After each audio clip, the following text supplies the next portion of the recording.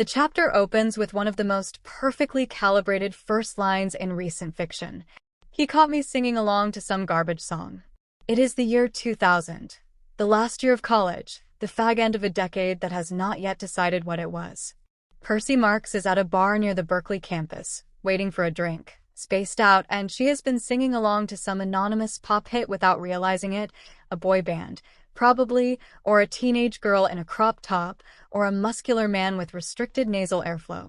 When she surfaces from her trance, there is a smile floating in her peripheral vision.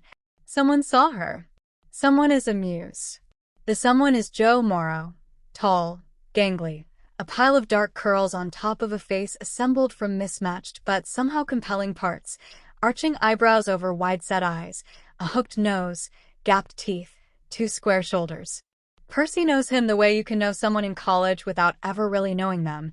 They are in the same loose social orbit. He is a junior-year transfer with a girlfriend named Zoe. Percy has never spoken to him directly. He has always simply been there, in the background, the way weather is always there. She manages the humiliation of being caught singing garbage with a quick save. Terrible song. But it's an earworm. Joe tilts his head. Is an earworm ever terrible, if it's doing what it set out to do? Percy replies without hesitation. Dick Cheney is effective. Nazis were catchy. The grin spreads. The bartender slides Percy her beer. The bad song ends. The bar fills with its ambient sounds. Ice and tin, shuffleboard pucks, a couple shouting at the television. Joe orders his drink and starts pulling crumpled bills from his jeans. Percy is about to retreat to her booth when the jukebox makes a choice that changes everything. Sarah Smile by Hall & Oates begins to play.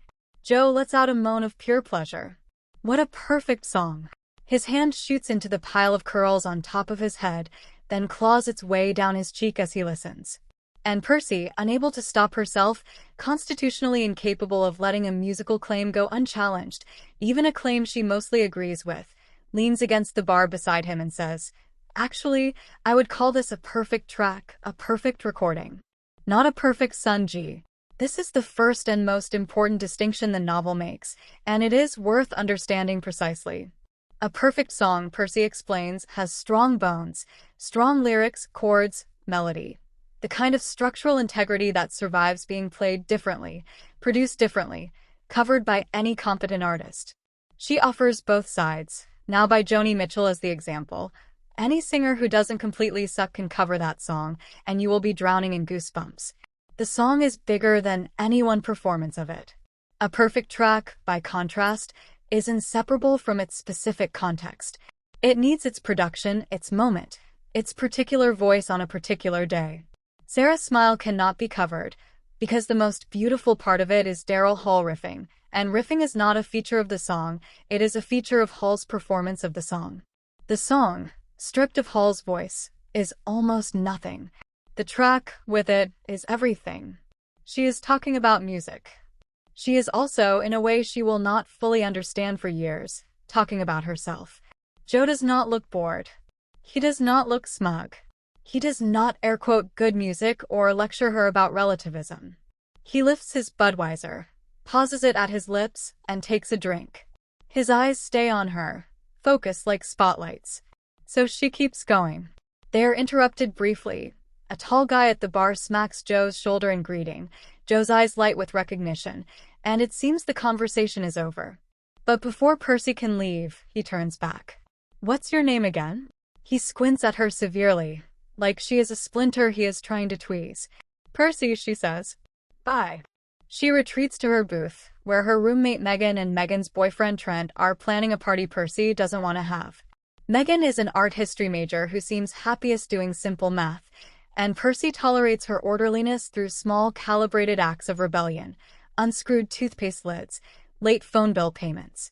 Their friendship is important to Percy precisely for its rarity, valued like an ugly diamond. Trent asks if Joe Morrow is coming to the party. Megan explains him to Percy as though Percy hasn't just spent 15 minutes of her life rearranged by him. Joey and Zoe, who both like Bowie. Percy already knows this about Zoe, that she and Joe arrived together as a fully formed unit, both poli-sci transfers, tasteful punk aesthetic, bleached hair with black roots, rail-thin platforms. She thinks about a rom-com she saw at an unfortunately impressionable age in which someone says a girl like that is born with a boyfriend.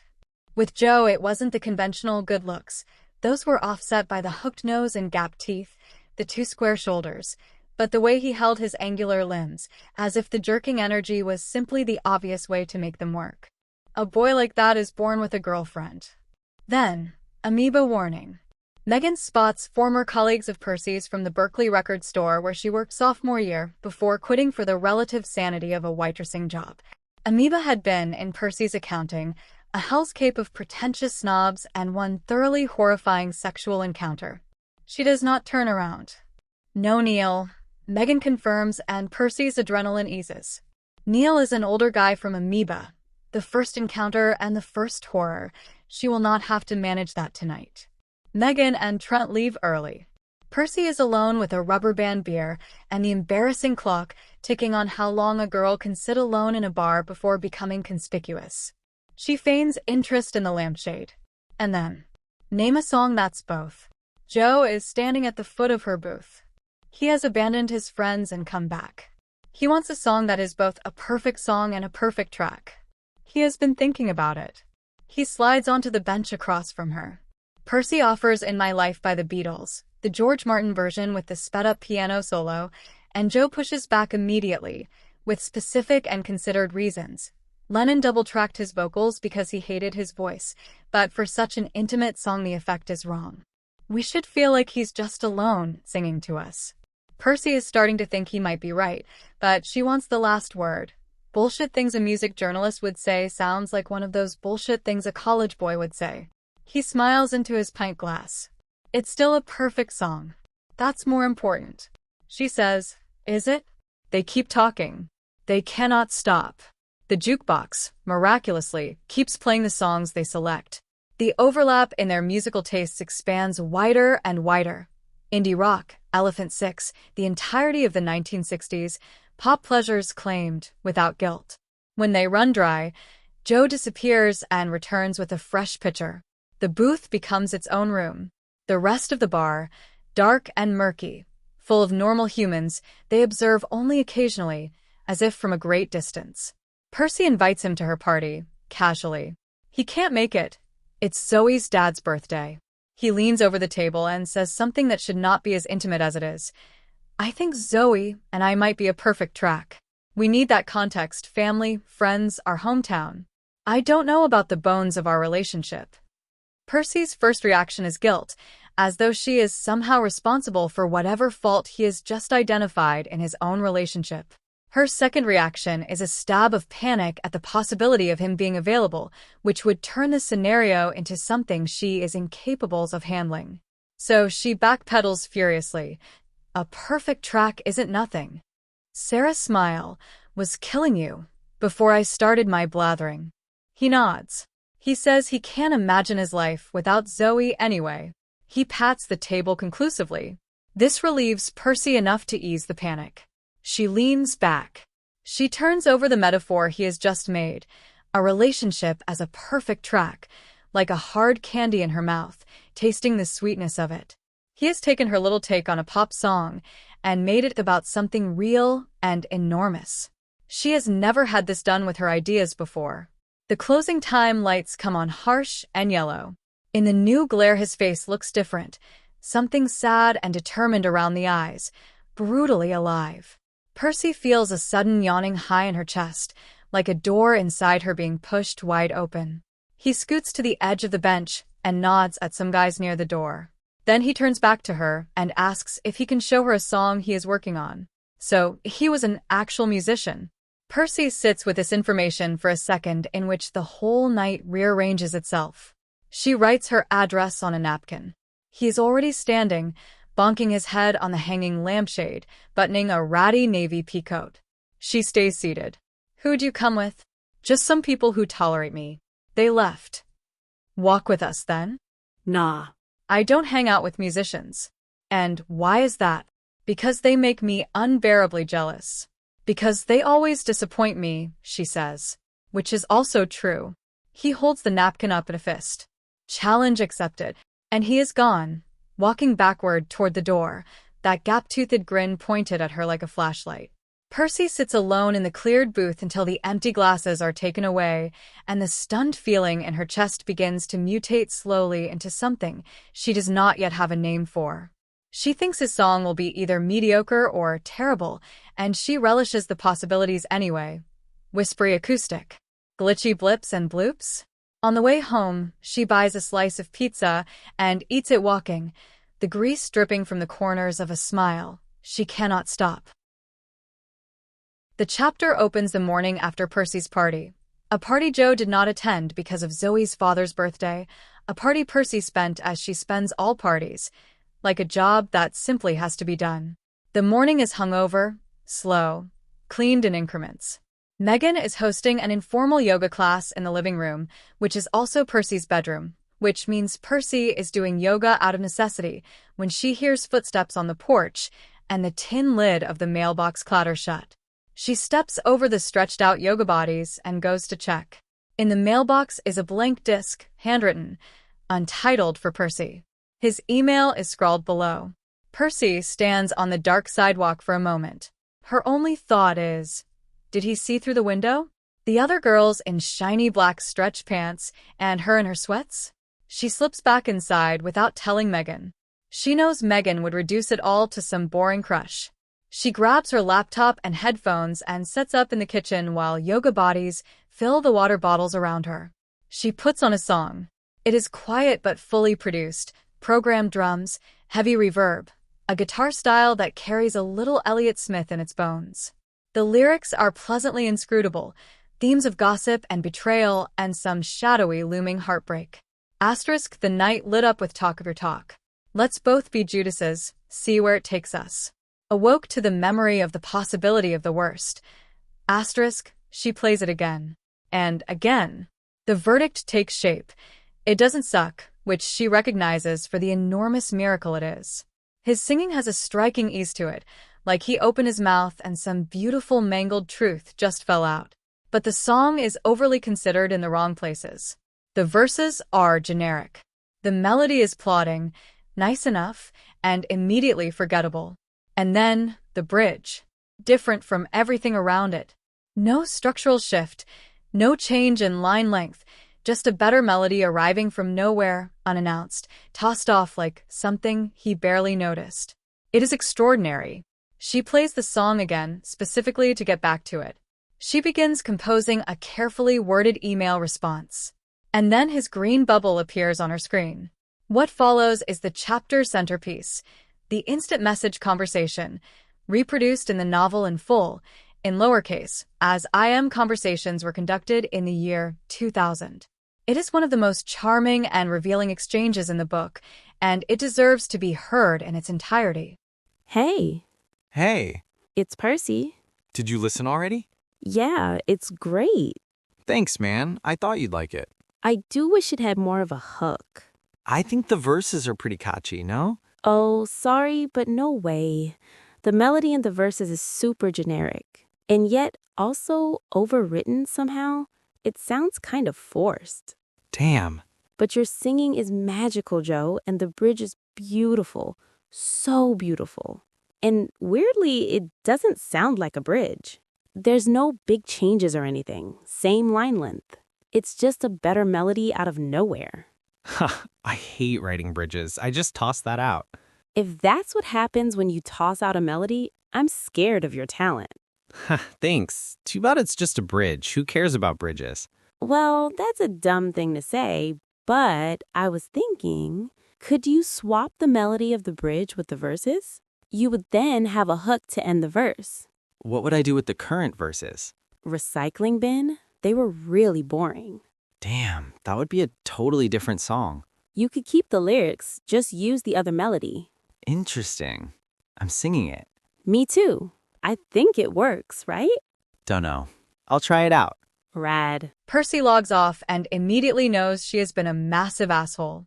This is a lifelong reflex, the moment of recklessness followed by the long, insomniac revision of everything she said. She spends the night replaying the conversation and optimizing her end of it, a pastime she has always rationalized as productive since the lessons could theoretically apply to future interactions, though that never seems to happen. She drafts an apology in her head, casual, sincere, amply self-deprecating.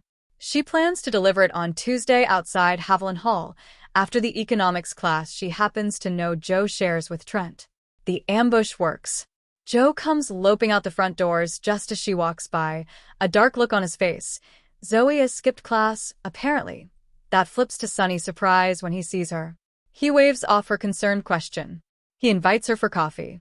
They go to the Free Speech Cafe, a modern space next to the computer lab, filled with informational plaques about Berkeley's free speech movement that everyone ignores. They take their coffees to the outdoor deck. Joe sits down and says immediately, "The song is so good now. I'm freaking out." Percy's shoulders drop 2 inches. She scraps her apology entirely. He tells her the lyrics had to change significantly to fit the bridge melody, but it works. Zoe says he owes her a beer. He says a beer seems measly. 2 beers? She says 2 beers sounds great, and she's just glad she didn't hurt his feelings. He shouts, "Fuck my feelings," at full volume, swatting them out of the air. The girl at the next table looks annoyed. Joe apologizes to her, notes it is, after all, the Free Speech Cafe, and the girl smiles back. He has always, effortlessly, this effect on people. And then Joe asks her the question she has been dreading. "Do you sing, or play, or write at all?" "No," Percy says. She burns her throat on a too large gulp of coffee. "I have no talent, just opinions about people who do." He pushes. "Piano lessons?" "Yes, I sucked." Why couldn't she continue? "It's too important to me." "English major?" "Only by default. I started with theater to get closer to music, but couldn't stand the jazz hands enthusiasm." "Surely she has written lyrics?" No. I get paralyzed. I'm actually getting a bit paralyzed by this conversation, to be honest. He laughs and backs off. They attempt to talk about something other than music. This lasts approximately 1 second before they both laugh at themselves. They're already playing an old joke, the joke of 2 people who have known each other long enough to have running gags, except they have known each other for approximately 3 days. Percy asks where he is from. He tells her. And then, almost as an aside, he mentions his mother died when he was young. Melanoma, diagnosed the beginning of the summer before high school. Dead 10 weeks later, Labor Day weekend. Percy needs to go to the bathroom, but holds it. "Were you okay?" she asks. "Are you okay?" "No," he says. And yes. The sun comes out through the trees. He pulls sunglasses from his backpack. "Sensitive eyes," he says. Percy will remember this image for the rest of her life. The black sunglasses, the pile of curls, the blue sky and shuffling leaves behind him. It comes to her at random times, still, years later. Then his eyebrows shoot up over the sunglasses, and he almost forgets. Does she want to write a music column for Ringfinger? Zoe's scene. A dozen women, rotating contributors, the occasional band interview from Joe. He already told Zoe she would have no trouble with a punk spirit required. "I'm not really a writer," Percy says. "Think of it as opinionating. You're good at that." "Opining," she corrects. Girls opining is basically Ringfinger's whole deal. Percy asks if it's a riot girl thing because punk music interests are only up to a point. He tells her to write about whatever she wants as long as the spirit is a bit punk. And Percy feels that door pushing open inside her again. John Cale. John Cage. The liberation of Tina Weymouth. Curse words to my heart's content. They agree to meet at the campus pub for the promised beers. They have the beers. Then they get burritos and eat them on the side of a grassy hill in the dark. 2 beers becomes the evening, becomes a hillside, becomes the shape of something that is becoming, unmistakably, a friendship. The next day, Percy buys a copy of Ringfinger at the bookstore. The logo is an ink drawing of a ringless ring finger raised like a middle finger, black polish on a bitten-down nail. She reads Zoe's piece about her first period, long, smart, studded with historical menstruation horrors. She likes it but feels the whole zine has a heaviness, a want for lightness. That is where she will enter. She begins scribbling ideas everywhere, margins of lecture notes, inside the flaps of binders, and when she is not scribbling, she is humming the bridge melody from Joe's song. She has the dreamlike feeling of nearing somewhere she has been looking for, a vacancy exactly her shape hidden inside an enormous puzzle.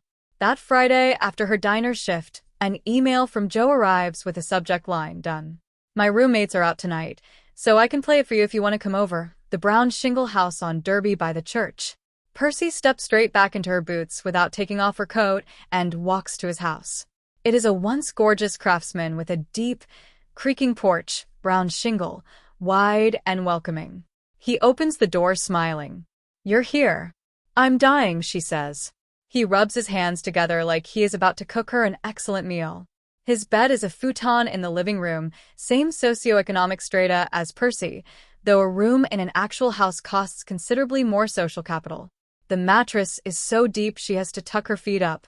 She can see the kitchen, the grand staircase with college boy mess decorating every surface, hoodies on the banister, a greasy bike chain curled on the bottom step like a snake. Joe is at his desktop computer. "Oh," Percy says, understanding. "You'll play it for me." "I thought you meant you'll play it for me." He turns, surprised. Does she want him to play it live? She says yes. I mean, whatever. But yes. He picks up a guitar from the corner, perches on the opposite end of the futon, and asks if she wants a beer. She shakes her head, fighting a smile. He is nervous. She has not seen him nervous before. "Okay," he says. "It's called Somebody Said." He plays it. His guitar playing is assured, the finger-picking clean and confident. Percy notices his hands, calloused. She thinks they would feel rough to touch. Or do calluses feel smooth? The verses come first, and they are exactly as she imagined. The bridge melody fitted to them, the new lyric giving them a clear repeated hook at the end of each verse. "Somebody said you said it was over." He flinches as he sings it. His voice cracks on the line. And Percy feels, with sudden absolute certainty, that she is watching a star. Not in the inflated way this phrase is usually used. She means it precisely, and with a kind of objective detachment. The reaction she is having would be the reaction of anyone with eyes and ears. Of hordes of college girls and sensitive young dads across America. She is not special for hearing it. It gives her a surge of vertigo, like leaning too far over the edge of a balcony. The bridge arrives. It is a different bridge now, a new one, simpler, a predictable chord change, and a half-hearted couplet. It will do. Then a perfect third verse, and the gap-toothed grin when it ends. "Holy shit," Percy says. "Oh, thank God," he exhales. "You need to play shows. I'm getting a band together." Percy holds out her hand. She tells him she thinks it is actually trembling slightly, and she does this with enough sincerity and enough self-mockery in equal measure that it lands exactly right. He lunges for her hand and clasps her fingers awkwardly in his. "Thank you," he says. The chapter begins not in the present but in a library, the weekend after the Somebody Said performance. Percy is at a desk with her Dickies bag full of power bars and dragon fruit vitamin water, supposedly studying, actually writing her first ring finger column. She is enjoying herself despite the acute awareness that she has no idea what she's doing. The chapter is structured unusually, and it is one of the novel's most formally inventive passages. We read Percy's attempts at writing the column, draft after draft, each one abandoned when she finds a better way in, each one revealing more of her interior life than the last. The drafts are reproduced in fragments, each titled Surf's Up, or The King of Carrot Flowers PT. 1 inch, and each one takes a different angle of attack before Percy abandons it and starts again. We are watching her writing process in real time, which means we are watching her think in real time, and the thinking is what the chapter is actually about. Draft 1. Surf's Up. Percy's first attempt begins with the Beach Boys and her mother, the most personal subject she has, and perhaps the wrong place to start. We learn, through these fragments, the most essential facts of Percy's early life. She was born Eileen. She renamed herself Percy in high school, middle name, after her father's Greek grandmother Persephone, the star of all his childhood stories and the only extrovert ever to grace the branches of my family tree. She announced the change at dinner, definitely used the term henceforth. Her father was on board immediately, and her mother got up from the table and scraped her plate into the garbage. Offending her mother's taste was, she writes, the closest she ever got to rebellion. Her mother is not like other mothers. She hates restaurants, museums, travel, camping. She has the world's stuffiest taste in music, Mozart, Beethoven, white-wigged ghosts. And yet she is also a former violinist who moved to New York as a teenager to study at a conservatory, who played in quartets and orchestra pits and covered standards at boat clubs until her father died and the money vanished and something happened, or didn't happen. And she met Percy's dad and chose the simpler life back in Indiana. She is a woman who had a life in music and gave it up for reasons she will never fully explain. Percy's mother sat her down at the end of 8th grade, still Eileen, dookie braying from the headphones around her neck, and played her Surf's Up. "This is not the Beach Boys you're thinking of," her mother said. "The title is a joke. Trust me." She pressed play and went out through the sliding glass door to the garden. The song transported Percy somewhere Dookie could never exist. Columnated ruins domino. She turned to look for her mother through the window, feeling suddenly lonely. The second half of the song was a whole new song out of nowhere, like a bridge that never ended, doors opening to bigger doors that opened to a sky. "Look," the song whispered. "Life can be so big." She played it again and felt tears rolling down her cheeks into the pads of her headphones. She slid the door open. "Mom, it's so beautiful," she called, voice thick with snot. Her mother's backside was in the air, hands in a gopher hole. She twisted briefly and gave a thumbs up. Later, after Percy had begged out of her piano lessons, she could play her right hand and her left hand separately, but they refused to cooperate together.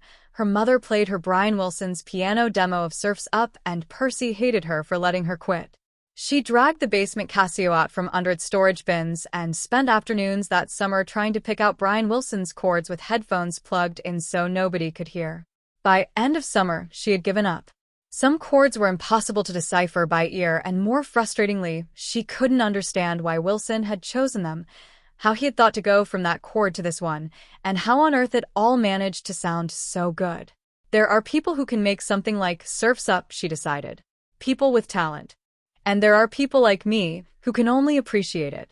She will carry this conclusion for most of the novel. It is not true, but she believes it absolutely, and the believing shapes everything that follows. Percy decides Surf's Up is too personal for a ring-finger debut. If she is going to be this exposed, it should at least be relatable. She starts over with the album that is at Berkeley in 2000, The Universal Touchstone, Neutral Milk Hotel, Draft 2 and 3, The King of Carrot Flowers pt. 1 inch. In the aeroplane over the sea arrived to Percy in her senior year of high school as a shiny gold CDR sent by an internet friend, NMH scrawled in Sharpa. No artwork, no liner notes. The absence of context made it more magical, a dazzling treasure in an unmarked cardboard box. She spent her whole senior year desperate to discuss it with someone, anyone, but the only available avenue was primitive message boards she could access only when her brother wasn't tying up the phone line. Her family's response to the album was wholehearted mockery. "Nobody on this album has any idea how to play their instrument, including the singer," her mother would say, and oh, how they'd laugh. Every time the album appears on a best of list, which is often Rolling Stone, Pitchfork, consistently ranked, a tiny idiot inside Percy crows victoriously. Her only friend was Sandy, sharp and curious, strict Korean parents, a friendship arranged by teachers who didn't know what else to do with either of them, sustained over the years as alternatives failed to present themselves. Sandy was the best. They lost touch after high school. One of Percy's clearest memories is the call just before graduation when Sandy told her she had finally come around to liking the King of Carrot Flowers pt. 1. Percy talked at her for an hour. She explained that carrot flowers referred to real carrots carved into flower shapes, like her mother's decorative garnishes on party platters, and that the King of Carrot Flowers was a child who excelled at making them. Sandy listened, and then said, with the calm of a scientist, "Based on the nature setting of the other lines in the verse, I would think he meant the real wildflowers that grow from the tops of carrots when they are mature." It was obvious. Percy wanted to die. "Stupid people don't get into Berkeley," Sandy said. Percy had just received her acceptance letter. She wound herself in the phone cord. "I'm not ready, Sandy. What if I say something like that at a party, at college?" Sandy told her that divided by 4 years, this was statistically her 9th dumb observation in 12 years of friendship, not enough to be significant. At college, Percy discovered that parties were exactly not the places for discussing Neutral Milk Hotel. When she started working at record stores, she met other fans, tried to tell the carrot flower story as an opening for deeper conversation, and found that almost invariably, people would say they had never thought about the carrot flowers at all and had no opinion on the matter. They owned the album the way they owned other things, as proof of taste, not as experience. Percy has been embarrassing herself with this story, she realizes. This is the wrong way to enter the ring finger world. Too gooey, too vulnerable. She saves the document under an inconspicuous name, buries it in her archives folder in case Megan borrows her laptop, and writes instead a slight lighthearted piece about an obscure No Doubt song that has nothing to do with her life. She stands to leave. It is late. Only the hardcore students remain. Then she sits back down. She digs up the buried document. She dims the screen until she can barely read it herself. And she begins a third draft, the real one, the one she has been circling all night, beginning not with Joni Mitchell or Brian Wilson or Jeff Mangum, but with Neil.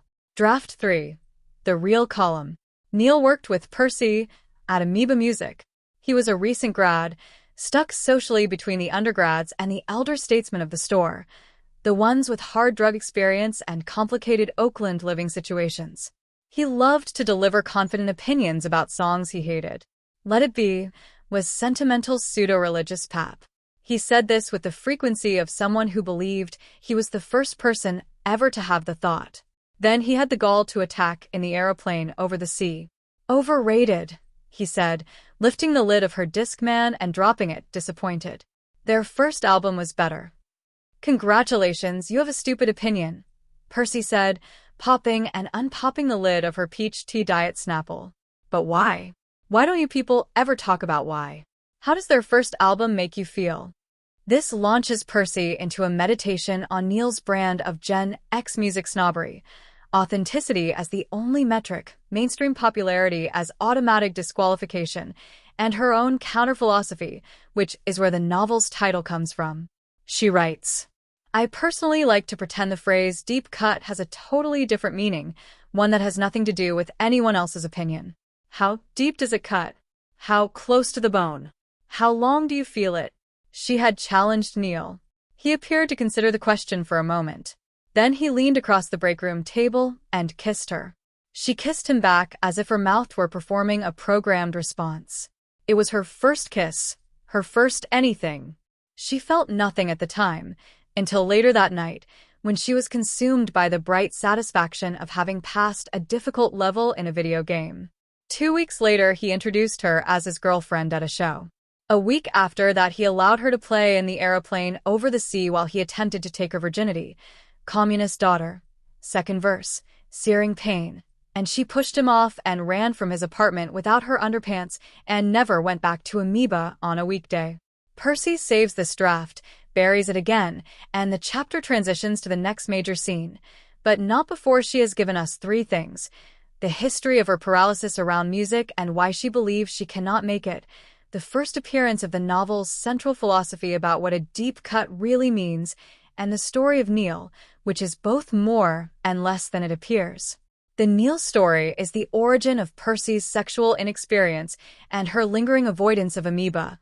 It will resurface in Chapter 9, with consequences. The all-night session. Now, the chapter shifts back to the present. Joe has burned Percy a disc of song fragments and invited her over to work on them. She arrives at his craftsman house to the sound of loud hip-hop blasting through the door. She has to bang on it with her full forearm to be heard. Did not take you for a hip-hop guy, she says. He gets them beers. Percy begins a confession about hip-hop that she will later cringe at, but delivers with full commitment. She doesn't get it. She needs melody. She is too tangled up in liberal guilt to enjoy the parts she does like. She describes white boys at her Indiana high school wearing FUBU, calling their girlfriends bitches, going home to McMansions built with inherited wealth. It makes her cringe. Joe's eyes shift upward, eye roll adjacent. Don't you think hip-hop artists would rather have your $12 for the CD than your guilt? She doesn't know what to say. Obviously, yes. Joe tells her he was one of those hip-hop boys, freshman year of high school. Could barely keep his jeans up. He wouldn't have cared what she thought. His mom was dead. He hated school. Hip-hop felt right. He turns the volume back up just as Fight the Power starts. He tells her, gently but with a flash of irritation she has not seen before, the first time her shovel hits metal, that this is Public Enemy. She shuts up and listens. Fight the Power fills the room like shrapnel, bouncing off the crown molding, filling every inch of space. The final verse devastates her. Elvis and John Wayne named as racists. Don't Worry, Be Happy reframed as an Uncle Tom anthem. When it ends, Joe kills the power with his toe, and the house goes dead quiet. A keyboard clacks in a roommate's room. Amazing, Percy begins. I hear echoes of. Joe stands up abruptly, holding the guitar, and tells her he doesn't want her to analyze it. He wants to tell her something. When you are 14 and the worst thing happens, there is a lot of rage. When your dad starts drinking and you are an only child, there is fear too. He was erupting, a gigantic, ridiculous volcano of emotion. He needed music that matched it. Percy cannot find the right words. I get it, she says finally. That was a volcano of a song. She tries to say the rest with her face. I'm so sorry that happened to you, you sweet, beautiful boy. He stands there holding the guitar parallel to his body, wearing an oversized button-down shirt, and looks in that moment exactly like David Byrne in his big suit jacket, towering in his vulnerability. You're weird, Percy says carefully. But I don't get rage from you. It's still there, he says, and his expression lightens. He describes his brand of chill. Your mom could die at any minute. Fucking chill. Zoe gets worked up about grades and Bush and her zine. Some part of him always thinks this. The rage is manageable now because of music, because of good music that made him feel okay when there was a monster inside him. And he has been building to something. I want my music to be good. I don't have any other options. I suck at everything else. His face floods with color. He looks at the floor. Percy feels the impulse to argue. He is smart, he is young, and holds it back, sensing this is not what he needs. I need your help, he says. Just react. Do what you did with Somebody Said. I'm not a songwriter, Percy says. You don't need to write. Just react. Okay, she says, smiling. They work all night. The night is reproduced in wonderful detail, the argument rhythm of it, but I wanted to do the sixth with a diminished chord, / but it clashes with what the song is saying here, / but what you're proposing is less interesting, / but it works. Joe playing her suggestion on the keyboard, then the guitar, then back to the keyboard, then finally plugging into Cakewalk on the desktop to prove her wrong, and realizing, playing it back, that she was right. Not always. Sometimes Percy makes musically illiterate suggestions and Joe overrules her, trusting his gut, moving on before she can dwell. These moments feel initially devastating to her, but she is buoyed by the victories, by each time the song shifts, in a single tectonic move, and becomes better. At 1 a.m. a roommate announces huffily he is going to his girlfriend's. Joe promises donuts from Oakland.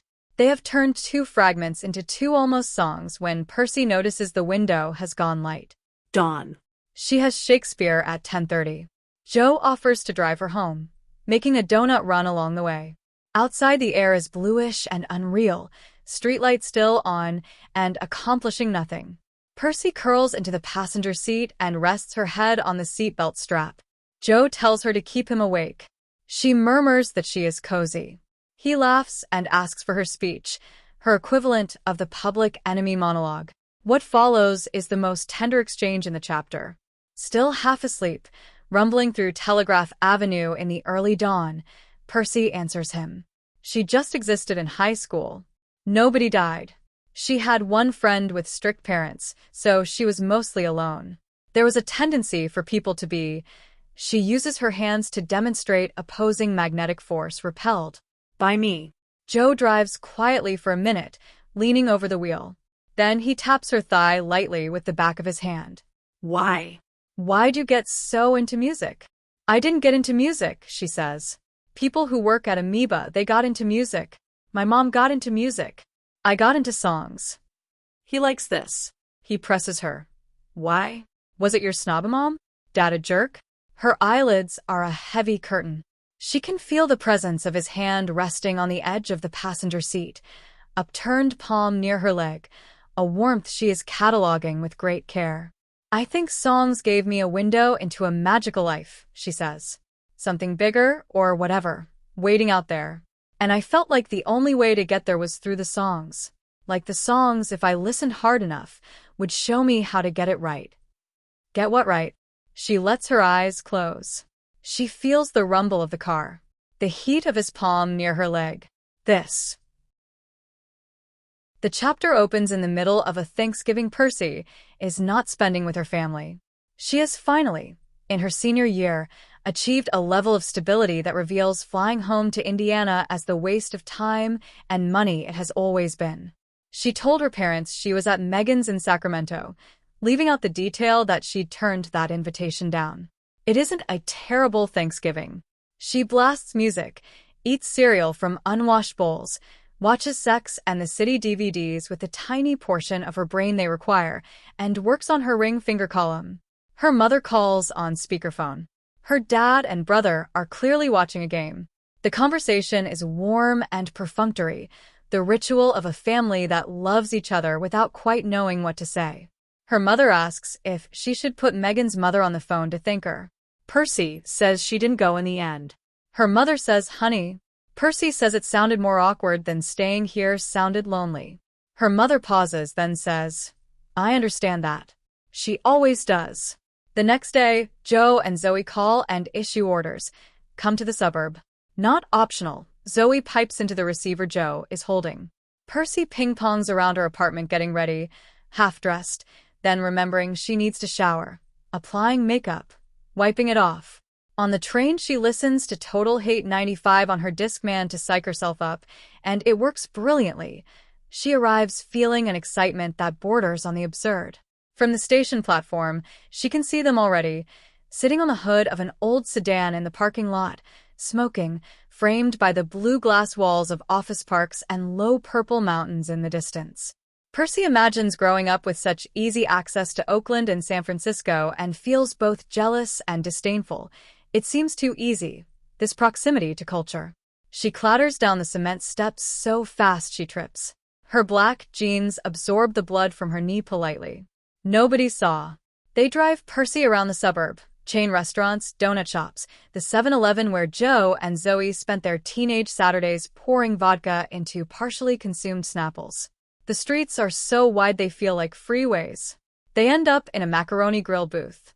The conversation circles back repeatedly to whether Joe should play an open mic. Zoe is against it, not wanting to face the crowd of high school friends who would show up. Percy is strongly pro, with the private motive of watching Joe sing Somebody Said in front of an audience. Zoe tells Joe about Percy's ring finger column. Her favorite part was the line about not being able to mosh because her boobs are too big. That's what zine culture is all about, Zoe says, going concave as she talks, shoulders leaning into her words. Telling our own stories. Things people can't know unless they're in your life, in your body. This launches the table into a loud, entirely enjoyable discussion about boobs and pain, and the male gaze and menstrual cycles, and why nobody talks about the physical realities of being female the same way they talk about the physical realities of being male. A teenage waiter arrives and blushes into his acne. Joe says he has genuinely never thought about what it would feel like to mosh with boobs. Zoe feels herself up in demonstration. Percy catches Joe's eyes flick to her chest. Fast, so fast he thinks he got away with it, as she straightens in her seat and delivers a deliberately provocative argument that all human physiology is built for the male gaze, biologically speaking, which causes Zoe to pretend to choke on her pasta. The conversation swerves into music. Zoe declares that No Doubt still sucks. She listened to Total Hate 95, and it made her throw up in her mouth. Percy responds with characteristic directness. Do you think that's because you have no taste, or maybe because that song is fun and you take yourself too seriously? Joe whoops. Zoe narrows her eyes under her painted black lids and tells Percy she is truly annoying. Percy says she knows. Don't worry, I hate myself. Zoe says she doesn't hate Percy. Joe says, I love you, actually. The words hang in the air. Zoe finishes the sentence. I'm just annoyed by you sometimes. There's a difference. But the words are said. Percy registers them. She registers Zoe shooting Joe, a look she cannot decode. She thinks about saying I love you too, Joe. The words are ready and waiting, banging on the roof of her mouth, but she is too scared of ruining what is happening. She cannot believe she hasn't ruined it already. Their faces are warm and open and wanting more. They end up at the open mic. Joe won the argument. In a sprawling bar trying to pass as a dive, velvet paintings on the walls at intentionally disheveled angles. There is an informal holiday reunion happening. Joe is immediately swallowed by tall people arms, the easy camaraderie of someone who is popular in high school and has never lost that fluency. Zoe pulls Percy into an alcove by the bathroom. One round table, one chair. Zoe sits on the table. She points at the chair. Sit with me. She tells Percy that everyone loves Joe, but he doesn't love them back. He just pretends to. Lately, she can't stomach it. And then, in the alcove, above the noise of the bar, with Joe's acoustic already strapped on and visible through the doorway as he waits to go on, Zoe says the thing that reorders everything. You can have him if you want. Percy swallows. A hot clang in her groin. Not now, Zoe says. But when we break up. Percy does not know where to start. She asks how Zoe knows Joe wants her. Zoe rolls her eyes. You're his musical soulmate and you're cute. Dudes aren't that complicated. Percy peers through the doorway, feeling the absurd urge to run to Joe before it is too late, as though all these high school people seeing him sing will somehow use him up. Then Zoe says something else, a casual, almost offhand remark, and Percy stands up from the chair. His bar is pretty low after 5 years dating a dyke. Zoe tells her to sit back down. This is why I hate telling girls. They always think I want to make out. Do you want to make out with every guy you know? The information settles. Zoe tells it plainly now that it has started. She told Joe she was bi, and he said cool, whatever. She told him his body made her skin crawl, and he said okay, let's snuggle. The ring finger girls started talking, and it got back to him, clarifying, she says. They have agreed to wait until he is ready. First it was going to be after Thanksgiving. Now, they're saying after winter break. His dad is a disaster, a real classic alcoholic. Joe spends holidays and most weekends at the Gutierrez house. She cannot continue doing that once they break up. She has been very clear about it. But it is hard. It's like I'm orphaning him. Percy goes to get water. Joe is on stage, midway through a gorgeous Kinks cover, Strangers, that Percy thinks for a staggering moment is an original. His voice sounds timid tonight but still reigns all over everything, clean and cool. He stooped over the too short mic. People are listening more than they listened to the last act, which admittedly is not saying much. Zoe comes up beside Percy and tucks her hair behind her ear to speak directly into it. You've been good for him. Thank you. This irritates Percy more than almost anything anyone has said to her. Like she is a stuffed animal handed to a child in crisis. I mean, I also helped him write the song, she says as Joe transitions into somebody said. Maybe thank me for that.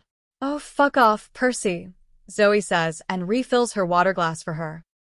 Luke Skinner and the Gutierrez garage.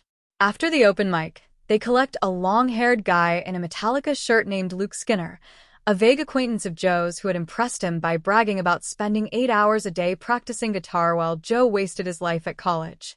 They go to the Gutierrez garage with a six-pack. Zoe and Percy play ping-pong. Joe sits on an old blanket-covered couch and watches Luke Skinner perform what Percy gradually realizes is an audition, strumming capably on an unplugged Telecaster. When Skinner rips into the lead riff from the Pixies' Here Comes Your Man and holds it for a full song length without rushing or fumbling, Joe turns to look at Percy over the back of the couch. She nods. Skinner tries to turn the night into a jam session, but Zoe sends him home on Joe's old skateboard. They watch from the open garage as he sails down the hill, wind lifting his long hair above the guitar on his back. Joe's eyes are bright. Percy has missed the last train. They all sleep in Zoe's childhood bedroom.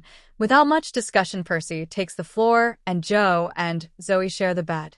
When Percy wakes in the morning, she has been moved to the bed with Zoe, and Joe is on the floor in her spot, apparently attacked by chivalry in the middle of the night. He is stretched out on his back in a holey undershirt and boxers. The boxers have tiny Christmas trees on them. Percy goes to the bathroom and rummages for Advil.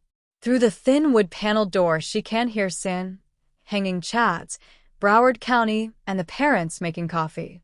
The house teems with layered, nonsensical clutter. In a bathroom basket, she finds a pamphlet about state parks, a bag of safety pins, and an old photograph, unframed, creased in the middle. She pulls it out. A younger Joe and Zoe stand at the mantel with their Christmas stockings, still full. Zoe in a Nevermind t-shirt, hair hanging straight and black, not yet punk. Joe smiling with a teenager's self-awareness, eyes mid-blink. A zit on his chin so big Percy can feel the ache of it across the years. She pieces together the timeline. After his mother's death, 1 year of his dad's spiraling, and then Joe and Zoe together, Joe effectively becoming a Gutierrez. An uninformed observer would have thought they were siblings. She slides the photograph back into the basket and washes her face and stares at herself in the mirror. Zoe said she was cute. She is not oblivious. She knows she is closer to Molly Ringwald than to a bridge-dwelling troll. But she has factors working against her. She is obnoxious. She is inexperienced. She doesn't play the game. She has never settled on a style the way Zoe has. She feels recessive among her peers. A vague smear of a girl. But maybe Joe sees me clearly, she thinks. The way some people can look at an abstract painting and instantly discern the figure. Maybe it was actually going to happen for me. She shudders with happiness and a splitting headache. The semester compressed.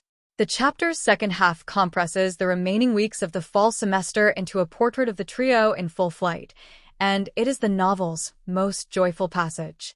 Percy describes it as a calendar error that there were only a few weeks between the Thanksgiving trip and the end of the year. It felt like longer. It felt like the right speed. Most weeknights, Zoe and Percy in coffee shops named after Italian cities, studying and eating stale muffins, while Joe builds his band, teaching songs to Luke Skinner, posting flyers at Amoeba for drummers and bassists, auditioning strangers, securing a practice space in Oakland. Around 10 or 11, he meets up with them and downloads the latest. Percy gets Joe a job at her diner by lying to her boss about his experience, then covering for his mistakes. Zoe comes in for the last hour of their shifts and drinks coffee at the counter while they balance the register. They go out. Where exactly is hard to say. Percy's memories are vague on context, usually in transit or on stoops.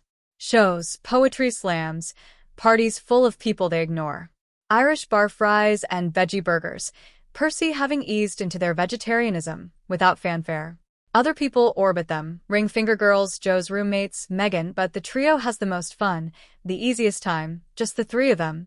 Percy defines their roles. Joe the engine. Me the contrarian. Zoe the grounded one. Zoe moderates when conversations become too musical, gives them conversational assignments. The games they play, favorite album title, worst album title, best Joni song, are described with particular affection. Percy is careful to explain what makes these games different from the record store posturing she always hated. The goal is stream of consciousness riffing. Any evidence of preparation is a sin greater than losing. Lame references are fine. Losing is fine. That they do not filter music entirely through a lens of coolness feels, to Percy, radical. The first real fight. Funny strange. Joe and Percy are always working on music. Notes taped to his door, MP3s attached to unrelated emails, him grabbing any guitar he sees to play her something. She relishes the role of musical sidekick. Great power, no risk, no accountability. Opinions delivered freely, creative satisfaction basked in. But sometimes she pushes too far. The worst incident of the semester, and a template for many to come, is the first time he plays her Funny Strange, an uptempo song about the apocalypse that will eventually become the title track of his first album. It has a brilliant chorus. What was funny haha slash became funny strange, then a mumblecore half-spoken final line. How long till we're laughing in our graves? Percy tells him the chorus is brilliant. Then she tells him the verses remind her of We Didn't Start the Fire. He bristles. She keeps going. And this is where she crosses from song critique into artist critique, from commenting on a specific failure to diagnosing a pattern. You always do this when you have a great hook. You phone the rest in. And if you have no hook, it's the opposite. You labor over the thing, strangle it half to death. It's always one or the other. He stares at her. His face slowly reddens. Then, and what do you do when you write a great hook? He stands up and leaves his own house, slamming the door behind him. Fuck your feelings, Percy shouts at the closed door. She cleans up the beer cans for the feeling of doing something right. She lingers in his kitchen. She wonders when the hooks come to him. While making coffee, during his morning routine, she lifts his stained coffee pot and imagines the bolt of inspiration. When a floorboard creaks upstairs, she lets herself out. She sleeps 0 hours.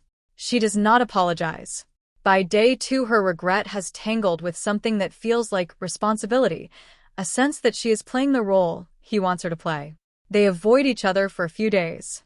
He skips class, according to Zoe, and heaves everything into the song. Then a disc appears in her mailbox. She plays it.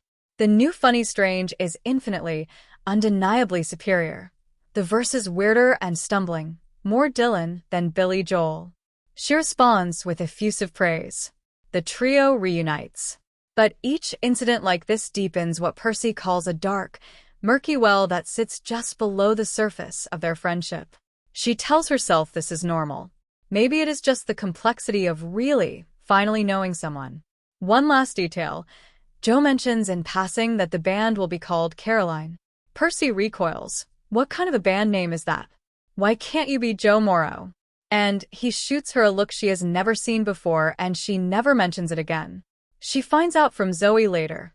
Caroline was his mother's name. It is not a subject where anyone's opinion means anything. Not even hers. The ring finger meeting. The chapter opens with Percy hearing Zoe's voice for the first time, loud, slightly lisping, on Percy's answering machine, inviting her to a ring finger meeting. Percy has been invited based entirely on Joe's recommendation. She goes the night before Thanksgiving, printout warm in her Dickies bag, wearing thick-soled Mary Janes as the closest approximation of platforms she owns. Zoe's apartment is a boxy 1970s building with sliding glass doors and bikes on the balcony. She greets Percy warmly at the door. Joey loves you, delivered without detectable complexity or resentment, just as a plain fact. They hug. Percy smells the astringent hair product holding Zoe's 2 tangled mounds of hair in place. The ring finger girls are already arranged on the furniture. 2 girls with heavy studded belts on a black tufted couch, a third on IKEA chairs. Joe is absent. He has gone to San Francisco to see a friend's band. When Percy mentions she is staying in Berkeley for the long weekend, there is an awkward silence, the kind that happens when people are trying to figure out how to express sympathy without sounding condescending. She registers, in this silence, that the printout in her bag might actually be quite terrible. When it is Percy's turn, she hands her column to Zoe, hoping nobody notices her shaking hand. All 4 girls cluster to read it together. The column, no doubt is fucking good, is reproduced in full and deserves to be heard as Percy wrote it, because it is the first piece of her voice we encounter in its fully formed state. Funny, combative, structured around a central argument delivered without apology, deploying caps lock and parenthetical asides with the confidence of someone who has been waiting a long time for a venue big enough for her opinions. The argument is simple and pointed. Stop being impressed by how much you hate, no doubt. Before she was famous, Gwen Stefani was genuinely radical, a woman owning a messy, horn-heavy, genre-defiant band with the control of a prehistoric beast. Total Hate 95 features a ska breakdown by Bradley Noel of Sublime, which Percy acknowledges you almost certainly hate even more than No Doubt. She does not pretend otherwise. She just asks you to listen to the horns, to Gwen's voice, to the descending seesaw of the chorus guitars, to the boobs too big mosh line, which is her fullest body argument for the song's brazen physicality. And then the real point, the one that contains the whole chapter's argument. Listen to something unexpected for once, something uncool, far from the college playlists. Listen just for yourself. Listen to the great big beautiful fun of it all. The girl on the arm of the couch looks up. Aren't we more, like, underground than No Doubt? Zoe notes that Percy addressed that in the first sentence. The girl rolls her eyes. The whole tone just feels weirdly corporate. Percy says she said fucking 3 times. The girl delivers a side eye that is genuinely skilled. But Zoe's eyes have stayed on the page the whole time, and when she looks up it is with considered approval. She's calling us out. I like the flippant attitude, the all-caps freakouts, the energy of it. It's different for us. The consensus aligns with Zoe, as Percy senses it always does. The column goes into a folder. Any notes going forward? It's a little slight. Silly even. Fine for now, but you can go meteor next time. I would love to go meteor, Percy says, and their eyes lock for a moment. My obsession with your boyfriend is largely platonic, Percy says telepathically. I swear she nodded slightly. It is Percy's first Thanksgiving away from home. She has told her parents she is at Megan's in Sacramento, leaving out that she declined that invitation. She blasts music, eats cereal from unwashed bowls, works through Megan's sex and the city DVDs with the portion of her brain they require. She tries to go meteor in her next ring-finger column, produces a subtly pronator piece on Sonic Youth that she will later concede did not age well. Her mother calls on speakerphone. The family ranks the turkey. Her brother catalogs affronts to the house decor. Her dad and brother are clearly watching a game and gasp in unison mid-conversation, scraping their chairs back. Her mother takes her off speakerphone. Percy asks for gossip. Her mother reports that her brother's Victoria's Secret salesgirl has gone past tense. She asks about school. Percy reports an A on the Hamlet paper. Her mother's disapproval, not of Percy, but of the professor for failing to award an A+, is communicated precisely through a single syllable. Ah. Her mother asks if she should put Megan's mother on the phone. Percy admits she didn't go in the end. Her mother says, honey. Percy says it sounded more awkward than staying here sounded lonely. Her mother pauses. I understand that. She always does.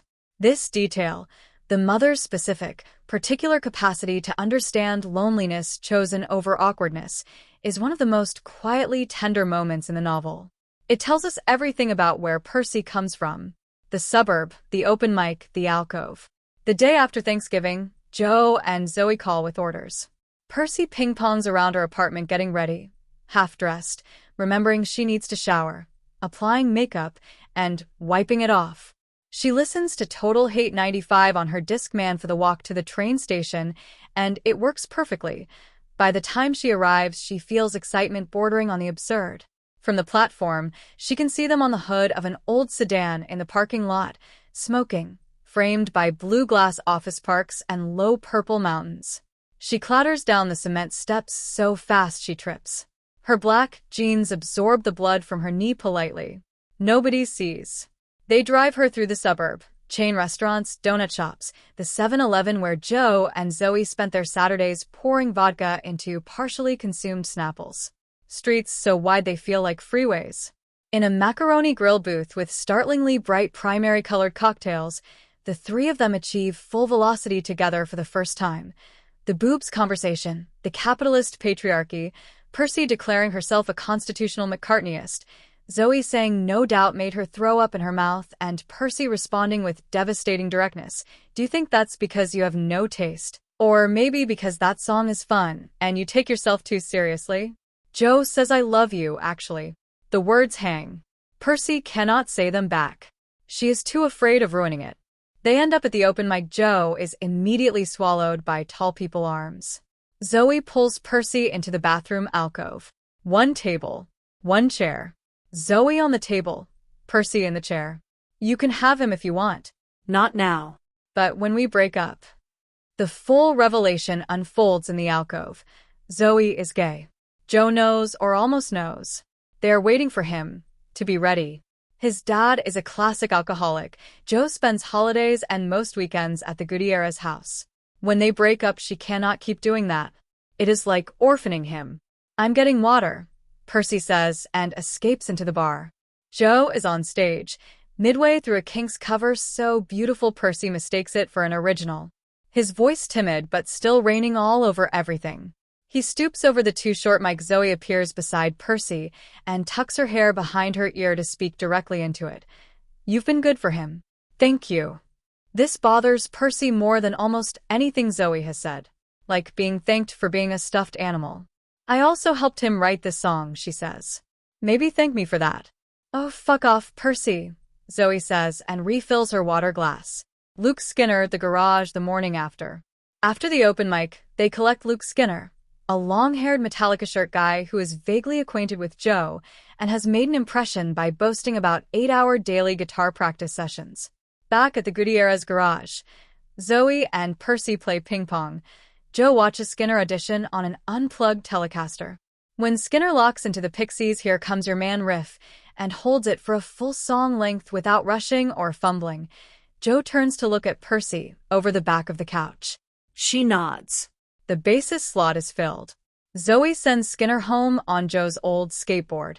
They watch him sail down the hill from the open garage, wind lifting his hair above the guitar on his back. Joe's eyes are bright.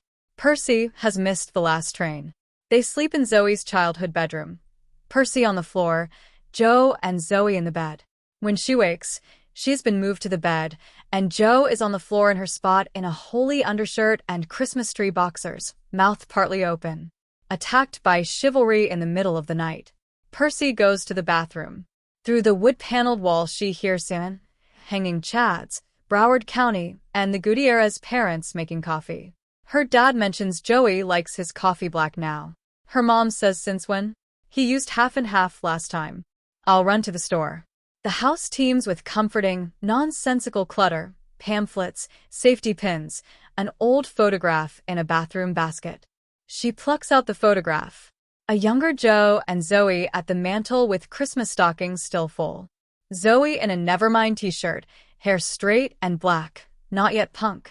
Joe with a teenager's self-awareness, eyes mid-blink. A zit on his chin so big Percy can feel the ache across the years. She pieces together the timeline. After his mother's death, his dad's spiral, then Joe and Zoe together, Joe effectively becoming a Gutierrez. An uninformed observer would have thought they were siblings. She slides the photograph back and washes her face and stares at herself in the mirror. Cute, Zoe said. She is not oblivious. She is closer to Molly Ringwald than a bridge-dwelling troll. But she is obnoxious, inexperienced, doesn't play the game. Never settled on a style. Recessive among her peers. A vague smear of a girl. But maybe Joe sees me clearly. The way some people look at an abstract painting and instantly discern the figure. Maybe it was actually going to happen for me. She shudders with happiness and a splitting headache. The rhythm of the semester. The chapter opens with Percy looking back at the last few weeks of the semester and calling them, without hesitation, the way she suspected time was always intended to pass. A calendar error, in retrospect, that there were only a few weeks between the Thanksgiving visit and the end of the year. It felt like much longer. It felt like the right speed. The rhythm is established quickly and warmly.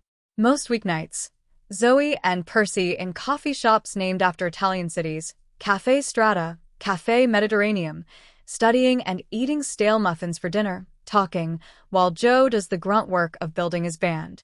Teaching songs to Luke Skinner, posting flyers at Amoeba for drummers and bassists with his number on tearaway strips, auditioning randoms who call, securing a shared practice space in Oakland.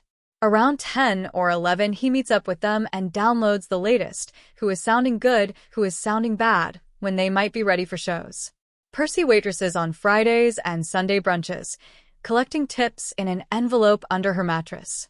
Joe works at a frozen yogurt shop until Percy lies to her boss about his restaurant experience and gets him a job at the diner. She spends his first weeks covering for his mistakes. Zoe comes in for the last hour of their shifts and drinks coffee at the counter while they balance the register. And then they go out. Where do they go? Percy admits her memories are vague on context, usually in transit, sitting on stoops. Occasionally shows, poetry slams, parties full of people they ignore. Irish bar fries and veggie burgers, Percy having eased into their vegetarianism without announcement or fanfare. Other people orbit them. Ring finger girls, Joe's roommates, Megan. But the three of them have the most fun, the easiest time, as a unit. Percy defines their roles with the precision of someone who has studied them from the inside. Joe the engine. Me the contrarian. Zoe the grounded one.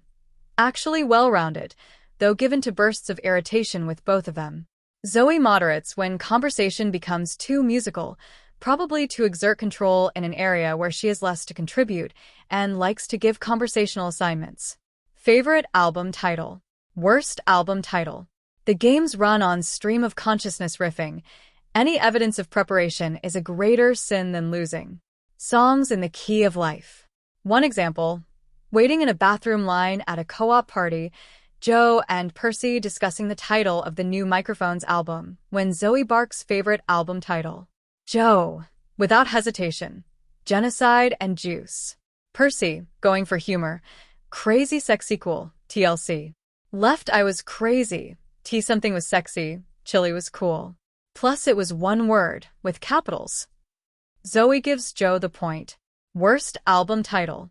Percy, Songs in the Key of Life, Stevie Wonder. Joe, I've never thought about how stupid that is. Zoe, that's just because you guys are white. White people can't handle things being obvious. This launches a chain of escalating arguments that includes Percy claiming she invented country music, probably not, Zoe pointing out that it takes privilege to think something is cheesy, Percy deploying a deliberately provocative Elvis Costello reference, the millionaire who said imagine no possessions, Zoe getting genuinely pissed, and Percy calling her the only person in the room with a bedroom door before pivoting to distraction tactics. Did you know TLC got the idea for Waterfalls from a Paul McCartney deep cut? Joe. Yes. I mean, no, but stop talking. Okay. Ringo started a solo album called Time Takes Time. Percy has to cross her legs to stop peeing herself. Percy is careful to explain why these games feel different from the record store posturing she always hated at Amoeba. The goal is stream of consciousness riffing. Posturing is a greater sin than losing. Lame references are fine. What makes it radical, and she uses the word carefully, is that they do not filter music through a lens of coolness. As a better example, instead of congratulating each other for hating Let It Be, they try to understand how something manages to sound so magical despite being one of the least melodic songs on Abbey Road. Zoe says it is the honesty of the lyrics. How many love songs admit they don't know whether their love will grow, don't even know what it is they love about the person? Joe says it is the major sevenths and ambiguous key, which matches the blurry experience of Harrison's love. This is what it means to listen without armor. This is what Percy has always wanted and never had, until now. Joe and Percy are always working on music, though they never pull another all-nighter. The songs are just always there between them, like a balloon they have been tasked to keep afloat. Lyric revisions taped to his door on her way to work. Don't switch tenses in the second verse. It's distracting / serves no purpose. MP3 files attached to unrelated emails. My friend is working the door for the Eiler set tomorrow. Hey, am I ripping something off with this melody? Joe grabs every guitar he ever sees to play her something, at parties, thrift stores, once drunk from the hands of a busker on Telegraph Avenue. Zoe usually wanders off when this starts, though sometimes Percy catches her watching them carefully. Percy relishes the role. She calls it honestly, great power, no risk, no accountability. She spouts opinions, which come easily, and basks in creative satisfaction. He was enormously prolific in those first months, a song a week, roughly. She could say a song was derivative junk and he'd toss it out and return days later with something new. But sometimes she takes it too far.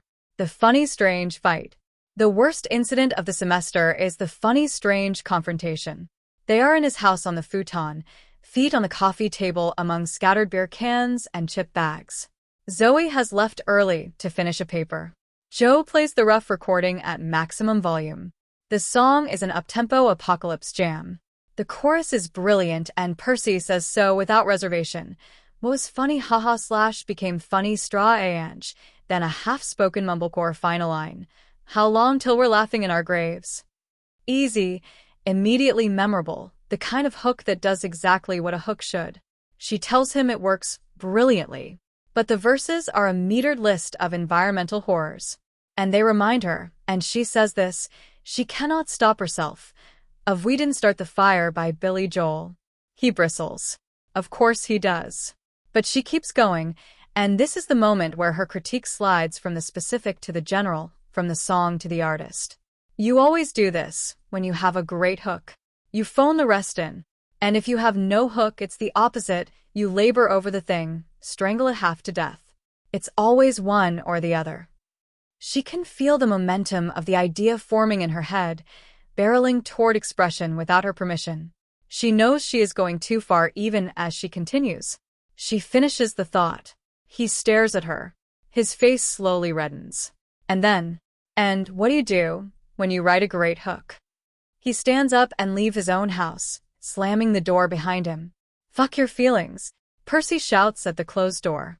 She cleans up the beer cans for the feeling of doing something right.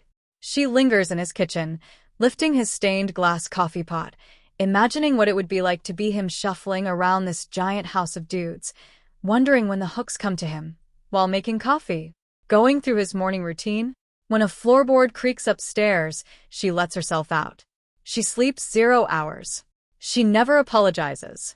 By day 2, her regret has tangled with something she describes as a weird responsibility, the sense that she is playing the role he wanted her to play.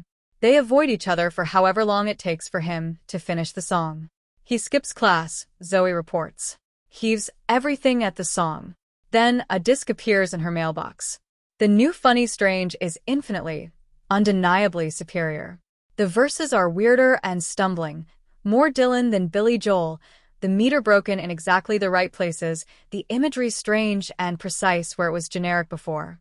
She responds with effusive praise. The trio reunites. But it would be a lie to say these incidents leave no mark. Each one deepens what Percy calls a dark, murky well that sits just below the surface of their friendship. She tells herself it might be normal, just the complexity of really, finally knowing someone. She is not entirely sure she believes this. The chapter ends with a single quiet scene that carries enormous weight. Joe mentions in passing, as a done deal, that the band will be called Caroline. Percy recoils. What kind of a band name is that? Why can't you be Joe Morrow? They're just a backing band anyway. He shoots her a look she has never seen before, not the irritation of the Funny Strange fight, something older and more closed, and she never mentions it again. She finds out from Zoe afterward what she probably should have figured out herself. Caroline was his mother's name. And this is not a subject where anyone's opinion means anything. Not even hers. The chapter ends on this note, and what it tells us about Percy is as important as what it tells us about Joe. She did not figure it out. She has been paying attention to every chord change and every lyric and every moment his face changes when a song does something right, and she missed the most obvious thing. The band is his mother. Every song they write under that name is for her. Percy has been deep inside the heart of this collaboration for months, and there is still a room in it she has not been shown. The free week. The three of them plan their Christmas visits home to be as brief as possible, Percy flying back to Indiana for just 3.5 days, a decision her mother found so irrational she made Percy buy the ticket herself. This leaves a solid week after finals with nothing scheduled and nobody else's schedule to consider. They travel as a unit, CD wallets in tow, cycling through their roommate-free apartments, sleeping in all the available beds. They pile dishes in all 3 sinks to be dealt with on December 23rd, before Percy's 10 p.m. red-eye that has come to represent the end of the year. It feels ages away even as the days pass.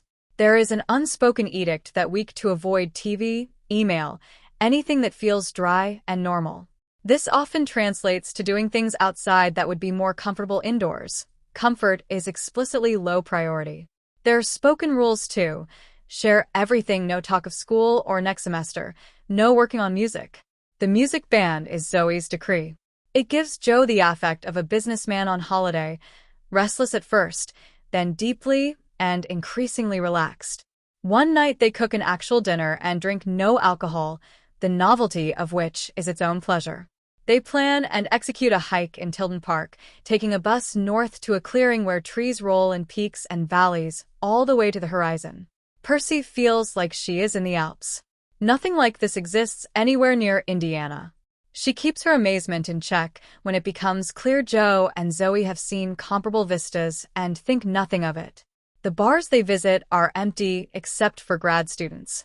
One evening, Percy's American literature professor approaches their table to tell Percy how much she enjoyed her final paper on Their Eyes Were Watching God. Percy asks how she knew which paper was hers. There were 100 kids in that class. The professor says she had the TA point her out. Percy thanks her awkwardly and turns back to Joe and Zoe, who are stunned speechless. It takes 2 pints of beer and a jukebox round before they can discuss anything else. The backyard, a taxonomy of happiness.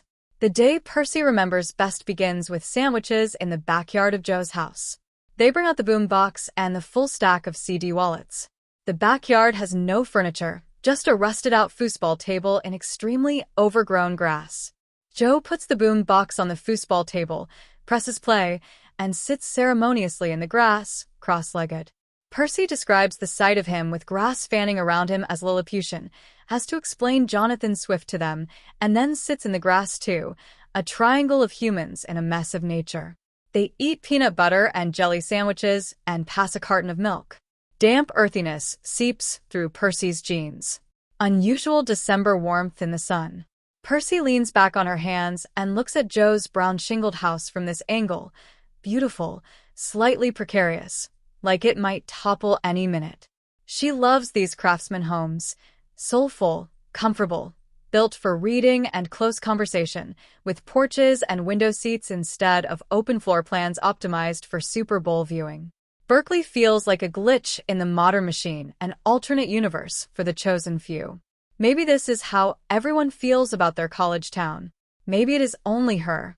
Zoe says, "Somebody play the happiest song." Percy is on her feet before Joe can move. She has the perfect track, To Claudia on Thursday, a 1960s sunshine pop song from a compilation, stony lyric about being present in the moment. Joe starts freaking out at how good it is. They all take off their shoes and work their toes into the matted grass. Zoe finds a live worm in a broken ashtray. And so begins the afternoon's game, a taxonomy of happiness. Each person plays a song and names the kind of happiness it contains. They move through the decades one by one. Percy's To Claudia on Thursday, the happiness of fun, of being present. This immediately produces a debate. Joe says fun and happiness are not the same thing. Fun sounds trivial. Percy says, "We're having fun now and it feels profound." Joe says, "That's because this is happiness, not just fun." Zoe says it's semantics in a way that annoys Percy, then stands to find her own song. Percy admits something she has not said before and says it more plainly than she intends to. "Having fun is new to me. You guys couldn't understand. You've been having fun your whole lives." It is embarrassing to say. They do not react. They have, she realizes, filled in the blank spaces about her with lighter brushstrokes. They know about Neil from Amoeba and assume she has had a normal sex life. They know she lived in the dorms and don't know she was in a high-functioning depression for her entire freshman year before she found Megan. They know she and Megan are close and don't know that friendship has always felt a bit stiff, like a pair of jeans you can't wait to take off when you get home. They don't know they are the best friends she has ever had. How can you say that to people you've known only a few months without sounding pathetic? Joe reads her mind. What about getting into college? What about that professor coming to our table? Percy acknowledges those were happy moments, but describes the darkness in that kind of happiness, the pressure, the universe saying great job, now don't fuck this up. It is not as pure as the happiness of fun. Joe doesn't want to agree that it's not as meaningful either. I don't know, Percy says. It may be the first time she has said those words at Berkeley. She likes how it feels. Zoe plays I Can See Clearly Now, the Jimmy Cliff version. Joe and Percy both vocalize simultaneous ecstasy at the first bass notes. Earned happiness, Joe says. And clarity, Zoe adds. You can feel how hard he worked to get here. Finally, some bloody clarity. Percy looks at Joe. Joe is looking at Zoe. Zoe is looking at her hands. Joe announces his choice, Every Day by Buddy Holly. Percy wonders aloud if it means something that all three of them have chosen songs from before they were born. Zoe says happiness was better before Reagan and Thatcher. The production is startlingly minimal, fresh, some sort of glockenspiel coming through the boombox speakers like it is right there in the yard.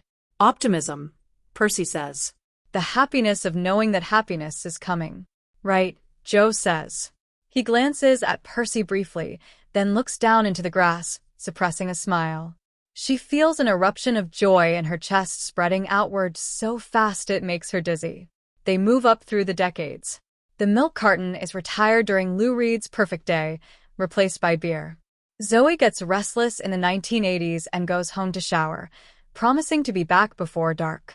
The 1990s prove tricky. Percy finds no diggity. The happiness of knowing exactly what you want. Joe reaches into a mini CD wallet kept entirely for the magnetic fields and lands on You and Me and the Moon. Pure, sweet, simple romance. For 2000, their brand new decade, they have only a handful of CDs. Dark is coming early. Cold in the California way that is not cold if you have proper clothing, which you never do. They move the boom box to the front porch, a wide wooden ledge with overhead light. Joe brings out a scratchy wool blanket and spreads it over their legs. Percy selects Last Days of Disco by Yo La Tengo, a moody, looking-back ballad. Joe is lighting a cigarette as it begins, and he turns, mid-inhale, to look at her. She nods. He nods back. Lost happiness, Percy says. He sends out a long stream of smoke and holds the cigarette up to share. She takes it for the intimacy, for the specific moment when her fingers run up along the backs of his. He turns the volume up until the whole porch feels swallowed in the song's atmosphere, shuffling brush drumming, bending guitar notes, the lyrics about music's supernatural power to make you feel, but only at the whims of memory and experience, a song that never made the narrator happy until he danced to it with her, and now when he hears it, much later, it only makes him lonely. Percy has the sensation of her own memory packaging this moment up in real time, absorbing every element. The cold, smoky air, the side of his leg against hers, the feel of his knuckles under her fingertips. Gravity Rides Everything. For his turn, Joe plays Gravity Rides Everything by Modest Mouse. Percy is instantly confused, but tries to listen carefully. She stares into the blanket. The song has a positive feel. Certainly. The happiness of knowing things will fall into place, he says during the second verse. Right? The shared cigarette is finished. Percy shakes the last of her beer into her mouth. He is watching her, waiting. She takes a breath. He's playing with you. When he says things will fall into place, he means because of gravity, because of time. Flesh sags. We fall into the earth. Joe straightens up abruptly, claps his knees with his hands. Why you gotta be so sure all the time, Percy? She tries to recover. But it's better than floating away, he says. He sees the beauty in it too. All things must pass. She can see Zoe coming down the sidewalk, hair damp from her shower. Zoe climbs the stoop and assesses. That's not exactly happiness. More like acceptance. Joe stops the song. My failure in this moment has been established. Zoe suggests Ethiopian food. They go. Late night. The porch and we're divide. Late that night, Percy gets up to use the bathroom and hears acoustic strumming from outside. Joe is on the porch ledge in his boxers and peacoat, no shirt, most of the wool blanket fallen off his legs, marbled notebook open beside him. He is reworking the verses of Funny Strange in clear violation of Zoe's no music rule. I'm telling, Percy says from the doorway. He looks up. Why didn't you tell me the new verse sounds exactly like So It Goes by Nick Lowe? She steps outside, shivering in her pajamas, and thinks through the song. She sees what he means, that lagging, talky, descending melody.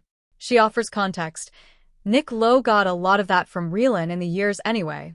And the boys are back in town. Isn't that similar? He scoffs. But she can tell he is thinking about it. None of those people got sued. Now come inside before Zoe finds out. He ignores her and starts humming a tweaked melodic line, maneuvering it upward in the middle. Percy waits, watching. She is rather proud of her two references, but they have won her no gold stars. Sorry I let you down, she says, petulantly. Shut up, he says, a hard, dissonant strum, and then sets the guitar aside and reaches for the boom box. I thought of a better song for 2000. He pulls up the blanket, creating a space beside him on the ledge. Despite the angry strum still ringing in her head, she sits. The side of his leg radiates warmth under the blanket. It's called We're Divide, he says. By the Shins. Got this EP at their show for $5. A voice Percy has never heard before begins singing them a sweet, languid melody, a bit like a Beach Boys song, except entirely new, brand new in a way Percy has not experienced a song being new before. Another looking back song, a young man recalling late-night strolls with a girl. The lyrics are blurred by reverb, but she catches the title line. Far below a furry moon, our purposes cross/the weird divide between our kinds. And then it is over, a wispy poof of a song under 2 minutes. He presses stop. She almost asks what happened to the rest of it and forces her mouth shut. He leans back against the porch pillar and says, very quietly, as though the words cost something, "Zoe told me she told you. Do you think we're being ridiculous?" Percy says no. She casts her mind over the song, over all the songs of the day, and the only line she can find is by Stevie Nicks, and it is so obvious, she almost doesn't use it. She uses it anyway. I think you've been afraid of changing because you've built your life around her. His gaze drops back onto her. And same with her, she adds. He closes his eyes, hard, as if experiencing some sharp pain. His lashes wet. It'll be okay, she says quickly. Time makes you bolder. He opens his eyes. And there it is, her gold star. Beaming out of him, the relief, the gratitude, a wash of wonder, aimed not just at Stevie Nicks for writing lines that so gracefully normalized his inertia, but at Percy for plucking them from her brain and tossing them to him like a life raft. Anyway, We're Divide is perfect, she says, retreating from the intimacy. The happiness of connection, right? He smiles. Right. He plays it again. During the second verse, he leans forward, and the entire sides of their bodies are touching, thighs, hips, her left elbow resting in the curve of his forearm. Then the song ends, and the moment becomes instantly illicit. They have passed back over the divide. He jerks away. That's why the song was so short, Percy decides. Because connection, like memories, came in the briefest of flashes. He stands and picks up his guitar. She has a brief, bizarre urge to take it from his hands and toss it over the porch railing into the weeds below, just to stop him from retreating into it. But she follows him silently back inside. He goes upstairs to the room he is sharing with Zoe. Percy crawls into his roommate's bed under a fraying quilt that smells of mothballs. She replays the day as she falls asleep, the dreamy serenity of the last song still moving in her blood.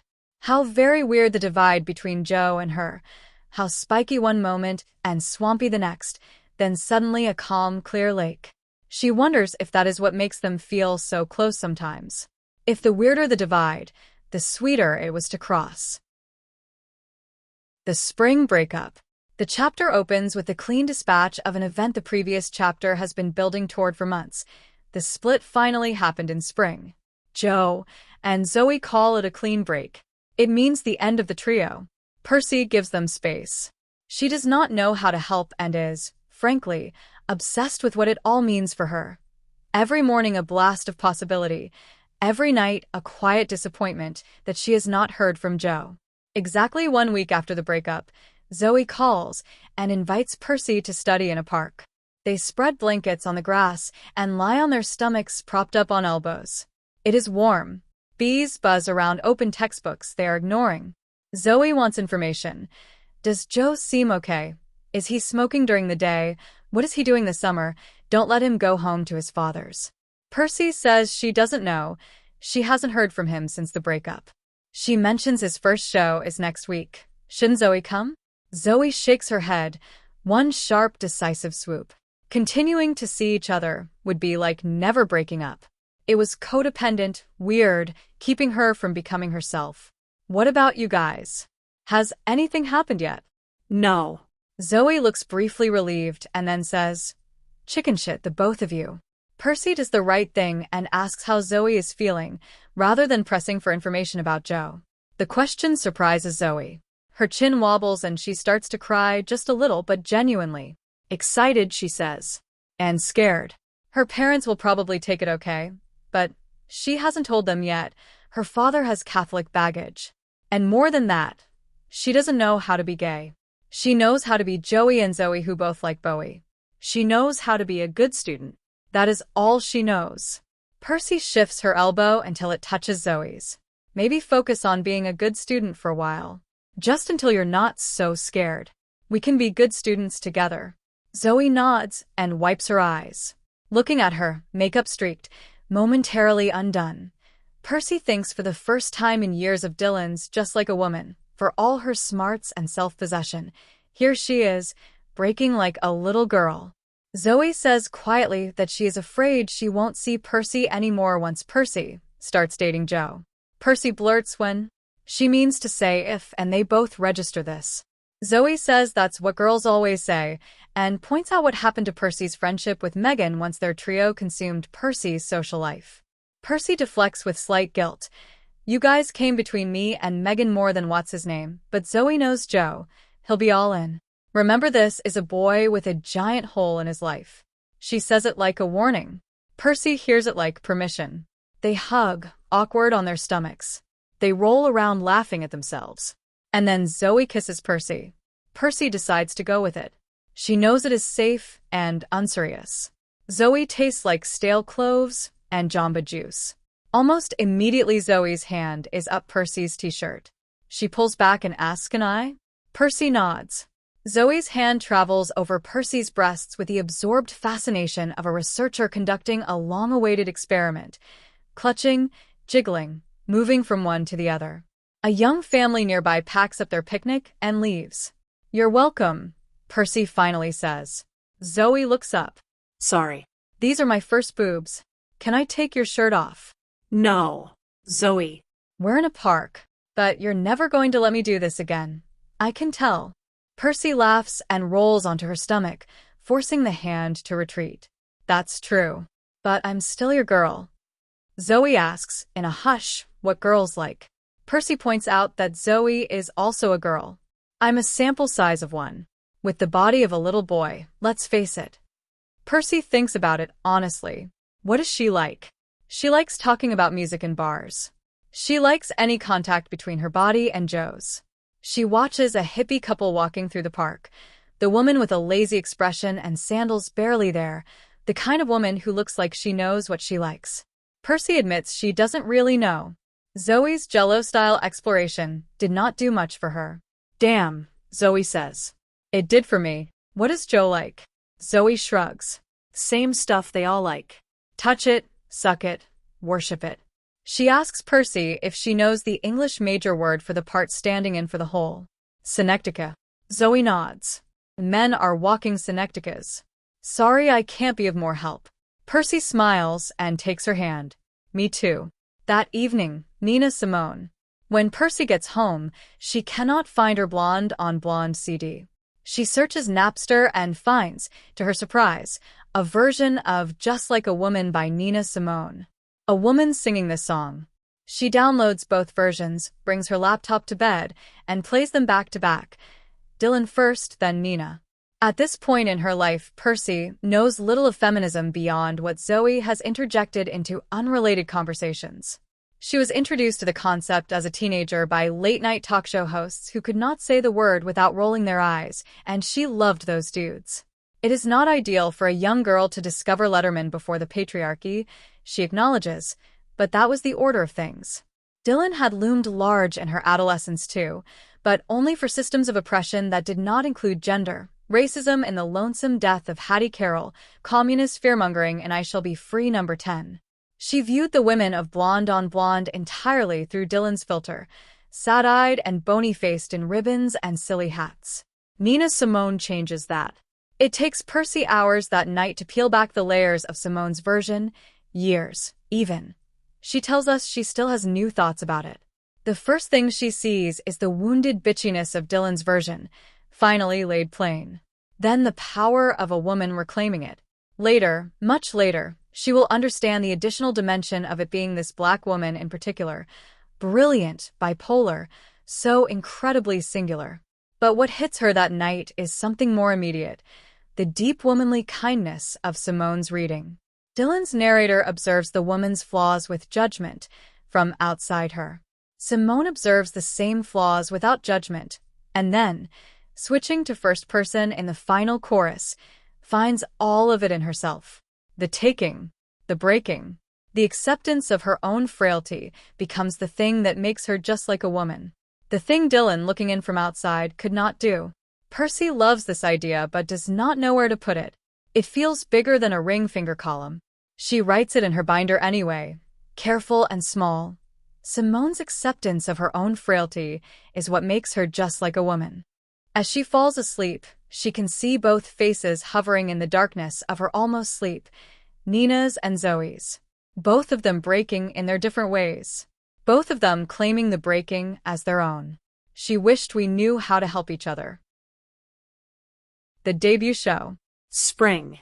Percy has not heard from Joe since the breakup. Every morning, a blast of possibility. Every night, a quiet disappointment. She has been giving them space, but she told herself it would resolve at the show, his first real gig, in the basement of a popular bar near campus. He kills. She knew he would. He has stacked the audience well, friends from home, girls with blown-out hair, backslapping dudes, the full contingent of his roommates, every college classmate he ever chatted up. The drummer and bassist were chosen more for devotion than skill, but they hold the beat, and Luke Skinner's guitar sounds great until he turns his amp too loud halfway through the set. Joe's singing has improved, though it still lacks the round confidence Percy hears when he sings alone to her. She watches from the back like Oz behind the curtain. Nobody knows her. Nobody knows any of this was partly hers. She thinks, how lucky he is to take these songs public, to stand up there in the glow of their magic. He closes with Funny Strange in its final form, nailing the complicated behind-the-beat phrasing of the new verses easily, naturally, as though they were always his. The crowd destabilizes into pockets of dancing girls. Fists pump. Hands are in the air. She can barely see him. "Thanks for coming out," he says into the mic, yanks his guitar plug, and is immediately swallowed by hugs. Percy waits. 5 minutes, maybe 15. Her plastic cup empties. When it is empty, she walks home alone. It's fine, Percy tells herself. This is fine. My friend played a show, and it went well. She opens the door to her apartment. No Megan. She crawls into bed fully clothed and turns on the TV. This was normal. He was my friend. I had helped him. She thinks about calling Zoe and decides it would be wrong. Everything feels wrong. Then the doorbell rings. He bursts through the door and sweeps her into a hug, whirling them in a circle, shouting thank yous into her hair. We did it, we did it. Thank you, thank you, thank you. Uncontrollable giggles overtake her, all her nerves releasing in tiny pockets of air. When the whirling stops, it seems strange that they are still in her hallway, that they have not been transported to somewhere more colorful. He leans against the back of her front door, still holding her. She wants to lift his t-shirt and climb inside it. She looks at his face. The smile is gone. He looks the way she feels, serious and charged. His forearms rest on her shoulders, loosely. She sees the opening. She has seen it in movies 100 times. So easy, right there. She summons every scrap of courage from every cell of her body. And she does it. She hooks her fingers in his belt loops and tugs. A tortured sound comes from deep in his throat. What? She says. Panic. Too aggressive. Wrong move. Humiliation inflames her. Why didn't she just lean in for a normal kiss? He says they're waiting for him at the bar. He just came here to thank her. She flinches. Too soon? He shakes his head. It's not that. Another flinch. Worse than the first. So, never? He can see it all like a movie in his head, he says. They'll be happy for a month, a year, and then they'll break up and you're too important. Like you said when I asked why you don't write songs. Percy is genuinely confused by this logic. She is afraid to try. He is not a person afraid of trying. He says, maybe I am about this. Sex is weird and embarrassing, and you're my critic. The word echoes in her brain, louder and louder. She stares into the blackness of his t-shirt, the fraying collar, refusing to cry.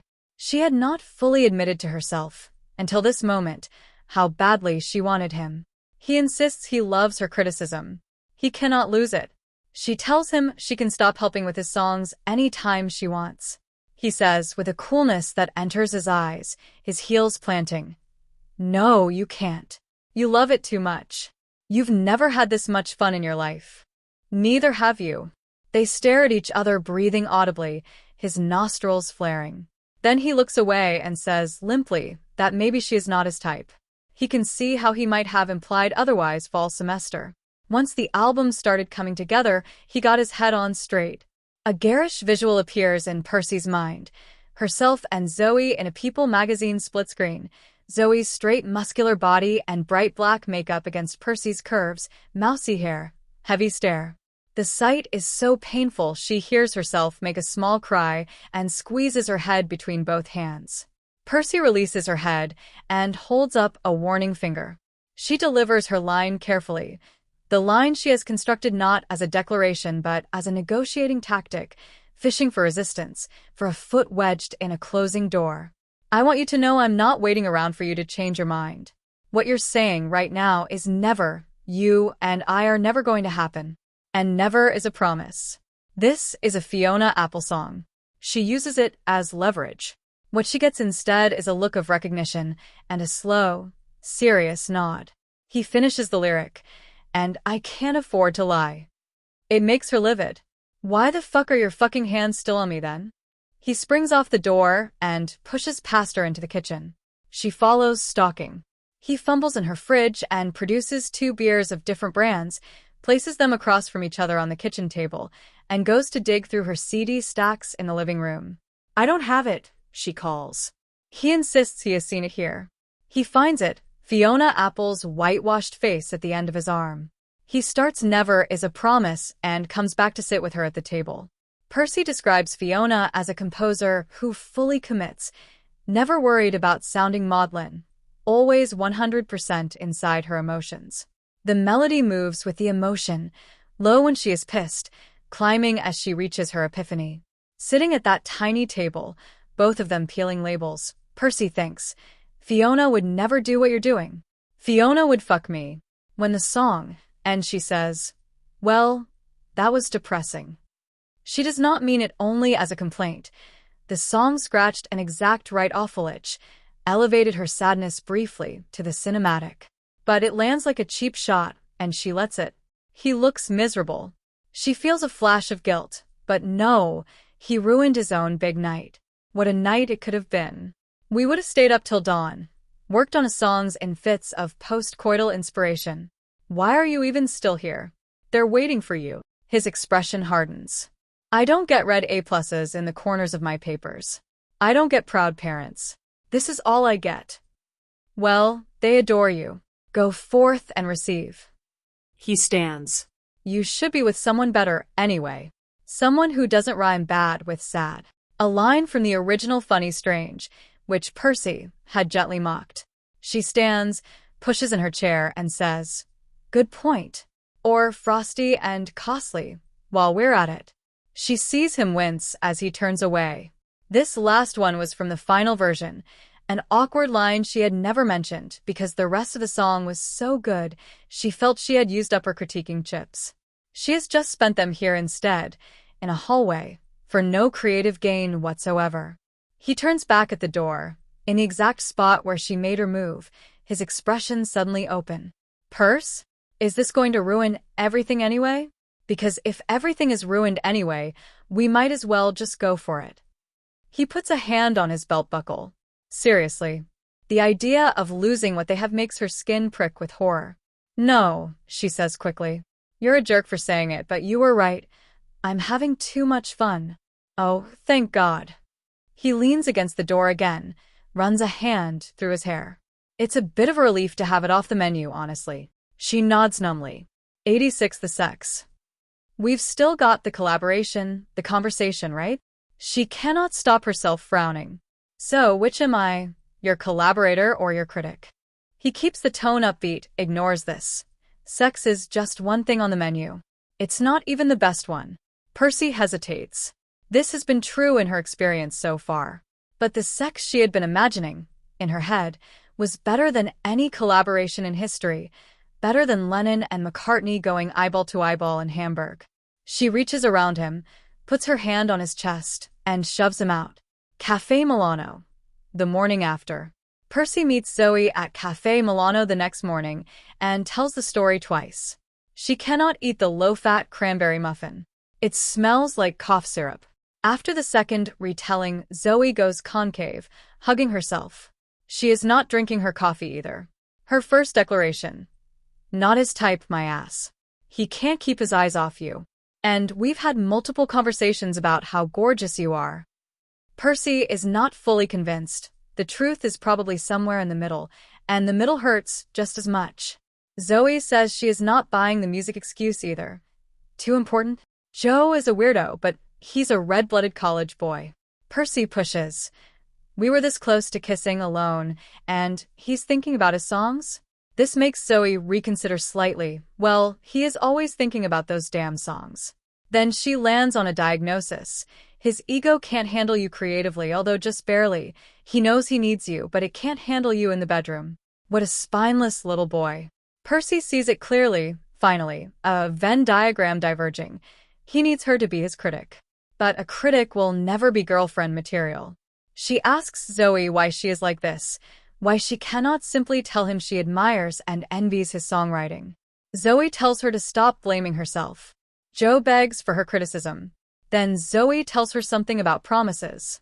When Joe's mother was first diagnosed with cancer, his father had promised him she would not die.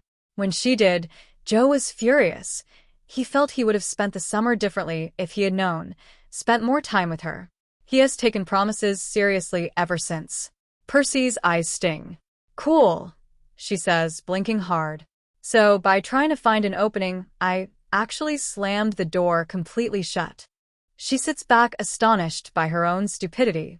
But even as Zoe tells her this is not what she is saying, a quiet new thought forms in Percy's mind.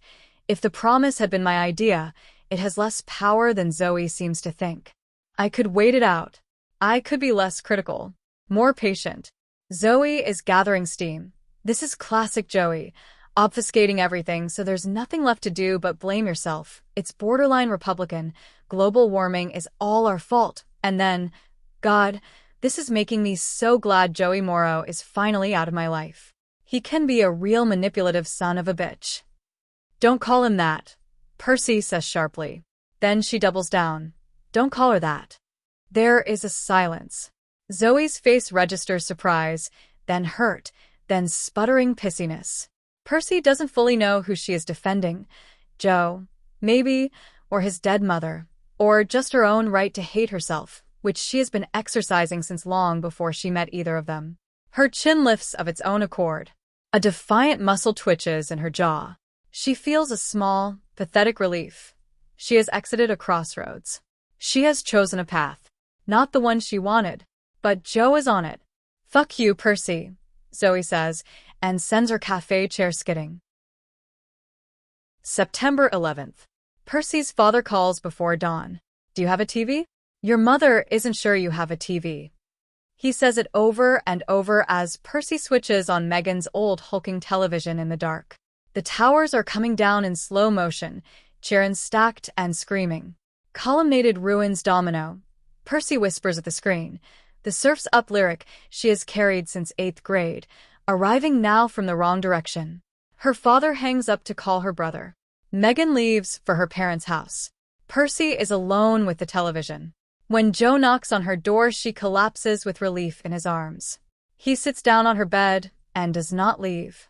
She tries to go to class. The door of the lecture hall has a cancellation note taped to it. When she comes home, Joe is still in her room, cleaning up. He has moved all the CDs out of the bay window seat and covered it with pillows so they can watch the news from there instead of the bed. For dinner, they share a bottle of Trader Joe's wine and eat beans from the can with tortilla chips. They lie down at some crazy early hour, 8 or 9 o'clock, in Percy's bed. Her head is in the crook of his arm. They face the ceiling, not each other. They have been seeing each other at work all summer, have nursed a shared obsession with the Shins' full album O, Inverted World, but they have not been this physically close since the night after his first show. His warm skin and wiry muscles fill her with a yearning that feels somehow comfortable. I'd gotten used to the yearning, I supposed. He asks, barely above a whisper, if she sees herself having kids one day. She says maybe, obviously not anytime soon. He has always thought he would be a good dad, really do it right. But days like this. Morally speaking, it's an increasingly dubious choice, Percy says. Then he says something nobody in their circles is saying yet. You know they're going to turn this into votes. I have paid just enough attention in my poli-sci classes to know this for sure. They're going to turn this into the worst kind of votes. It scares her. She asks if he regrets voting Nader. He says he didn't vote for Nader. He didn't tell Zoe. It didn't feel right. Percy has an election night secret too. She was turned away because she was registered under her old dorm address and never voted at all, but she doesn't confess. She is too tired, too comfortable. They fall asleep on their backs, his bicep her pillow. Day 2. Stores and restaurants are open again the next day, though classes remain cancelled. They go out for coffee and croissants and bring them back to the apartment. Percy's father keeps calling, talking about the topography of Afghanistan, having started watching Fox News because the coverage seems more honest. I think my dad is turning Republican, Percy tells Joe in the early afternoon when they decide it is time to start drinking. She has made a pitcher of margaritas from a mix. Told you, Joe says. Votes. He has left a message for his own father but hasn't heard back. It is clearly bothering him. Zoe comes over briefly, lit up with anti-war energy. She had gone to Joe's apartment to check on him, figured he was with Percy, came here. It is Percy's closest interaction with her since the Cafe Milano fight. They've been communicating only through ring finger column submissions by email. Zoe wants an all-pacifist edition. Go hardcore folk, I don't care. Fucking Pete Seeger. She wants to organize a protest, but is not yet sure what to protest. The news keeps predicting different retaliation plans. Percy thinks it will feel good to have the three of them together again, but there is a bitter edge to everything Zoe says, and Joe hurries her to leave. Better just us, he says quietly once she is gone, and shuts the metal blinds on the bay window. Thin stripes of bright sunlight fight through, painting the floor. He sits in the window and looks at Percy with a tired smile. The confession about Zoe. They sit together in the window. The news is muted. Neil Young is playing. Joe had tried to show Percy some music he's working on, but neither of them is in the mood. Percy notes something she has been tracking quietly since the Never is a Promise night. She has become more careful with her critiques, kinder, more likely to swallow complaints. And Joe has dramatically slowed down his output, fragments arriving monthly instead of the near-daily clip of the previous year. She cannot tell if these things are related, if her gentler approach has curbed his productivity, or if he is simply more focused on the live act now that the album is finished. In the old days, she would have asked Zoe, "Do you miss her?" Percy asks. It's weird what I miss. I miss her parents. I miss Sunday dinners at her house, so bad it hurts. Percy takes his hand. He thanks her with an embarrassed smile. Times like this freak him out, upheaval. She squeezes his hand. Then he says something she does not expect, and I'm probably going to fail out of school this year. So there's that aspect of missing her. He confesses the full arrangement. Zoe helped him cheat. For multiple-choice tests, she would give him answers through coded body signals, tucking her hair behind her left ear for A, right ear for B, crossing feet left for C, right for D. She basically wrote his papers. He has known all along this was why he was at Berkeley, not because he could pass his own tests. Percy is shocked. Joe rolls his eyes. Like I'd be able to write and record all these songs and work and practice if I was a real student. He deploys the argument in Zoe's voice. Poor blue-collar boy, dead mom, drunk dad, system rigged against him. Zoe correcting an imbalance. I nodded. I could hear her saying it. But now, he says, he has always known what he is to do. Make a living for music. That's incredibly difficult, Joe. Increasingly difficult. I know. That's why we gotta make it good. This phrase, that's why we gotta make it good, carries the weight of a claim, as if his songs are hers too. Percy sits with this. They are not hers, are they?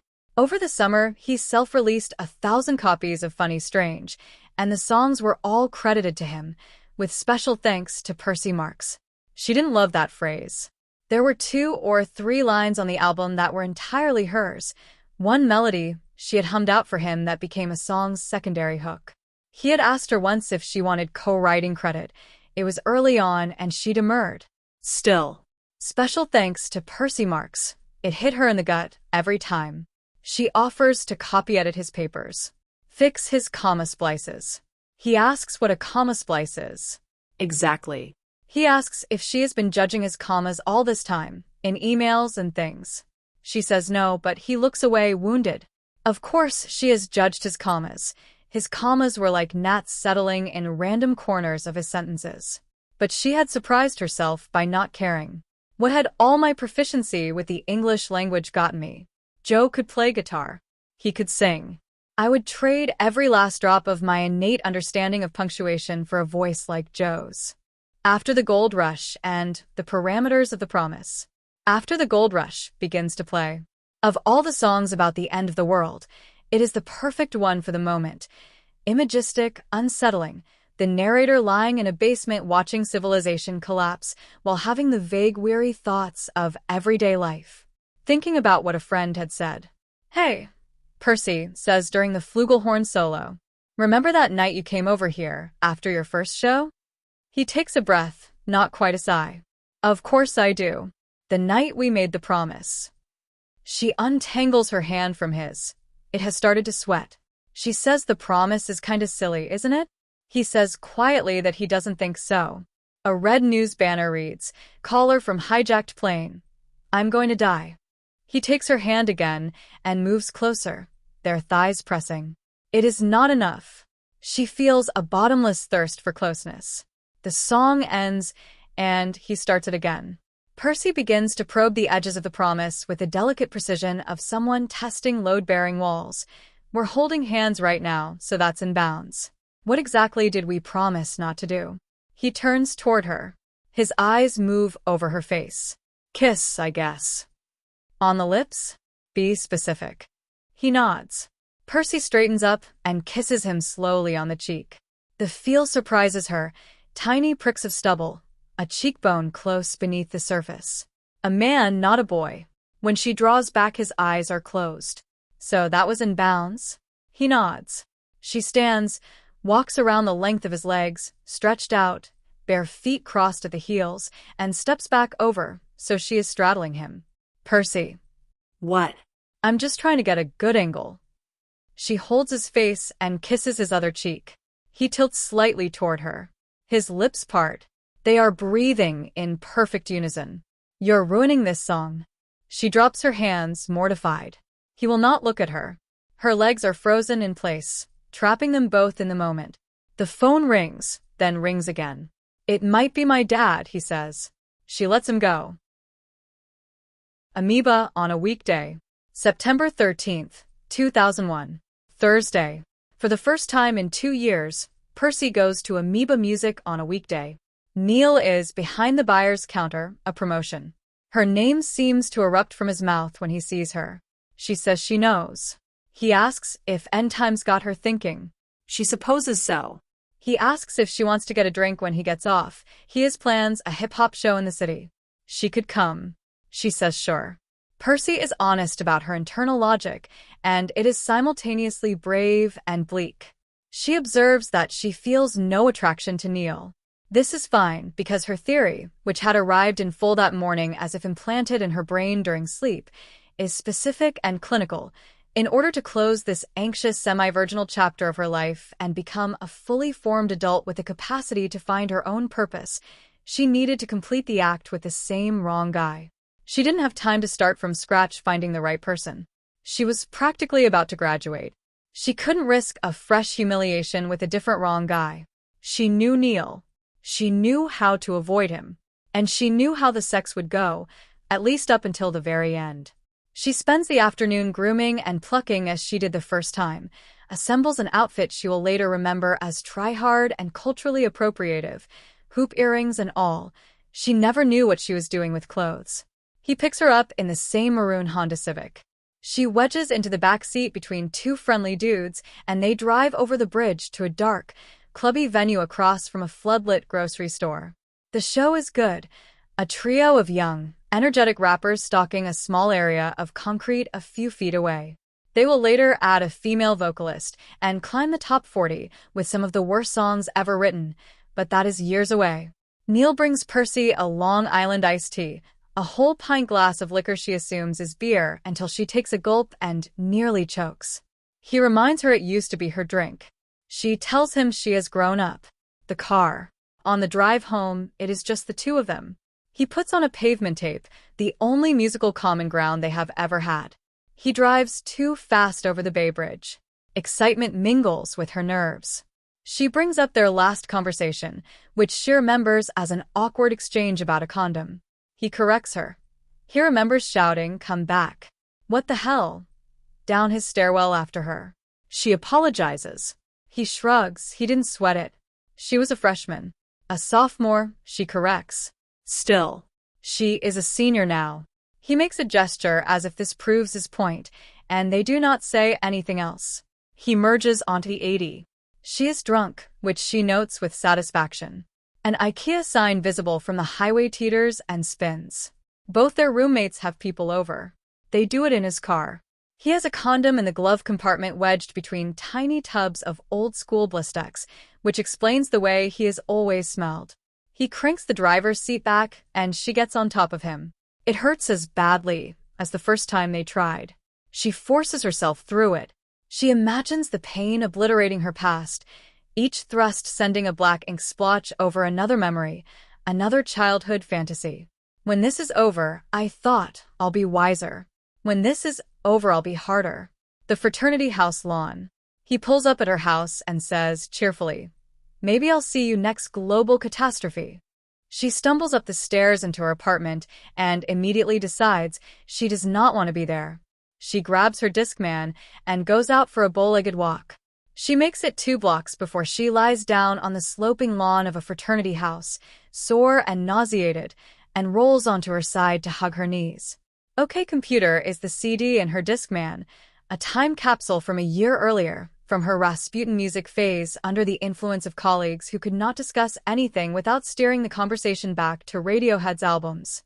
She had not, she now realizes, actually used her Discman all year. She almost always listens to music with Joe now, or on her boom box while studying, letting it fill all her space. It feels good to hear songs privately again. She lets herself be cocooned in OK Computer. Nobody pays her any attention when she vomits a little, a stream of Long Island iced tea trickling toward the sidewalk. She dozes briefly and has an insanely unsettled dream in which her vagina splits open as she walks, causing a whole spectacle on Telegraph Avenue. Children screaming, men fleeing. Let Down. She wakes to the album's 5th track, Let Down. It sounds so perfect she plays it again. Louder this time, so loud it hurts. She has the sensation of the song coming from inside her, the wailing weirdly her own. With complete certainty, she decides it is a retelling of Kafka's Metamorphosis, which she has just read for class. All that imagery of transformation, bugs on the ground, hysterical and useless, growing wings. Wings are the conventional coming-of-age metaphor. She knows freedom, the ability to finally explore beyond yourself. But wings can also be useless. Wings can make you a grotesque. She plays it again, and it gives her the strength to stand and start walking home. She feels the pain subsiding the deeper she goes into the song, the more dark layers she hears. She thinks about what it must feel like to be Tom York, to have created such a perfect exorcism of your own misery, to be able to perform it whenever you want. And then, of course, Kafka had done it too, with mere words on a page, and even though that made the work less powerful, I'm sorry, but it did. It just did. It was still something. She turns the volume down. I could put words on a page. Maybe I could learn to do it better. Maybe now that I'd been split open, made wiser, my words on a page could get closer to music. Percy has arrived at Columbia University's MFA program in nonfiction writing, fall 2002. She lives in a spare, fully furnished Columbia room. A desk, a laptop, and very little else. There are days she does not use her vocal cords. She is starting over alone, and she is finding the beauty in it. She goes to a Wednesday night literary reading not to socialize, but to get out of her apartment and catch a way of turning a phrase she can bring home and fold into her own work. The reading has not yet started. 20 minutes late, nobody on the podium, everyone mingling in the overheated room. And then Erykah Badu's voice comes through the speakers. Percy brings her wine to the window and stands there, swaying, as it turns out, without realizing it, thinking about what the song is asking. Pack light. Had she packed light coming here? She thinks she has. She is not dragging Berkeley with her. She is not, consciously, dragging Joe. Nomi appears beside her, the former model from her nonfiction workshop, tall and elegant, warm and unexpectedly good company. Nomi's margin comments are brutal. This made me laugh, not in a good way, but Percy likes her. Nomi tells her she was visibly dancing. Percy is mortified. They talk about the song. Nomi distills it precisely. The song makes you feel the way she wishes you'd make yourself feel. Percy's phone buzzes. Green-gray pixels, Joe. She answers in a whisper and tells him she will call back in an hour. Nomi's expression is knowing. Percy clarifies, just her best friend, her songwriting partner, actually. She immediately amends this to collaborator, words running out of her mouth. This slip is the chapter's most important moment, noted without fanfare. Percy says songwriting partner before she can stop herself, then pulls it back. She is not a songwriter. She has been telling herself this for 2 years. It is getting harder to maintain. That night in her sparse room, Percy checks Nomi's claim. Does bag lady actually conclude with the argument that no man will want you if you carry your baggage? She confirms it does. The clear undercurrent of every empowerment message in the mainstream. She finds it deeply disappointing even as she recognizes a truth in it. All her attempts to grow and find creative purpose are at least partly in service of becoming more lovable. Screw that, she thinks, closing her laptop. I was a New Yorker now. Turn on the Bright Lights by Interpol is the official album of the Lion's Head Tavern on 109th and Amsterdam, where Percy spends several nights a week over the course of the fall semester. The bar charges $1.50 for PBR, $2 with tip, which is the correct price for a program of federally loaned MFA students. Percy prefers the fiction writers as casual company. Her nonfiction peers are tougher. The memoirists no fun, the journalists too busy. The fiction writer Harrison has gotten turn on the bright lights on the jukebox, allegedly via a favor performed for the bar manager in the stockroom. He has 90s heartthrob hair, a prominent Adam's apple, a pale blue handkerchief in his back pocket, and the nervous tick of constantly pulling his shirt away from his neck, which Percy finds uniquely repellent. He claims to be friends with Modest Mouse. He writes love stories, which Percy and Nomi greet with Bukowski, which he receives without denial. One night Percy talks to a food writer named Raj, quiet, frank, the kind of person who brings his own lime wedges and chili powder to a PBR bar without embarrassment. He grew up on Tapestry by Carole King, 3 copies in his household, his immigrant mother keeping forgetting she owned it. Percy makes a slightly glib joke about immigrant mothers using Carole King to assimilate, then hears herself and pulls back. A mother using music to help her son belong is profound, not a punchline. She recommends Nico Case. He writes it in his Moleskine with a band-aid finger. She misses Joe. It always comes like this, a hard stab, dissipating slowly. Caroline is opening at Webster Hall the same night as the Interpol show at the Bowery Ballroom. Joe has promised to get to the Bowery after his set. Percy knows this probably won't happen. She has not seen him since the band drove their van out of Berkeley in June, 9 credits short of Joe's degree. They have been maintaining contact through his enthusiastic mass email tour dispatches and late-night phone calls where he starts with tour grievances and ends murmuring sleepily until they both drift off. He has started to feel like an imaginary friend. The night before the show, Percy cuts her own bangs at the bathroom mirror with Dwayne Reed scissors, and for the first time since puberty her face looks correct to her. A tentative happiness clicks into place. She likes New York, the 2 different flavors of aloneness complementing each other, the city making her feel observed and alive when her solitude maxes out. The show is perfect, almost disappointingly so. Percy goes with Nomi and Harrison. Joe does not appear in the crowd or on her phone. During NYC, Percy's shoulder moves toward Harrison's arm and sticks there without quite meaning to. A thick cloud of pot smoke drifts by. The final crescendo builds longer and louder than on the album. Everyone is singing. Bodies pressing together, one organism surging toward the stage. Percy closes her eyes. What happens next is written with the precise flatness of a factual account. Harrison is behind her, murmuring the song in her ear. And then it is clear he has removed himself from his jeans. He locks her in with both arms. She grabs her waistband. She cannot jerk free. He finishes without the thing she is most afraid of, and then tells her she was amazing, that the way she was moving he thought why not. He hugs her from behind like a boyfriend at a game. Percy makes her way to Nomi, waits for the show to end, and walks home alone. Joe calls. He was the second opener. Everything ran late. Is Interpol done? She tells him she will see him tomorrow.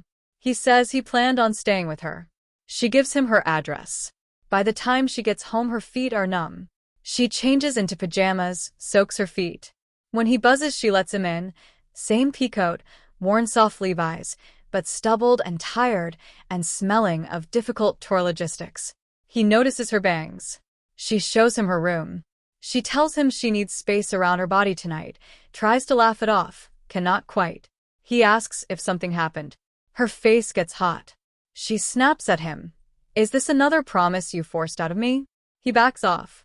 She goes to the bathroom, locks the door, and cries. It makes her feel better. She tells herself it was no big deal. She was lucky. Nothing with ramifications. Nothing like other stories she has heard. Just her and her tendency to incite terrible sexual experiences. She takes 4 Advil and 2 melatonin, washes her face, returns with towels for the floor. Joe is looking through her CDs. Your music is like an old friend. She rolls over in bed. Hears him wander the apartment, meet a roommate, return. She lies awake with her face muscles taut, trying to picture them melting, failing.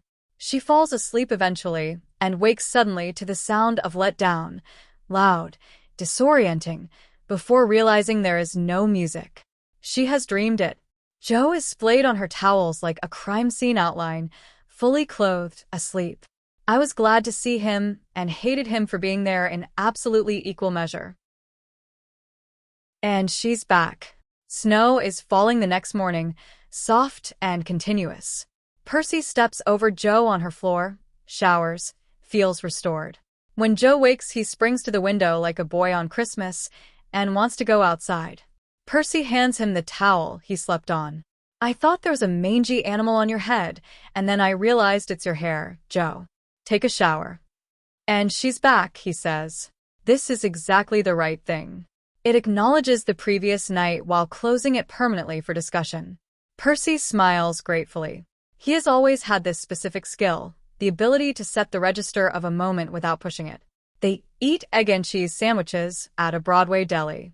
He has burned her some fragments, wants her thoughts. He pauses to appreciate the Greek design of his paper cup. He has shaved in her bathroom, his cheekbones visible again, but something about the set of his jaw has changed. The time they've been apart, traveling different Americas, sits between them on the table like a third person. Then his eyebrows jump. He wants to find a piano. He has a brand new song, barely formed, and he thinks she can help. Percy knows a piano dealer in Midtown. She passed on a pilgrimage to Gawk at Carnegie Hall. She is supposed to have seminar at 2. She already knows she will not be going. The nightmare fuel from the previous night is still burning, she notes. One of those nightmares that leave you energized afterward, fueled by terror and blinding gratitude for real life. She is either approaching mania or becoming someone new. She follows him into the bright white street. The showroom. The piano showroom is, as it turns out, not designed for free use by touring indie musicians. It is too quiet. They slide onto an antique bench and whisper.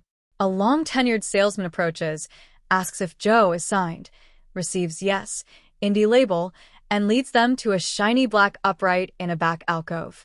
Happy to help a young musician, provided you keep it both pleasant and brief. Joe asks for water. The salesman ignores him and sails out. They share a small laugh.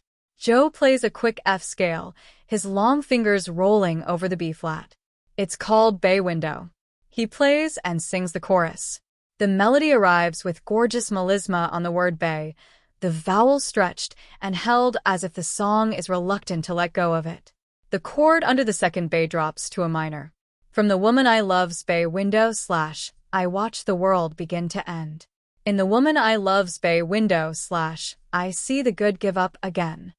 Percy has 10 thoughts at once and selects the least emotional one. Is this about September 11th? It is. It does not have to be only that day. It could be the night bush one. Any of the cultural tragedies where you feel devastated and disconnected and slightly prohibited from being a person. She tells him it is different for him.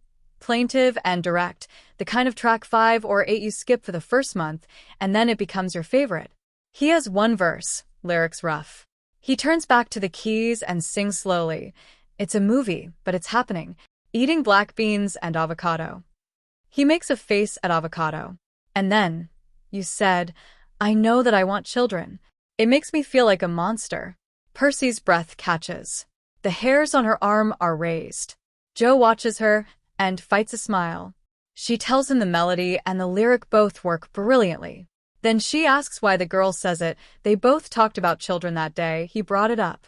He has written it as the woman's line because he has absorbed, without noticing, the cultural assumption that wanting children is a feminine vulnerability. She calls him on this plainly. He holds up a hand and sings it again with the pronoun corrected. Yes. Better. They write together, whispering lines, testing them against the melody, Percy suggesting eating black beans, hours passing, and it fits. They never take off their coats. Sweat trickles down Percy's ribs from her bra. Real quick, they keep saying. One more line, real quick. They have a full second verse when he declares the song done. What about the bridge? He sighs. I'm thirsty. The bridge argument. Percy delivers her case for bridges. The release, the emotional center, the climax. Radio heads creep. Otis Redding's Dock of the Bay. The devastating bridge in Just My Imagination by The Temptations. Without a bridge, your song isn't up for its own challenge. Joe invokes the magnetic fields. Stephen Merritt never uses bridges. Percy says Merritt is a genius at writing a half song, emotionally at arm's length, but that is his deal, and it is not Joe's. You're an emotional writer. You just lack guts. Joe flinches and counterattacks with My Only Friend, a heartbreaking magnetic fields elegy for Billie Holiday. Percy pauses. He lets out a derisive little laugh. Percy Marks realizes she might be wrong about something. Call the newspapers. This is the revenge Percy needs. The nightmare fuel is still running. She is going to write a bridge herself. She spreads her left hand over a D minor chord. Her fingers are visibly trembling. The salesman enters and opens a file cabinet, making her hands freeze. She starts over when he leaves, whispering over the notes as she picks them out. Zoe comes over in the afternoon. Joe's hand covers hers and plays the lowest note lower, much prettier. She works out a second line, over G minor. He pulls the interval wider. She whisper sings the full bridge lyric. Zoe comes over in the afternoon, sucks the air right out of the room. She's planning protests with the bitter grin of a pacifist who knows she won't win. Write it down, he says. He works the chords. She scribbles. He plays the whole song into his tape recorder. The bar, the napkin, the real bridge. Percy becomes queasy with triumph. Is the bridge good? The last line is clunky. The Zoe portrait is unkind. If Joe had written it, she would probably say it sucked. The nightmare fuel is sputtering out, and the final chord of NYC has started buzzing in her frontal cortex again. They need beer. They walk until they find a bar with a chipped upright in the back, barely heated, a bartender rubbing his hands for warmth, 2 construction workers at the counter. Joe brings his beer to the piano. Percy sits on a too-high bar stool, feet dangling like a child's. The beer restores her, brings her back to the work. On the backs of 2 napkins, she writes out the full lyric again. Halfway through her second pint, she crosses out the Zoe bridge and writes an entirely new one. It comes quickly before self-consciousness arrives. Look at me writing lyrics on a napkin. Do I think I'm Joni Mitchell? She tries to cross it out and write a third version. The second version stares up at her from its napkin like a child refusing bedtime. She brings it to Joe. Instead of, Zoe comes over in the afternoon. He props the napkin on the piano ledge and plays the first chord. His voice dissolves briefly into a grunt of recognition. Guess we're not talking about Zoe anymore. Why bring a third character into it? Percy says, moving behind him so he cannot see her face. He sings the new bridge. She tries to kiss me as the sun goes down. I only give her my cheek. I promise friendship, and we face the screen again. What a day to be so weak. He swallows the word weak. His foot lies heavy on the sustained pedal. He turns his head to show her his profile. I'd call that strength. Restraint. Zoe comes over in the afternoon. Then, Percy says, "It's your song." She walks back to the bar stool and folds the napkins. He has nailed every syllable, the muttered, defeated delivery of again, the limp weak that somehow lands. It is a beautiful bridge. She is proud of it. She is done. He shuffles over. They stand in the nearly empty bar. She has been carrying the weight of the chorus lyric, "The woman I love," all morning without acknowledging it, and it comes out of her in a laugh, sudden and unstoppable. Everything is suddenly too much. That he named her as the woman he loves in a song, that she helped finish the song without mentioning this fact, that she responded by calling him a coward in the bridge lyric, that they are now standing in a bar, in their coats, hugging awkwardly and making small talk.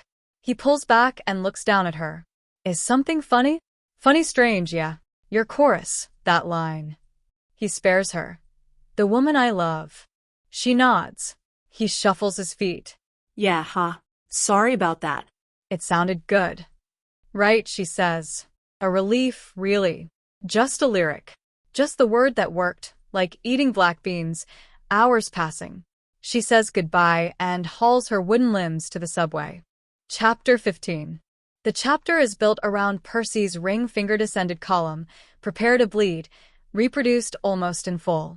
It is the most ambitious piece of music criticism Percy has written, a literary triptych reading 3 songs as a triangulated portrait of men, women, and the stories each sex tells about the other.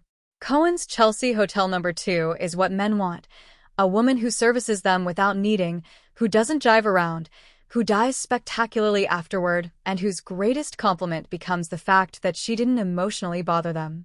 Percy uses a later Janis Joplin quote, published in Richard Avedon's The 60s, as her evidence. Janis describing her night with both Morrison and Cohen. About 4 o'clock in the morning you realize that, flat ass, this motherfucker's just lying there. Janis needed something. Connection, at minimum. He was just lying there. Percy closes this section, so that's how Cohen's room at the Chelsea Hotel felt for Janis. Graham Nash's Our House is the fantasy version, Joni as radiant goddess of hearth, making everything seem easy. But Percy reads exhaustion through Nash's rosy lens. 5 minutes? She gets 5 minutes of rest?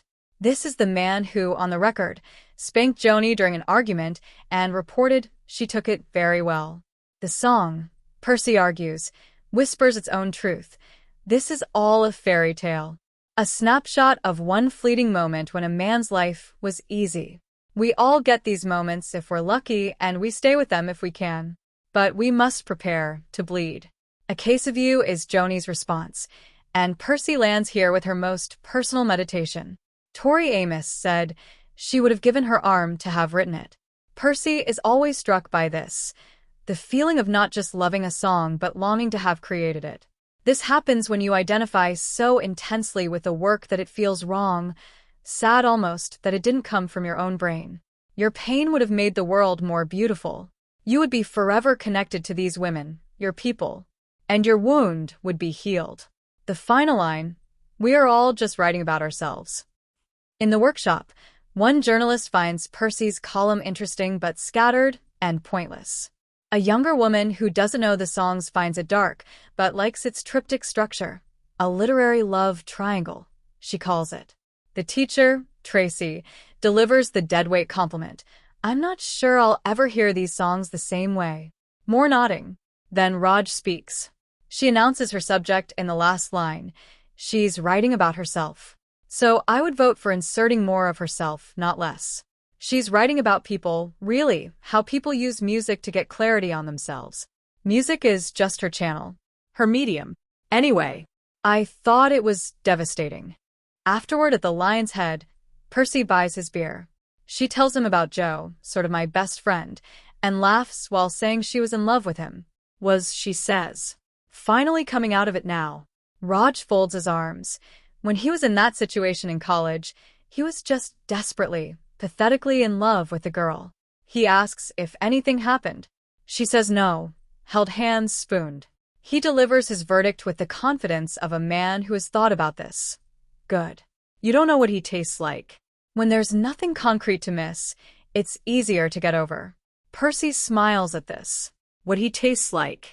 You're such a foodie. He shudders at the word.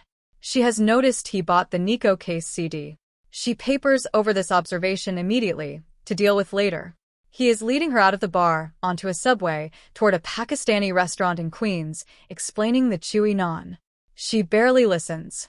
On the train home she lies in bed and tries to tune into her senses.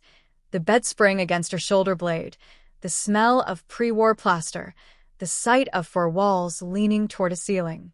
Then she considers how her life seems, a young writer in her Spartan New York phase, studying where Allen Ginsberg studied, and feels much better. Raj and I were probably not a good match. Chapter 16. Chapter 16, they are together by Christmas.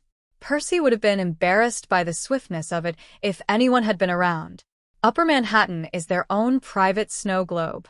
Raj's apartment has rugs, a rice cooker, multiple lamps with dimmers, and on their first night together, tea lights installed along the crown molding with a stepladder, tiny flames every foot or two, through the hallway, into the living room and bedroom and bathroom.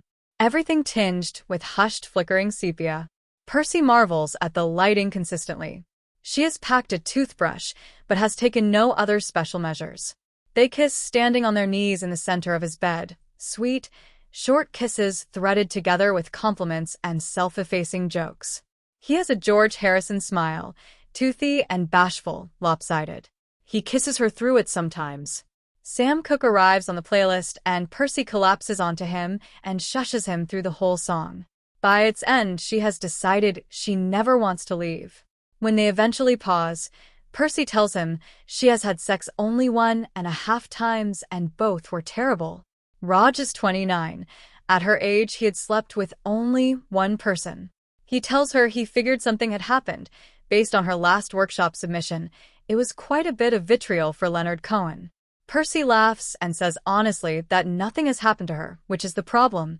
Nothing has fucking happened. Her dad stopped hugging her once she grew breasts. She realizes out loud for the first time, surprised by the truth of it as she says it.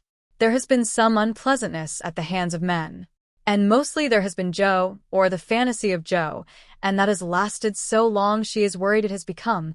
She cannot finish the sentence out loud. It is too predictable. Raj puts on his glasses and produces a pillow. Let's attack this. First, there's this Joe loser touring Europe. You'll forget him soon.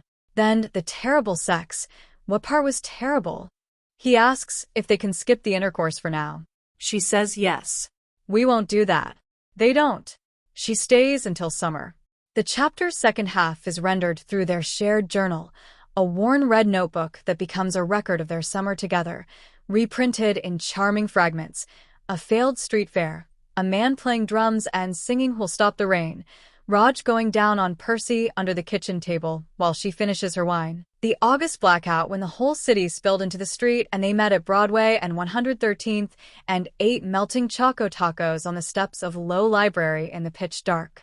I like Raj's face the way I like the feel of his barely capable AC blowing on my sweaty skin. Elementally.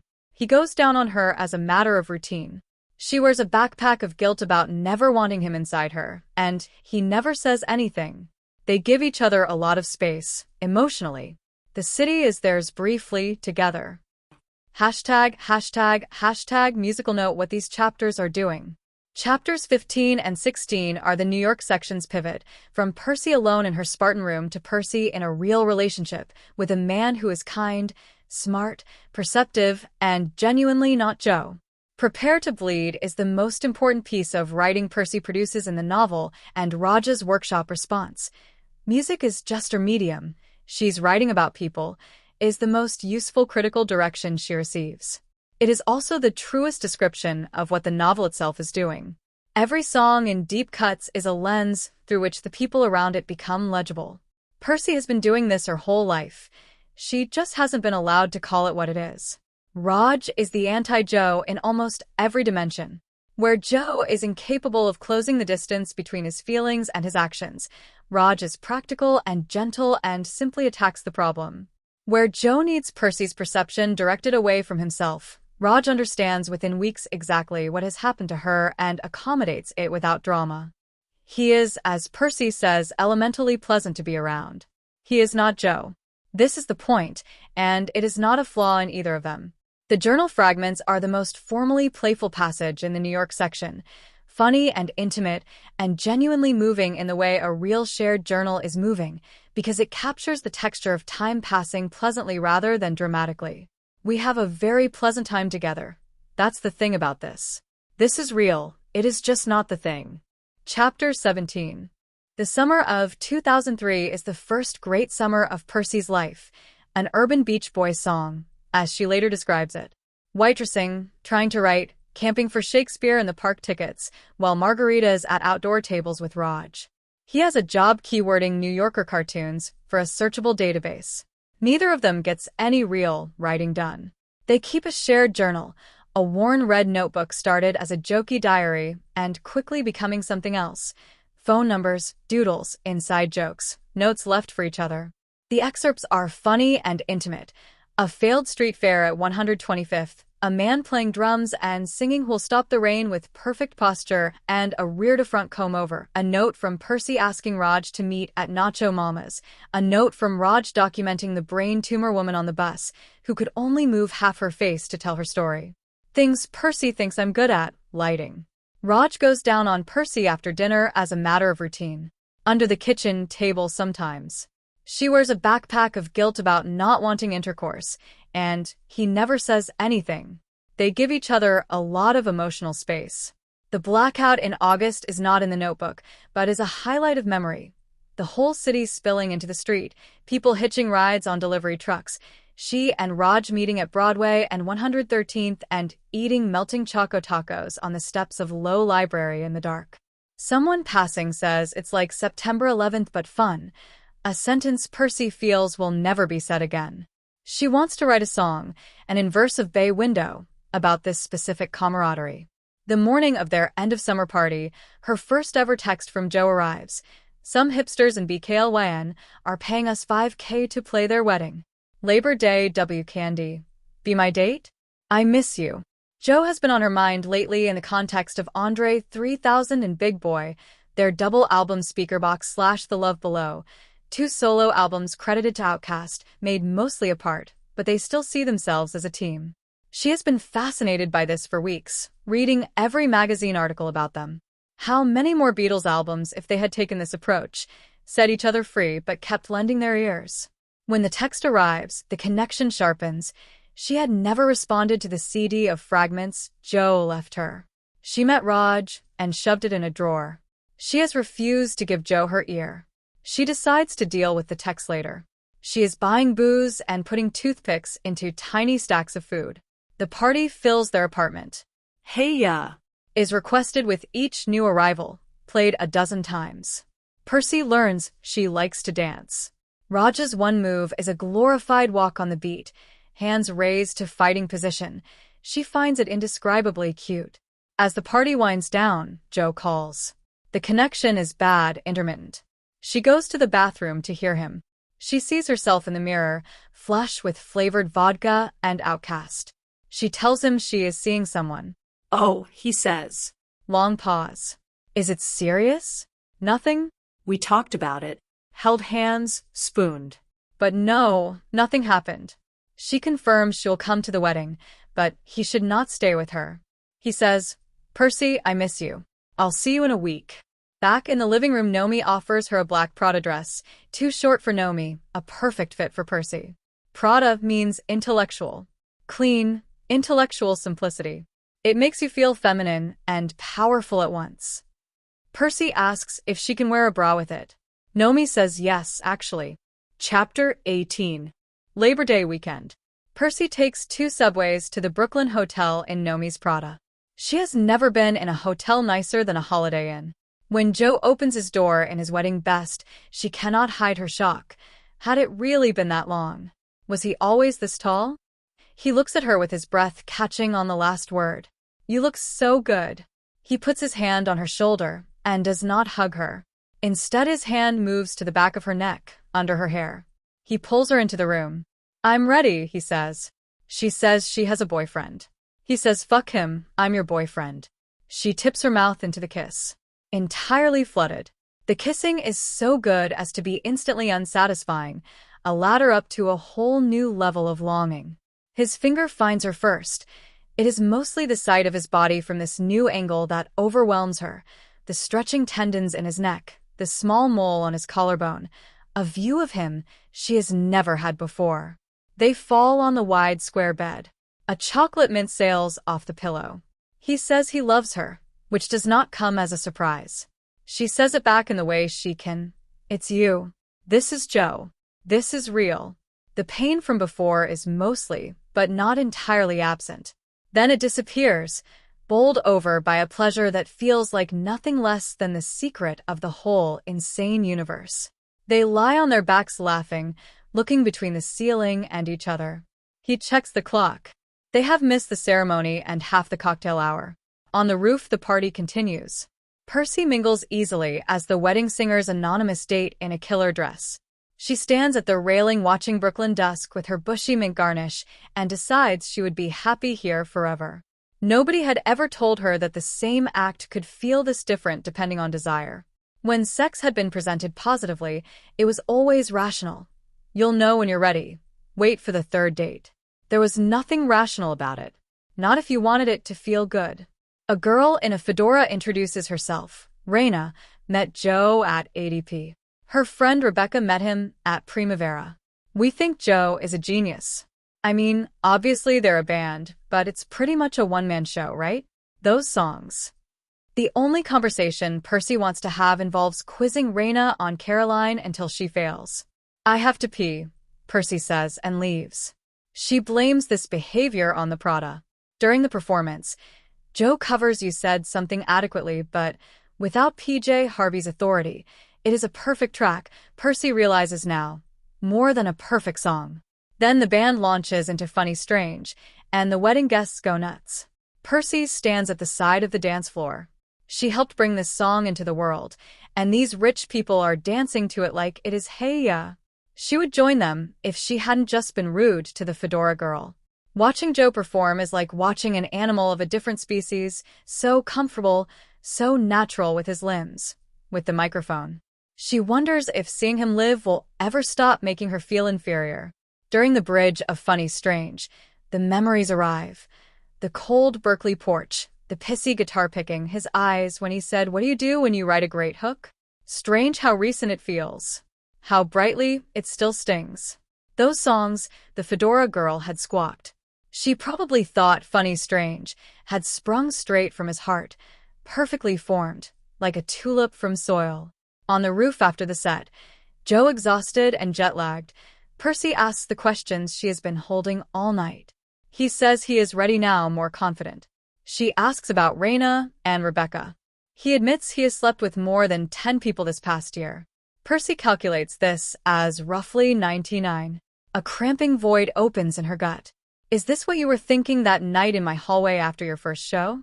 That you'd get back to me after the groupie buffet? He says he was 21 and had only ever slept with a lesbian who hated his body. She says they should have been figuring it out together. He says he wasn't ready. She says stop saying that. They shout at each other, and then she says, "If you put that thing anywhere near me again, I will throw up on it." He starts laughing. She collapses into the chair.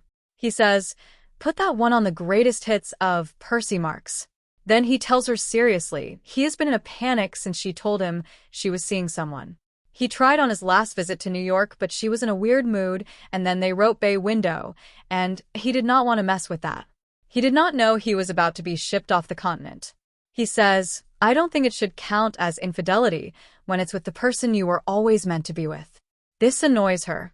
The idea that he got to tour the world while she waited patiently at the destination.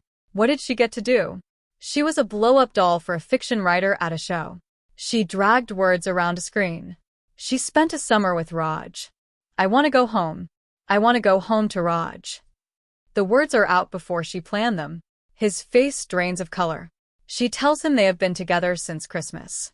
He says, I will never be good enough for you, will I? She tells him he makes her feel small and bitter. He stands slowly, finds 2 abandoned glasses of scotch, drinks them both, and walks to the stairwell. His steps echo into a fade-out.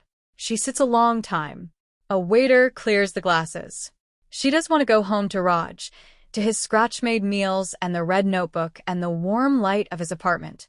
But she cannot. He is not there. And she has just wrecked their home. In the hotel lobby, shoes dangling from her hand, she remembers the CD. She goes back to room 601. Knocks. No answer but movement. A girl's giggle cuts off abruptly. Blood rushes to Percy's head. Her palm pounds on the door. I hope you wash me off first. Footsteps. The CD shoots under the door. Guess she makes me feel good, he says through the door, pitching his voice high, mocking her.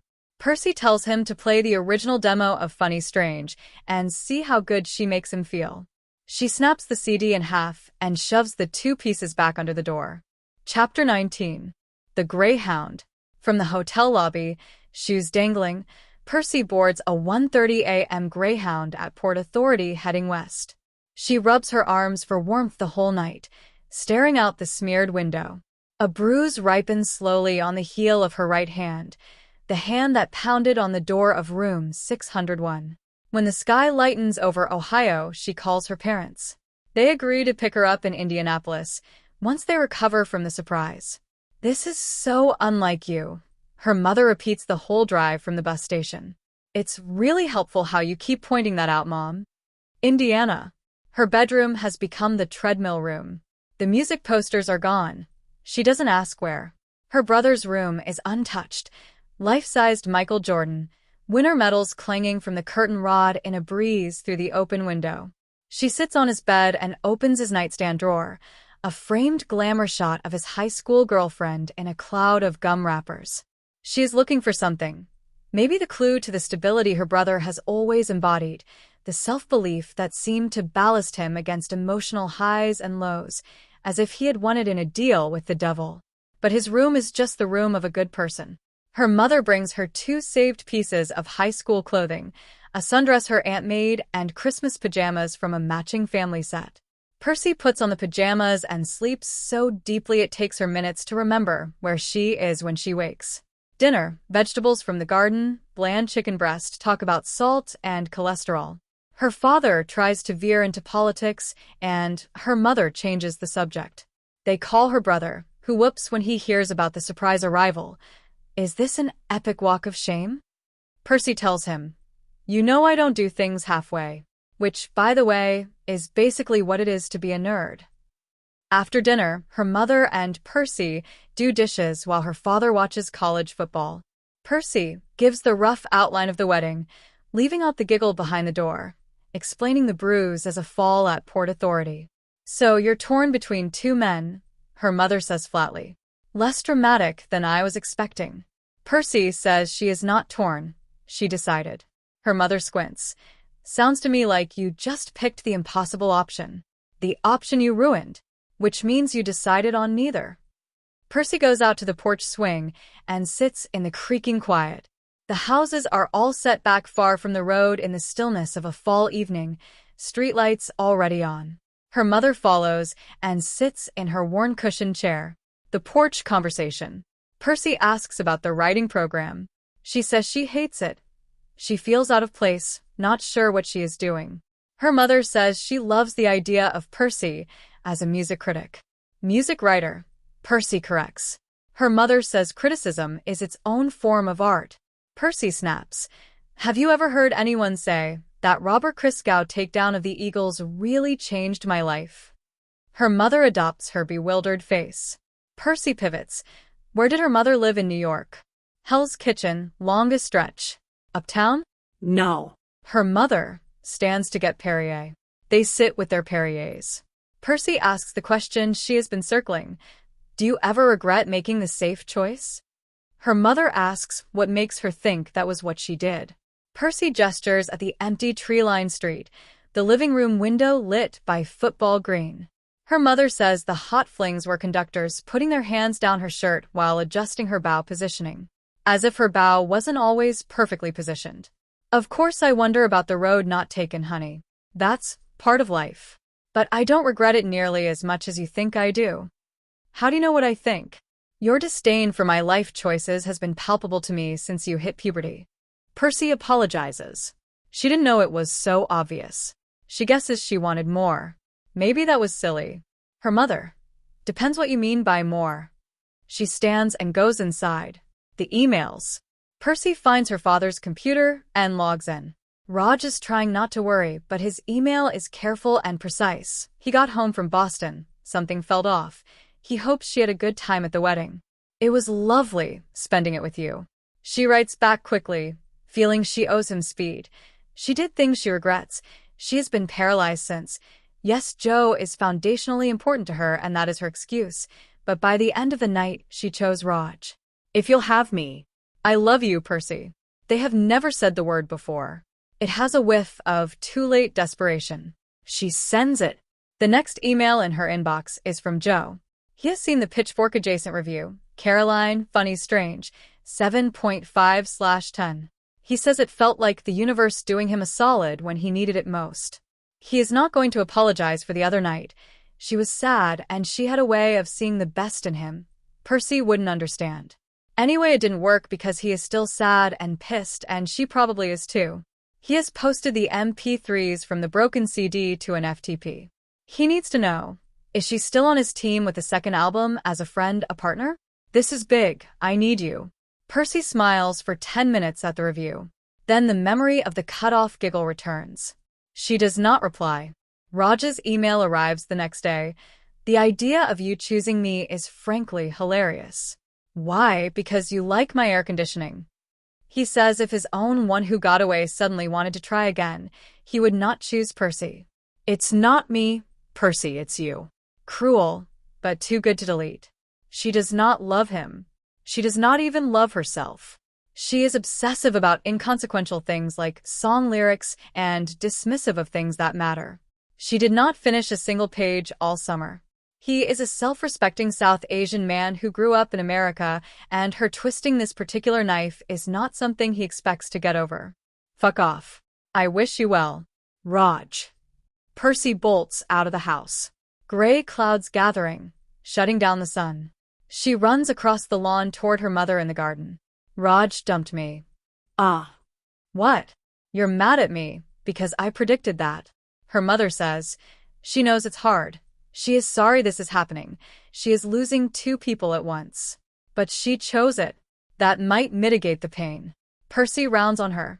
Remember our piano lessons? Her mother says she didn't have the impression Percy had great innate musical talent.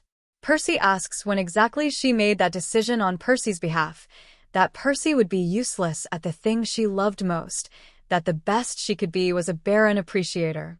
Barren, she repeats, committing to the word.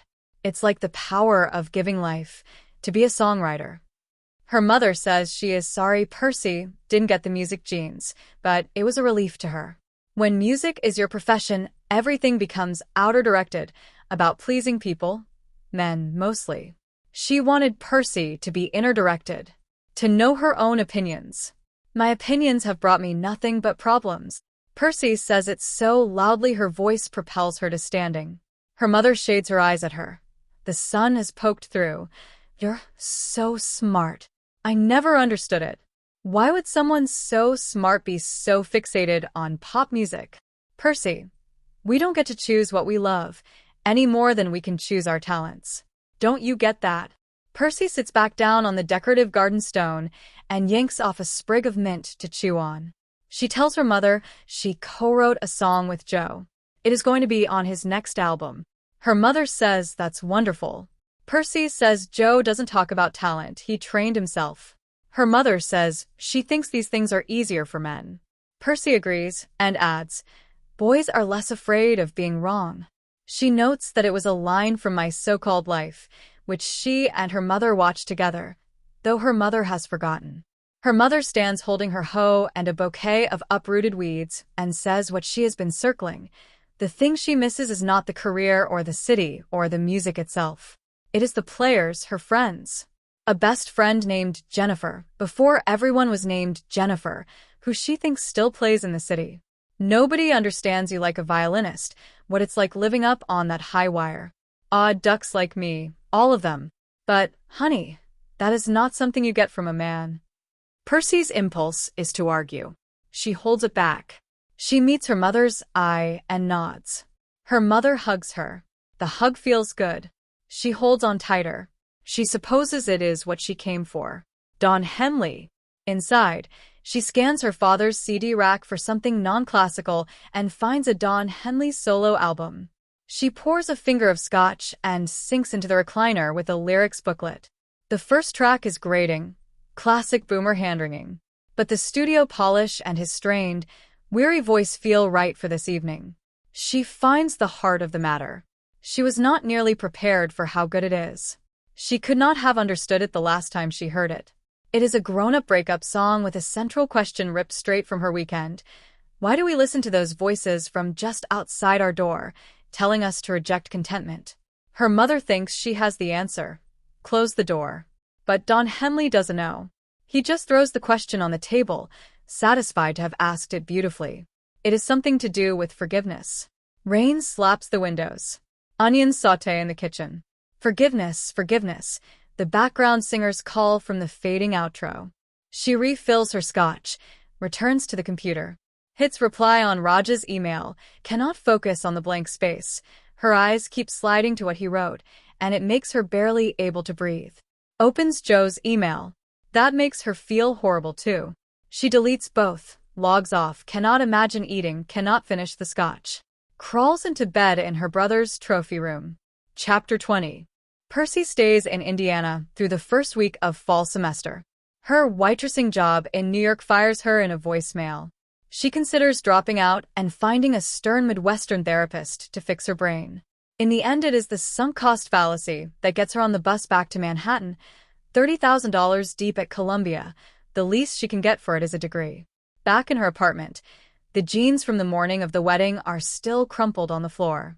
She hangs up Nomi's dress, cannot make it to the bed, sits on the floor beside the jeans. The misery has become too flat, too normal to cry through. She pulls herself to the desk, opens her laptop, and writes to Zoe Gutierrez. She tells Zoe everything: the apology for Café Milano, the Interpol show, the Brooklyn hotel, Harrison's assault, everything up to now. She begs Zoe not to yell at her for not reporting it.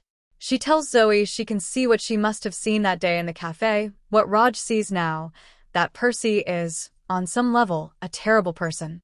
She asks Zoe to tell her what to do. With her life. With her hands when she walks. With her face when she sees Raj in class. Zoe writes back the next day from Uganda. The email is everything. Warm, funny, devastatingly practical. Zoe's Uganda job is questionably fulfilling and nobody is gay. It is actually illegal to be gay. She had a girlfriend before she left who she broke up with for no good reason beyond the move. She has decided she is moving to San Francisco next. Shame on him, not you. Don't you dare feel shame about any part of this horrible thing he did to you, including your own stupid shame. What to do with her life? Fight back. No, fight forward. With her hands, put them in her pockets. Don't wear clothes without pockets. When she sees Raj, give him a smile. Don't speak, keep walking. On weekends, chubby hubby. The salty sweet is key, and the walk will do good anyway. Being a bossy bitch is not the same thing as being a terrible person, nor is infidelity. Being a bossy bitch is how women learn to be heard in this world. Infidelity is, in this case probably, your body telling you something you needed to hear. Just forgive yourself. It's too exhausting not to. Percy reads the email 50 times. Her sadness begins morphing into a more manageable shape. She follows Zoe's instructions for the faculty party. shows up late with unwashed hair, drinks exactly 2 glasses of red wine, talks only to women. When she and Raj encounter each other in the bathroom line, he gives her a long look that begins cool, turns tender, then flashes with confusion when she forces a smile and walks away. She leaves at 11, as instructed. Zoe assigns her things to think about before falling asleep, the saddest thing you remember from childhood, the first time you got turned on. Percy can never quite access these memories on command.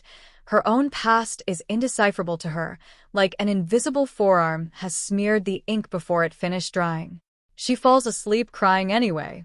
Zoe's first time turned on memory is Peg Bundy on Married with Children, which makes Percy laugh so hard she forgets to be depressed for nearly a day. A few weeks later, Percy emails Zoe about running up that hill. She writes about the song's central wish, to swap places, to feel the full weight of someone else's experience, not just the facts. If she could swap places with Raj, he'd forgive her. If she could swap places with Joe, she'd forgive him. Maybe. Zoe replies immediately and at length. Women don't need to deal with God for this. She and Percy have already been doing it in emails.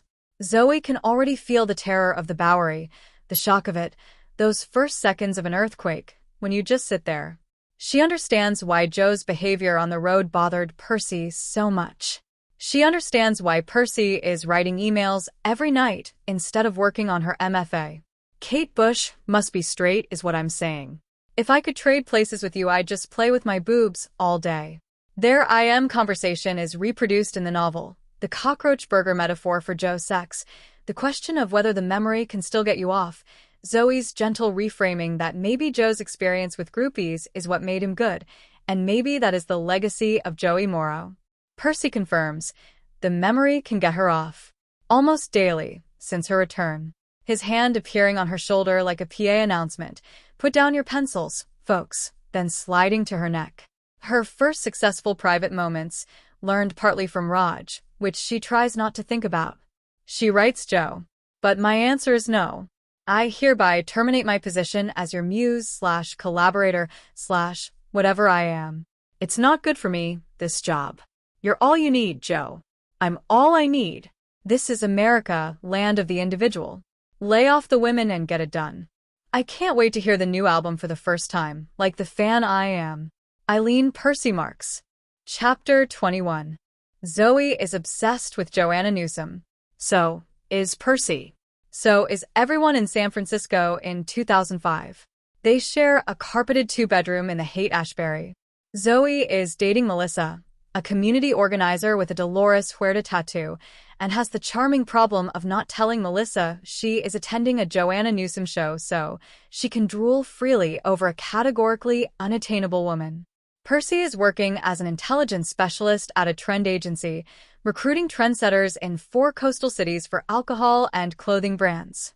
It is, she acknowledges, fun in a way she cannot fully justify.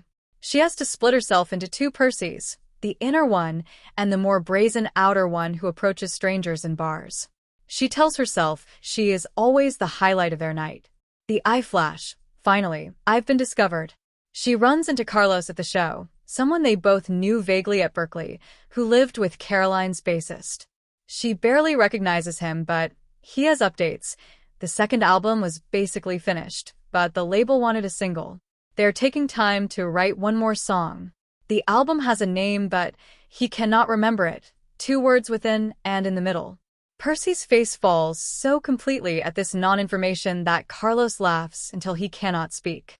She spends the rest of the show half present, thinking of lofty abstractions, love and mercy, ebony and ivory.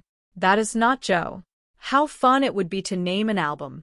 The Newsom show produces the chapter's central emotional encounter. Percy's jealousy at Joanna's genius, her tiny waist, her encouraging mother, her harp lit gorgeously on stage. Percy tries to label and talk to her jealousy as instructed by a mindfulness podcast she overheard from Zoe's bedroom. It mostly does not work. But this side of the blue reaches her, the existentialism of it, the release of expectation, the permission to just be on this side of whatever separates you from everything you imagine greatness to be. She walks home alone up Haight Street, composing her blog post in her head. At her desk, a dimmer on the floor lamp, a green banker's lamp, a view of the street. She writes her ode to the song and to Newsom. She cannot quite squash her ambition, she writes, but maybe there is a way to braid it with self-acceptance. She presses publish and rereads the post. A light dissatisfaction, as always. Just black marks on a screen, floating in an unwelcoming void. She keeps waiting for her words to land somewhere real, to mean something more. Chapter 22. Percy is in Miami for work, her quarterly recruiting tour for the Trend agency. She has a reliable ritual. Deep breath in the hotel room, check the vibes and cleaning products, eat a minibar candy at the window, work at the poolside restaurant with her MySpace research, then head out with her backpack of screening questionnaires and a Polaroid. Miami is her hardest city. The trendsetter density is painfully low, the cool people all know each other, and worse, they're starting to know her. She finds Jesse Jams immediately, her first Miami recruit, eternally in a skinny suit, already coked up by 10 p.m. She takes him to a quiet corner and explains her diversification problem honestly. If the whole panel gets ironically obsessed with Michael Bolton, she might accidentally report it as a trend. He helpfully suggests selling cheap champagne as fancy. She pries two good ideas out of him: edgy lesbians and techno-ravers. The lesbian bar is thirdsome things with no interest in becoming trendsetters. The rave gives her two decent panelists and a headache. She ends at Pop Life, a Britpop and electroclash night, where Laid by James is playing, mullets splaying in the spotlights. She finds a film student named Hannah wearing a sack dress and Amy Winehouse, worthy dirty flats, who says she hates Sinistos but loves dancing to Britpop because it's dance music with songs, great songs, with melodies and words and images. She and Percy watch the dance floor together. Hannah makes quick work of two fundamental truths about hipsters. They were all miserable kids, too sensitive or too willful for the social systems of their youth, and nobody wants to admit they are one of them. We found our place, and then we immediately went and turned it into another version of high school. Only we get to be the kings this time. Then the DJ plays Misshapes, and Hannah grabs Percy's wrist with wide eyes. They go out to the dance floor. The pre-chorus arrives like a trampoline, everyone bouncing in unison. A girl grabs Percy by both shoulders and sings in her face about sweet revenge. Percy sings it back. They are co-conspirators. Jesse Jams folds her into a circle with arms around shoulders. She pulls Hannah in. A boy in black mesh t-shirt locks eyes with her, walks over, caresses her cheek, says you're gorgeous, then snaps his head away like a ballerina and marches back. Percy decides she loves these people. She is glad they have put themselves on top of their new world order. In the hotel room after midnight, she plays the song 3 more times, dancing in front of the blackened window, not caring about her silhouette on display for all of Miami Beach. Then she sits down and writes. She writes about how Britpop is everything that year, how only the English could capture the ironic humor and attachment necessary for a young person to survive the aughts in America. She describes the dance floor, the screaming, feeling like a lost animal who'd found its family. She goes into the whole album. The Bush years were ending. You could feel it on the dance floor. It is a little much. At 4 a.m., after 2 Heinekens, she emails the link to Jesse Jams. By morning, he has reposted it everywhere. By the time she lands back in San Francisco, the post has 468 comments. She reads them all night, giggling at her reflection in the window. She loves them. My audience. The next day, Nomi predicts a book deal. Her brother's girlfriend's hipster cousin has mass emailed it to a whole Indiana family, and late in the day, Luke Skinner, with the subject line question. He has quit Caroline, has his own band, saw the pulp piece, wants to know if she'll listen to his songs and give feedback. He has heard she can really help. Percy laughs out loud. She ignores the email. She is bolstered enough by success to laugh off a musician and really mean it. Chapter 23. It is late spring 2006. Melissa is out of town, giving Percy a rare Saturday night with Zoe alone. She has overplanned. Deep dish pizza ordered, complicated martini ingredients assembled, proper glasses purchased. They are nearing the end of the best of Wilson Pickett on the kitchen iPod dock when Percy casually mentions Soul Night at the elbow room. Zoe is immediately skeptical. Soul Night, you can dance to black music, kids, but just for tonight. Percy presses. She needs blog fodder. The Miss Shapes breakthrough post was months ago, and her readership is stagnating. She has tried leaning further into her job, but realizes she is not a conventional music journalist. Her space in the blogosphere is as a personal music blogger, using songs to write about real life. The problem is the personal part is hard to maintain. Her audience wants dance floor stories, not introspective musing on lyrics. She needs to actually go out. Fine, Zoe says and finishes her martini. Percy changes into a spring green vintage polyester dress. They take a cab. At the elbow room, through a creaking wooden staircase, the room opens up, long and flat and teeming, something magical about it on Soul Night, like an old secret dance hall. Zoe lays her palm on the red wall. The bass is tangible. They work toward the bar. The crowd is insane. Two men behind them edge closer, as though they can physically advance the line. One of their chins keeps hitting the top of Percy's head. She presses her hand to her chest, a swelling panic. Zoe reads her face and turns. Back the fuck up. They obey. Carlos appears on the dance floor, waving. He introduces his date, who hugs them both for too long. Percy asks Carlos if he has any updates on Caroline. He mishears. Caroline Harmon? She's in jail, dude. Zoe and Carlos shout at each other about a high school cheerleader whose life has taken a dramatic turn. Carlos's girlfriend and Percy are left dancing, or not quite dancing, Percy bobbing her upper half and thinking about the music. The girlfriend is grooving hard on something. Are you on something? 20 a pop if you want some. Percy instinctively shakes her head, then looks at Zoe. Sidebar. Cheek to cheek. I've never done it. It's fun. You feel terrible afterward, though. Is it because you're looking for something to write about? Yes. Is it because you're trying to support my writing so I'll quit my job? Yes. They pull back, smiling. They hand over their 20s. Percy swallows quickly before she can think. Then Carlos grabs her arm. He misheard. Caroline the band. It is coming out very soon. They have booked a late-night talk show. Oh my God. A vision drops into Percy's brain like a premonition. Joe on a slick navy stage, skinny tie, professionally tousled curls, a sexy half-smile as he opens his mouth to the microphone. Which show?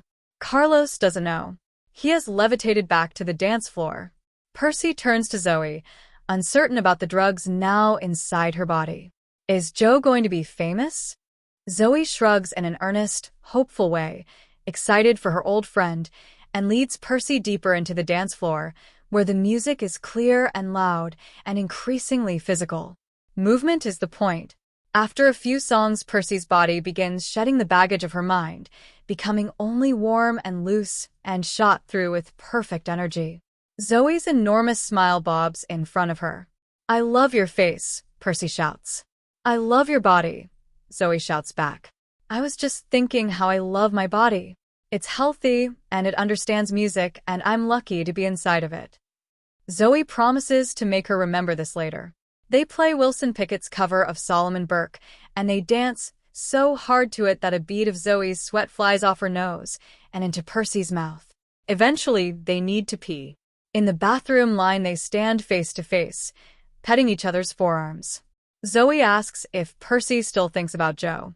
Do you still when you're solo, or when you're actually doing it? Percy considers. Both. Is that terrible? But I make the fantasy very abstract. It still works if I chop Joe's head off his body. Later, home, the curtain dropping. Percy dives for her laptop while the ecstasy is still in her blood. She wastes 15 minutes Googling Caroline's album. A MySpace teaser says summer release. No reviews yet. Professional photos she has never seen of the band. Joe with his fists balled in his jeans pockets, leaning against an industrial building. She starts writing. Manages 2 paragraphs before the chill of the come-down takes over. She blames it on Joe, haunting her from across the country. Posts it with an MP3 and falls into a hard, headachy sleep. Her post the next morning. Everybody needs somebody to take dancing. Everybody needs somebody to help you feel the beauty of what music can do while protecting you from its danger. Everybody needs somebody to take ecstasy with you, then allow you to pet their beautiful face in line for the bathroom while Wilson Pickett wails the simplest, truest truth. Because where do you put the love you make if you're all alone? You don't give it to yourself, in my experience. You take it out with the trash every day until it slowly stops regenerating inside you. And friends, let me tell you, that is no damn way to live. Chapter 24. The chapter opens with Percy's full review of Strong and Wrong by Caroline, published July 1st, 2006 on a music site. It is reproduced verbatim, and it is the novel's most fully realized piece of music criticism, the distillation of everything Percy has learned about writing about songs over 7 years of ring finger columns, blog posts, and MFA workshop submissions. The rave for Britpop Night is specific and earned. She praises its structural impossibility, retro-themed yet arrestingly present, 6 minutes that zip past, candy floss hooks that are also emotionally resonant. The chorus, New Order on the Rocks, 2 shots of Susie / and I am an animal who's found his family, a sweet expression of belonging fueled by music and booze. Never have we needed this more. You heard it here first, nerds. Britpop Night will be indie's song of the summer. The rest of the album receives honest treatment. Bay Window, a piano ballad about one man's intensely personal experience of September 11th, presumably, hit me right in the gut. The weaker tracks get named. Soap Scum tries to fill broad metaphors with metal guitars. You features a lyric so terrible as to be subtracted from the album as a whole.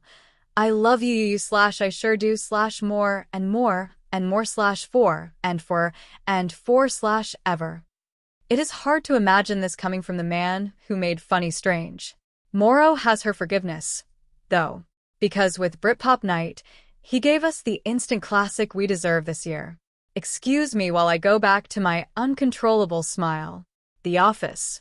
No, Percy says, her body rising from her chair. A designer at the next desk looks up, confused. Percy goes to the office bathroom, locks the door, sits on the toilet. I am an animal who's found his family, from her Miss Japes post. Bay Window is not one man's experience, it was their experience. You didn't sound like the man who made Funny Strange because Funny Strange had been her mouth too. None of it suddenly seems okay. At the same time, she is drunk with exhilaration. She untangles her thoughts methodically. He was clearly reading her blog, which is thrilling, but is the line in his song his way of reaching out? Or is her blog just a convenient public access portal into the brain he sometimes borrows? And you. Over her dead body would that monstrosity have made the album, if she had been involved. He really does need her. She thinks meanly. Then comes a rush of pure excitement for Joe. Oh, Joe. This is a gushing rave. The single hasn't even dropped yet, and it is already huge. She feels like she might choke on her joy. She saw him as that little boy waiting on the suburban curb. She returns to her desk and googles fiercely. A Bay Area magazine profile, East Bay Boy Eyes Indie Fame, describes how he held his fork and includes the line about writer's block. There was a girl. He had found his way out by flipping the fuck it switch, giving himself permission to mess up. Strong and Wrong as a title. A musician term for coming in too loud with the wrong notes. It's my fuck-up album. At 3 p.m., the single drops. She jams in headphones and listens. It is pure and brilliant and totally new, updated synth-pop with a snaking bass line, a vocal line so melodic she cannot identify a single main hook. The video is blessedly low budget. Joe's swagger behind the mic, exaggerated for the camera. She yanks out her earbuds and puts her head back in her hands. Would she have killed Britpop Night inadvertently? The pre-chorus sounds like it was spliced in from another song. She would have fought him on that, and she would have been wrong. Had she been keeping him in a middle lane, avoiding catastrophes but short of his full potential? She unloads to Zoe over I Am. Zoe convinces her to wait until the album comes out before confronting him. Maybe he credited her line in the booklet. She should buy at least 3 copies. 1 for listening, 1 for posterity, 1 to FedEx to her mom. The days drag. The emotion shifts cycling through rage, embarrassment, magnanimity, and back to rage. The rage, Who was I to be puffed up? It was an average line at best. The magnanimity. How lucky I was to be part of this masterpiece. And then the rage returns. Amoeba. Album release day. She leaves work at lunch and busses to the SF Amoeba. Finds it on the new releases rack, black and neon graphic cover, 2 stickers. She buys 4 copies, tears off the cellophane outside. Just the lyrics, the studio credits. All songs written by Joe Morrow, with special thanks to Percy Marks. Her hands shake. A loitering punk asks if she is okay. She starts walking, first toward home, then veering off hate toward the panhandle, still holding the open jewel case. With her other hand, she finds his name in her phone. He picks up after 1 ring. The phone call. The confrontation in the panhandle is precise, escalating, and ultimately inconclusive. He admits he'd bitten her line without realizing it until the track was laid. By then it was the hook, and the band all decided you'd understand. Percy asks about Bay Window. She co-wrote it. She wrote the bridge entirely herself. He says the bridge melody was his. She says no, it wasn't. He says he made it good. She says, classy, and totally beside the point. He invokes their arrangement. You said you didn't want credit. You weren't a songwriter. You just liked helping.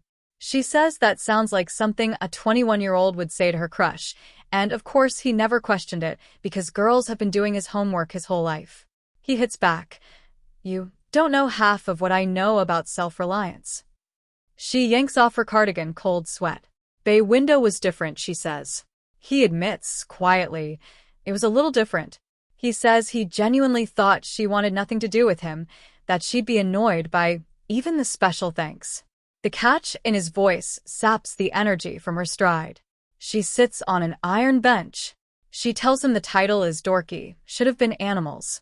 He says she blogged about just the way you were last week. She delivers her real critique. It's about how it feels to be used. He says he did all the work, up until 4 a.m., every night making funny strange, playing every part, teaching 3 randoms how to play those parts, living in a van for a year. She sits on a Victorian stoop and formulates, I know you deserve the glory, Joe, but it still makes me mad.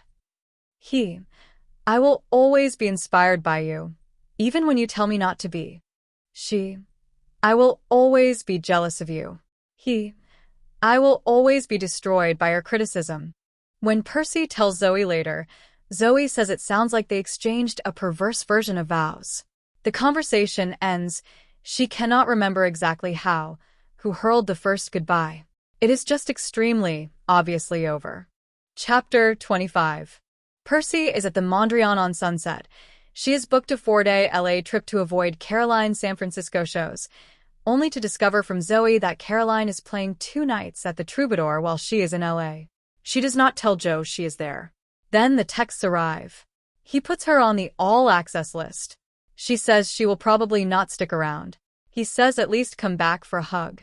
And then, my girlfriend will be there, if that's what you're worried about. Her band is the opener. Just saying, there's no danger of us accidentally sleeping together like the last time we saw each other, huh? Percy drops the phone. The nausea is immediate. She Googles the opener, the curlers, and recognizes the bassist. She has seen her before in a party blog photo with Joe. Not touching, not registering. Now she can see it. The intimate lean in their shoulders, the matching sheen of sweat like they had just been dancing or performing. The bassist, Brooklyn-born, art school in London, equal co-writing credits on the Curlers songs, tight melodic bass work on their debut. Percy jams the back button on her browser and wants no more information about this woman ever. Then Joe sends one more text. Bay Window is bringing the house down. Have you seen the updates online? Lawyers made it happen fast. They're sending you papers. She pulls up iTunes. Bay Window, J. Morrow/P. Marks. Morrow/Marks. She is smiling broadly and still nauseated simultaneously. She takes a screenshot on iTunes, on Wikipedia, everywhere she can find it online. The band's MySpace wall, the reprint notice, the acknowledgement of the error, the direction to her blog. Thank you, Percy. She texts back. Special your welcomes, Joe. She sends the screenshot to her mother. She orders pasta and sits at the desk watching emotions cross her face in the brass-rimmed mirror, then vanish the moment she spots them. She cannot eat much. She briefly falls into a rabbit hole about the bassist. Abstract canvases, equal writing credits, unremarkable but technically accomplished songs, before jamming the back button again. Then she checks Facebook. She finds Raj. He has moved back to LA. He is married, his bride beautiful in a strapless gown on a beach. I've never had a dream this good. Percy slams the laptop shut. Who gets married? She growls at the mirror. The troubadour. At 9:30 she recruits one subpar trendsetter at a terrible Steve Aoki event. Then, when the Caroline set is certainly underway, she drives to the troubadour. Parallel parks after 12 attempts. Finds her name on the list. Gets a stamp. She enters to funny strange sounding better than she has ever heard it. Joe's guitar line in the mix correctly, his voice doing what it always does to her. She orders a shot and a dark beer, and works through the crowd. A power pop yawn from the new album is playing when she emerges into a clearing. Joe is scruffy, curls too long, half-inch of beard softening the angles of his face. A girl behind Percy is singing along loudly, starry-eyed. After the song, her friend says they shouldn't have played Britpop nights so early. It sets a high bar. Percy is relieved she missed it. She watches from a distance, feeling overwhelmed when she looks at him and finding peace when she looks away.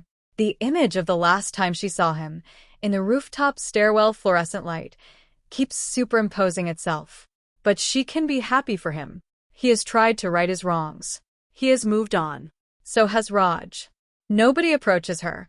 Her years of stealth mode at clubs have given her an invisibility superpower. Is Percy here? The stage darkens. The band walks off.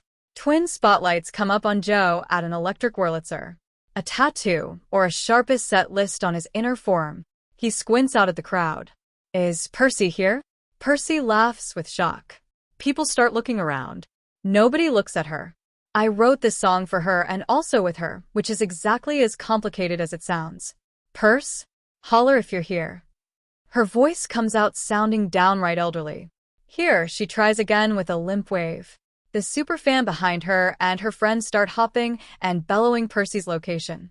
Joe nods in their direction without being able to see her in the lights. He looks down at the keys and starts to play. People applaud the opening lines in recognition. Percy watches. A girl to her left brings her hand to her collarbone at I know that I want children / it makes me feel like a monster. The chorus rises.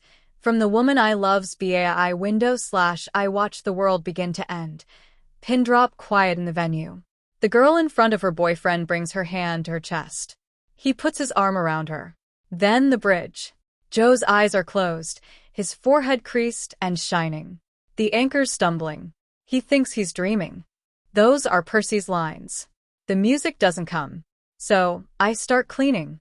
Then the melodic shift. The phone rings, but it's always for her / everything I do is for her. At least 3 women nearby snap their heads toward Percy and back again. She feels warmth traveling up from her fingertips.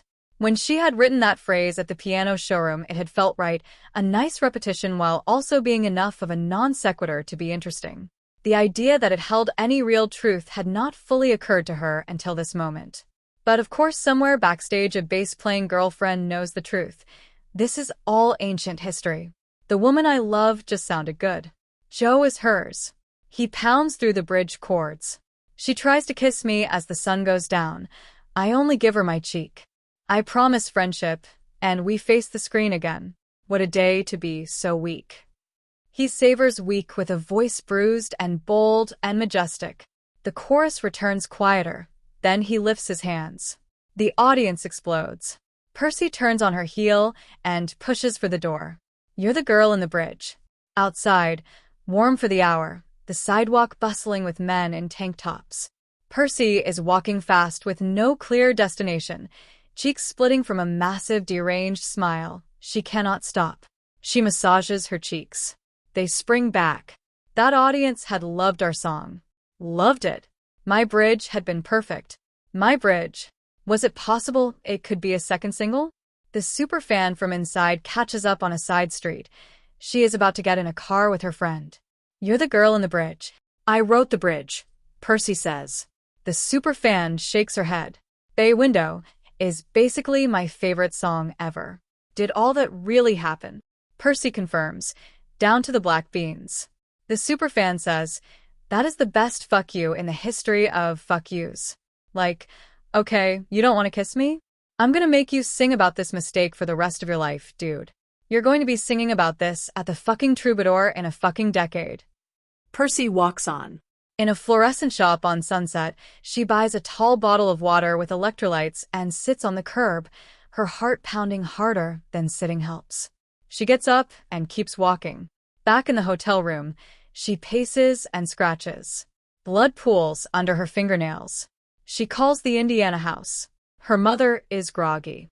"Are you okay?" Percy says she thinks she might be having a panic attack.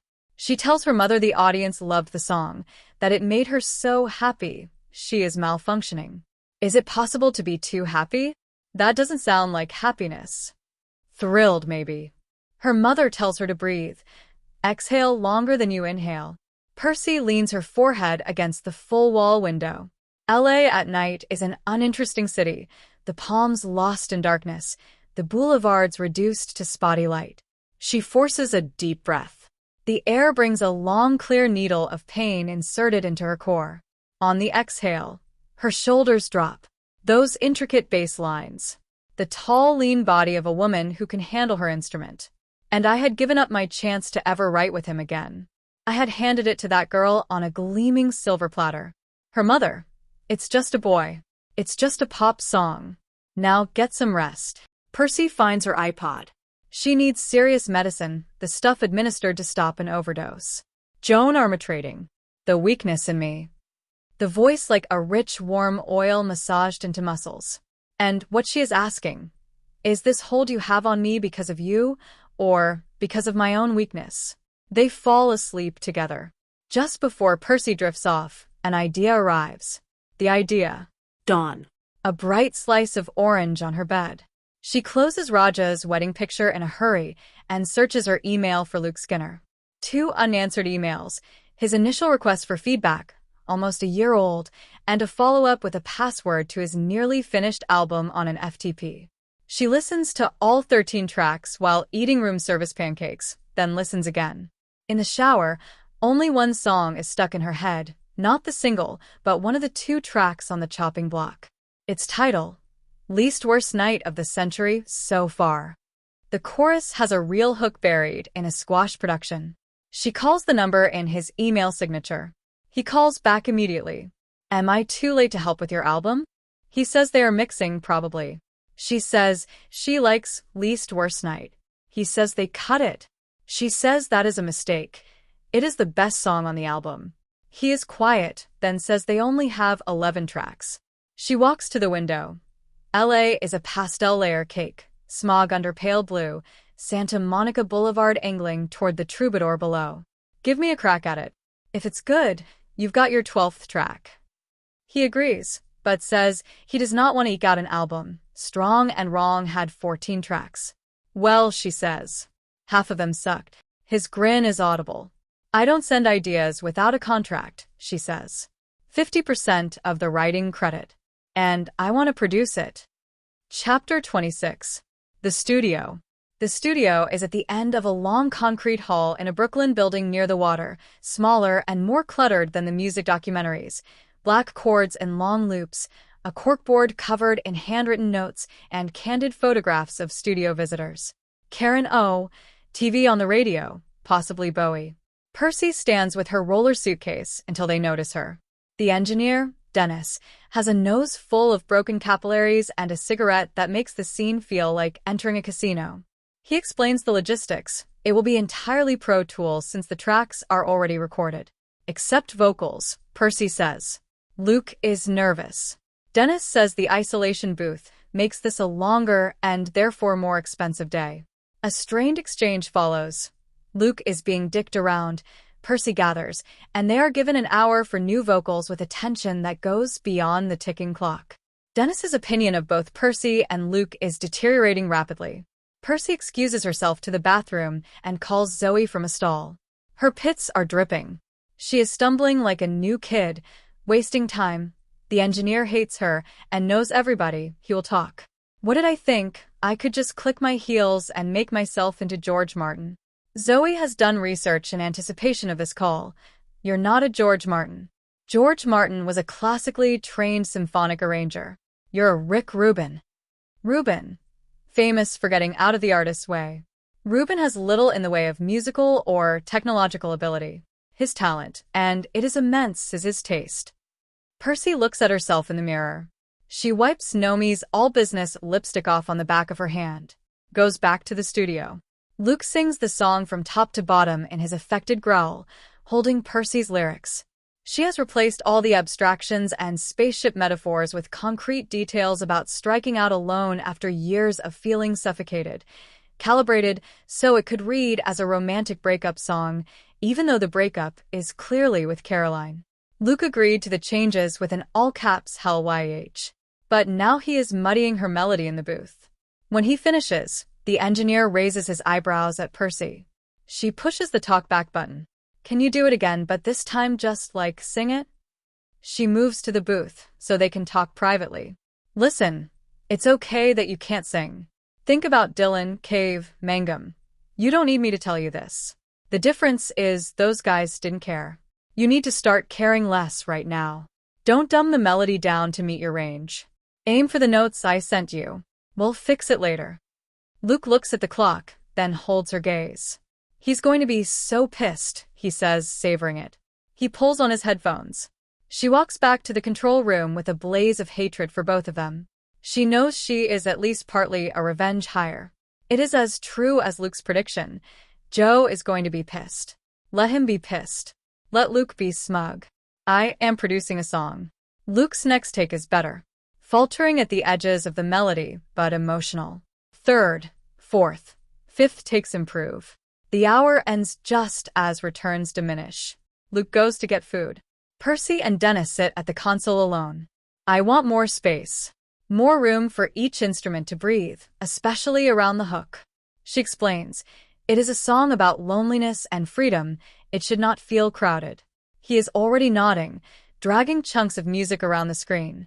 Each playback is better. When Percy tells Dennis to chop the back half of a synth riff that goes on too long, his energy shifts. He is leaning in, listening, responding. A cigarette burns down to ash unattended. When one playback sounds particularly decent, he murmurs, we should call this least worst song on the album. That is when Percy starts having fun. That is when she decides it was worth it to have jumped into two dudes pissing match, not because it is a great accomplishment to take this song from terrible to almost good, but because this professional is now on her side. The aftermath. Flying home, she considers the least worst ways for Joe to find out. She forwards him the rough cut with what she intends as a brief and classy introduction. Weird, I know, but he asked, and I saw my chance to produce, etc. His response, silence. It is worse than Raja's scathing email because it is 1,000 cuts. Every inbox refresh a new laceration. She resents how much she cares. After 2 weeks, she makes Zoe call him. Zoe returns with a tight expression. Joe's response. First it was about Luke Skinner. He really hates that dude. Then deeper.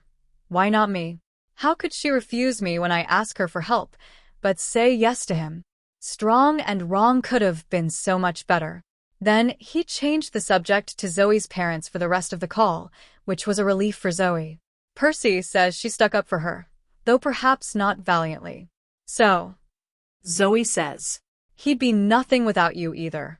Let's focus on the good news here, which is that you can release yourself from Joe Morrow's grip now, as he has from yours. Our long national nightmare is over. She squeezes Percy's shoulder and wanders off to order food. Percy puts her hand to the spot Zoe squeezed and lets the sense of liberation, buried but present, slowly rise like dough. Chapter 27. Percy is in New York for a client focus group at CMJ, a fake research exercise, as her boss diagnoses immediately. The client wants to bring trendsetters together for what they are calling a deep conversation about musical taste, but what is actually a product seeding exercise for a new ultra-premium rum. Her boss charges double. The focus group is in a private room at a Peruvian restaurant. Candles on the tables, trendsetters arriving in ones and twos.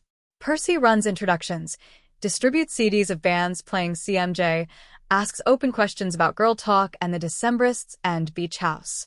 A boy who looks like a young Billy Corgan is seated to her left. He has finished his wine and is looking around for a refill, unimpressed by whiny post. 9/11 music, just wants to party. Then he says, "You know that band Caroline?" Something wild rears up in Percy. It feels violating, that word in this context, but she holds still. He tells the blonde across the table that Caroline's lead singer was at a party last night, totally wasted, and sang a Fleetwood Mac deep cut. It was amazing. Which Fleetwood Mac song? Percy asks, pen poised. I dunno. Lots of drums. A faithful cover? Or did he add his own spin? The clients whisper. Young Billy looks at her like she is insane.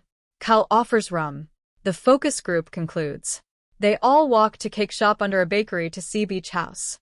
Beach House puts the audience under a hushed introspective spell. The client's French exit almost immediately. Percy's work persona slips from her body, like a coat. She cannot stop thinking about Fleetwood Mac. Every tall, curly-haired dude looks like Joe until he doesn't. Had he been wasted? Joe could drink, but always stopped before his gait started to stagger, like his father's. Was he depressed about Caroline's low CMJ profile, their decidedly unbuzzy afternoon set? Britpop night had faded from dance floors with the end of summer. Album sales were slumping. Was he okay?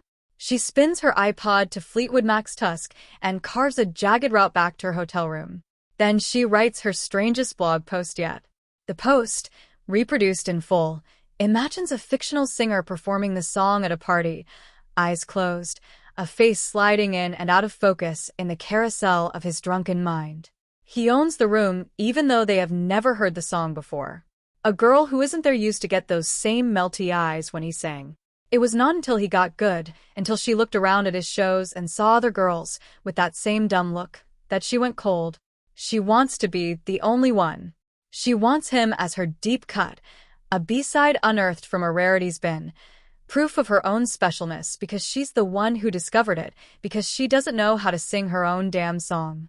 The next morning the post has earned a handful of likes and some confused comments. Her beloved Alma from Germany has written, I do not know these people. Percy deletes it instantly, mortified, even as she hopes, with some small piece of her pathetic heart, that Joe has seen it and that he has received it as she intended, as an apology. Chapter 28. Bay Window is released as a belated second single and begins its slow ascent. Percy reads everything. Every post, every comment. She sends Joe a link to her favorite review with an empty email, hoping the subtext is clear. You won, I don't care. This is fucking cool. He never responds. She keeps subsequent links in a bookmark folder. The commentary accumulates. Song of the Year contenders, talk show appearances, the internet passing the clip.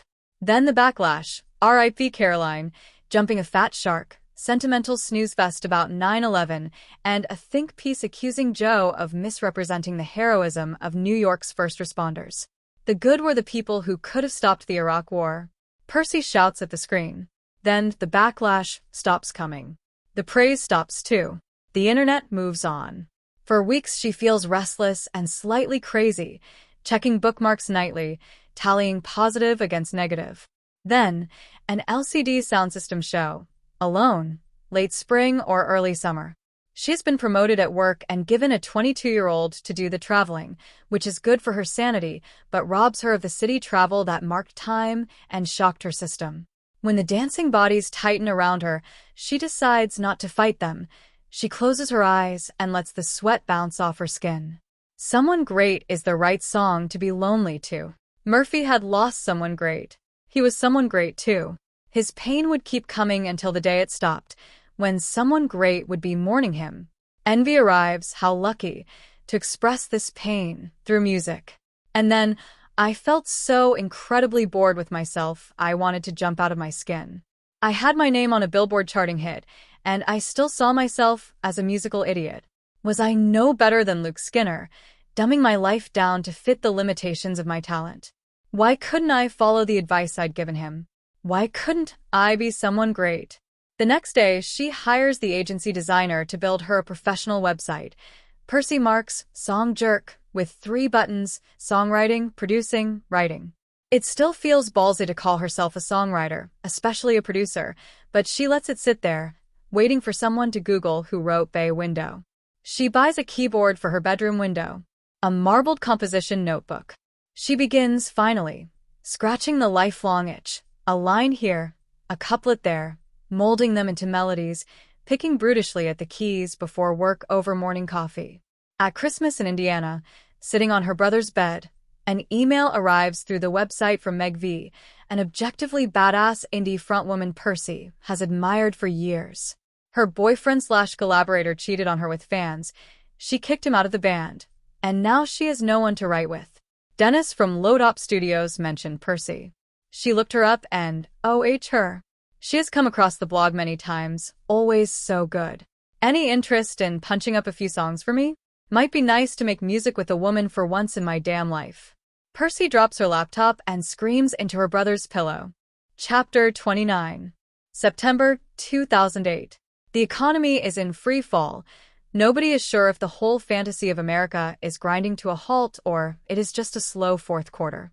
Percy is presenting to a denim company in her only outfit that checks both the hipster and the corporate hotshot boxes simultaneously, counting the minutes until she can return to jeans and her black t-shirt. She has co-written a song for Meg V's upcoming album, likely a single, but knows better than to expect it to cover rent. The least worst night royalty checks could not buy a bag of groceries. The bay window checks have not covered rent. She needs this stupid job. The presentation goes smoothly until a shiny-faced man in a blazer over a hoodie asks who decides what a trendsetter is. My mother is very proud. Percy deadpants. The room laughs. Then he looks at the slide of her trendsetters, Jessie Jams, Liv the eBay reseller, Jorge with the pink braids, and says, "Your trendsetters don't seem cool to me. They seem more granola." Percy says, "That's why you hire us though, because you don't know what cool is." Her boss inhales sharply. The room goes quiet. Casey, the assistant brand manager, long dark hair in a hand-raked side part, smudgy eyeliner from yesterday, raises her hand and says, "Coolness is having courage." Percy points at her with both forefingers. "Right? Panda bear." The shiny man goes enraged. Percy keeps going. Trendsetters tend to reject the comfy path, and that takes courage. He says, "Watch who she is calling white collar." Percy delivers the grenade. A hoodie under a blazer is the worst collar of all. His eyes go white hot. Her boss drives her home in dead silence. Percy says she thinks she finally just met the real me. Her boss says, "Were you trying to get me to fire you so you can claim unemployment? If so, congratulations. You're fired." Percy feels both panic and relief. She explains, when she was presenting the Break It Down Again slide, she realized that if society is really collapsing, she does not want to be on the side with these jerks. She wants to be on the side with the granola kids. Her boss does not understand this. She accepts the apology with a nod and admits the look on his face when Percy started talking about grizzly bear was enjoyable. Panda bear, Percy corrects, and plays the song in the SUV. Her boss announces she is finalizing a deal to sell the Trendsetter panel to the alcohol company. They want to call them influencers now, less research, more marketing. One last recruiting tour, bloggers, Facebook people, clear ROI. No intellectuals. Percy agrees, thanks her sincerely, and clambers out of the car with her legs shaking, looking up at her building's windows. Hope, hope, hope. Chapter 30. Percy's last recruiting trip is in New York, Times Square Hotel, microscopic desk, view of Planet Hollywood. Half her quota filled online the first day. Lunch with Nomi at a cheap NYU noodle place. Nomi has ascended to Vogue but knows her days are numbered, dressed for the funeral of her industry. They talk about the other creatives. Raj is writing a book about spices. Harrison ended up in tech. Nomi asks about the wedding singer. "I wish I knew," Percy says. Waiting for her train at West 4th, Percy decides she wants to see Joe. Not for him, for her. The thought sounds profoundly comforting, and now like something she can handle. It has been more than 2 years since the Troubadour. 5 since the Brooklyn rooftop. 1 since her last unanswered email. She logs into Zoe's Facebook account. He is tagged regularly at Union Pool, a Williamsburg bar where she could probably find a few trendsetters. There is even a shot of him behind the bar. She plays out the scene dozens of ways. He will be with a girlfriend, in all of them, and she will be ready. She will be cool. She just wants to say, hey, we're cool, how are you? No need to be weird anymore. The world is too fragile. The bar. Union Pool is worn and comfortable. Original mid-century pool supply shop tiles on the ceiling, turquoise and white, some of them looking like they might fall. A meager crowd for a Thursday, the economy keeping people home. Percy recruits one brash 25-year-old named Lizabeth, who thinks trends are beautiful proof of human frailty. She is reviewing her quotas, beginning to accept it will not happen, when his silhouette materializes at the bar. Soft curls, square shoulders. Adrenaline surges before she is even certain. He is talking to someone mid-nod. Their eyes meet. He freezes briefly, resumes, his gaze returning to her every few seconds and flicking away. One of the people he is talking to is Lizabeth. Percy moves through the crowd. Percy works for this company that will pay you to take surveys. Lizabeth tells the group. She's legit. She bought me a drink, so I'm assuming. You look familiar, Percy says to him. They play at strangers. She pretends not to know Caroline. He introduces himself. His handshake is firm, practiced. The markings on his inner forearm are a tattoo. One long musical staff, treble clef, no notes. She buys him a Budweiser for old time's sake. She unzips her backpack and produces a blank screener. His eyebrows go up. The screener conversation is the chapter's comic heart. Percy conducting a legitimate fake interview with Joe Morrow while both of them barely maintain the frame. Age, 28. Work besides music. Odd jobs, bar work, donating blood, dog sitting. Hobbies, songwriting, piano tuning. She tells him she was fired last week. He says maybe that is why. She says also capitalism. He says you have to tour to make money. She says are you okay? He nods with a self-assuredness that surprises her, as long as he can get on a stage with a microphone. I enjoy the way you inhabit space, she writes on his screener. Slightly awkward without being self-conscious. He laughs.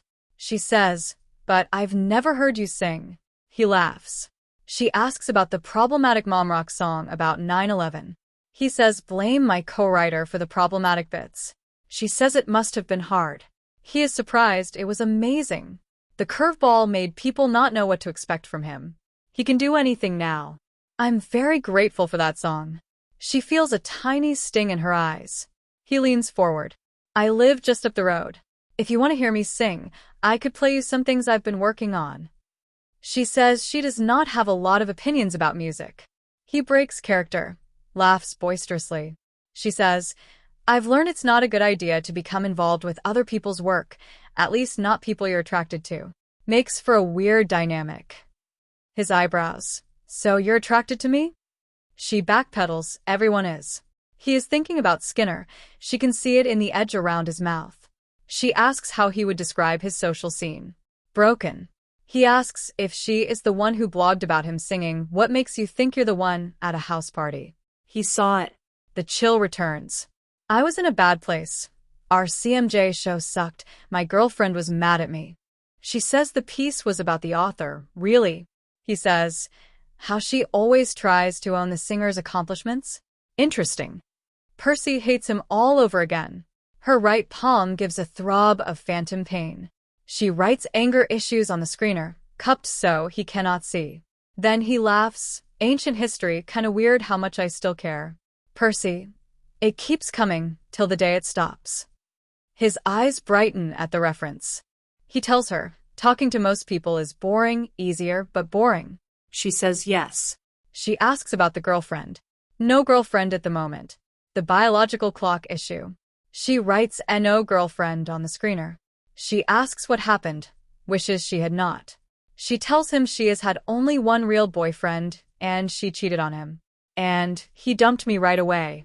He says, poor guy. She says, He's married now. I did him a favor. He leans forward suddenly, moves his knees so they part hers. Come over. I want to suffer you. Heartbeats. They argue briefly. She apologizes for Skinner. Not everything is about him. And then Heartbeats by the Knife starts playing. Angular Synths, Karen Drager's sharp voice. They have never heard it together. The Knife is the perfect name for their sound. They're the oral equivalent of a meat cleaver. They watch each other listen, his smile fading. The song dismantles them. Only earthly bodies, pressed so close they are sharing heartbeats, could ever be divine. When the last biting chord lifts, all her temper flares are tamped out. The song is one she understands only because of Joe, and now he is inches from her face, breathing slow and shallow, his knees closer, squeezing hers. He stands wordlessly and leads her to the bathroom. The room goes quiet around them, like a movie pausing for its main characters. Their pinkies hook in the bathroom line. Do you ever think about that day at the wedding? Yes. Zoe once told me that was the whole point of that day. I start with a knock on the door. I start with your hand on my shoulder. He kisses her. It is shocking and soothing simultaneously, like falling backward into a warm pool.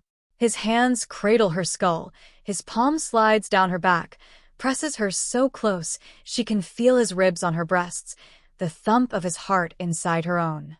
The song described it, and here it is. When he pulls back, an expression of deep satisfaction. The world right again. She is woozy, but the look makes her want to clarify. No songs, okay? Just us. He turns his cheek. She freezes. It is obvious to her why. Working on his songs would ruin everything. She tells him it is important that she does her own thing. He asks, was Skinner your own thing?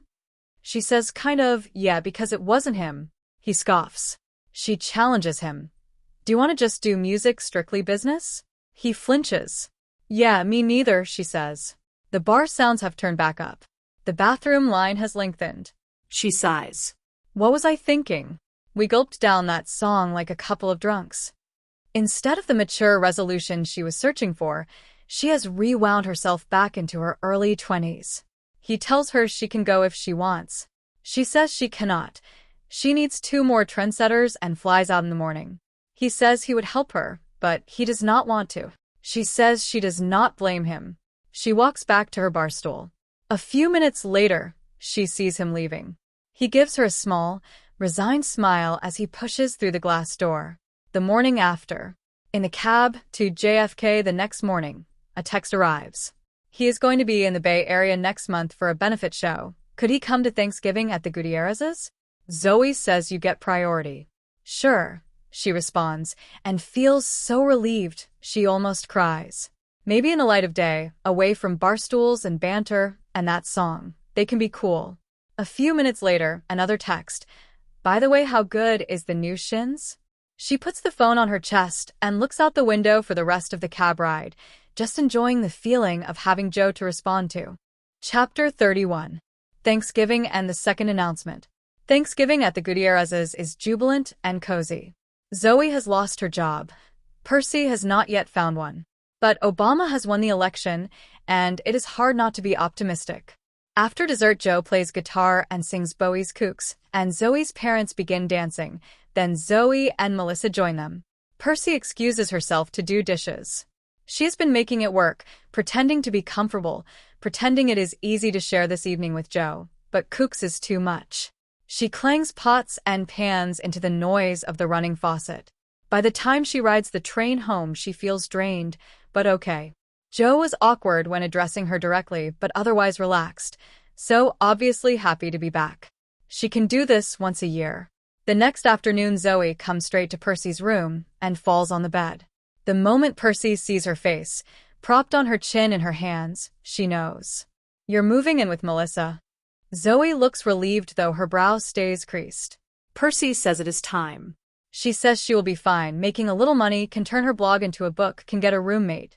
Zoe scoots off the bed and onto Percy's lap and hugs her fiercely. But there will never, ever be another me. Percy holds her as tight as she can, trying to squeeze all the love she owes Zoe into her body by force. Never. Then Zoe announces the second thing.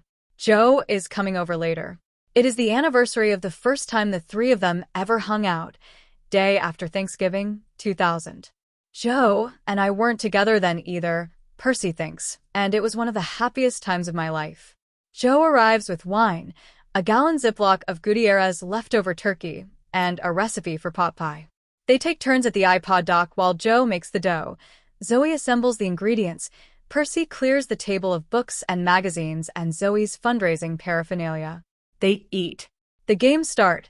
Best song about moving, best Joni songs, worst covers ever, best Christmas songs.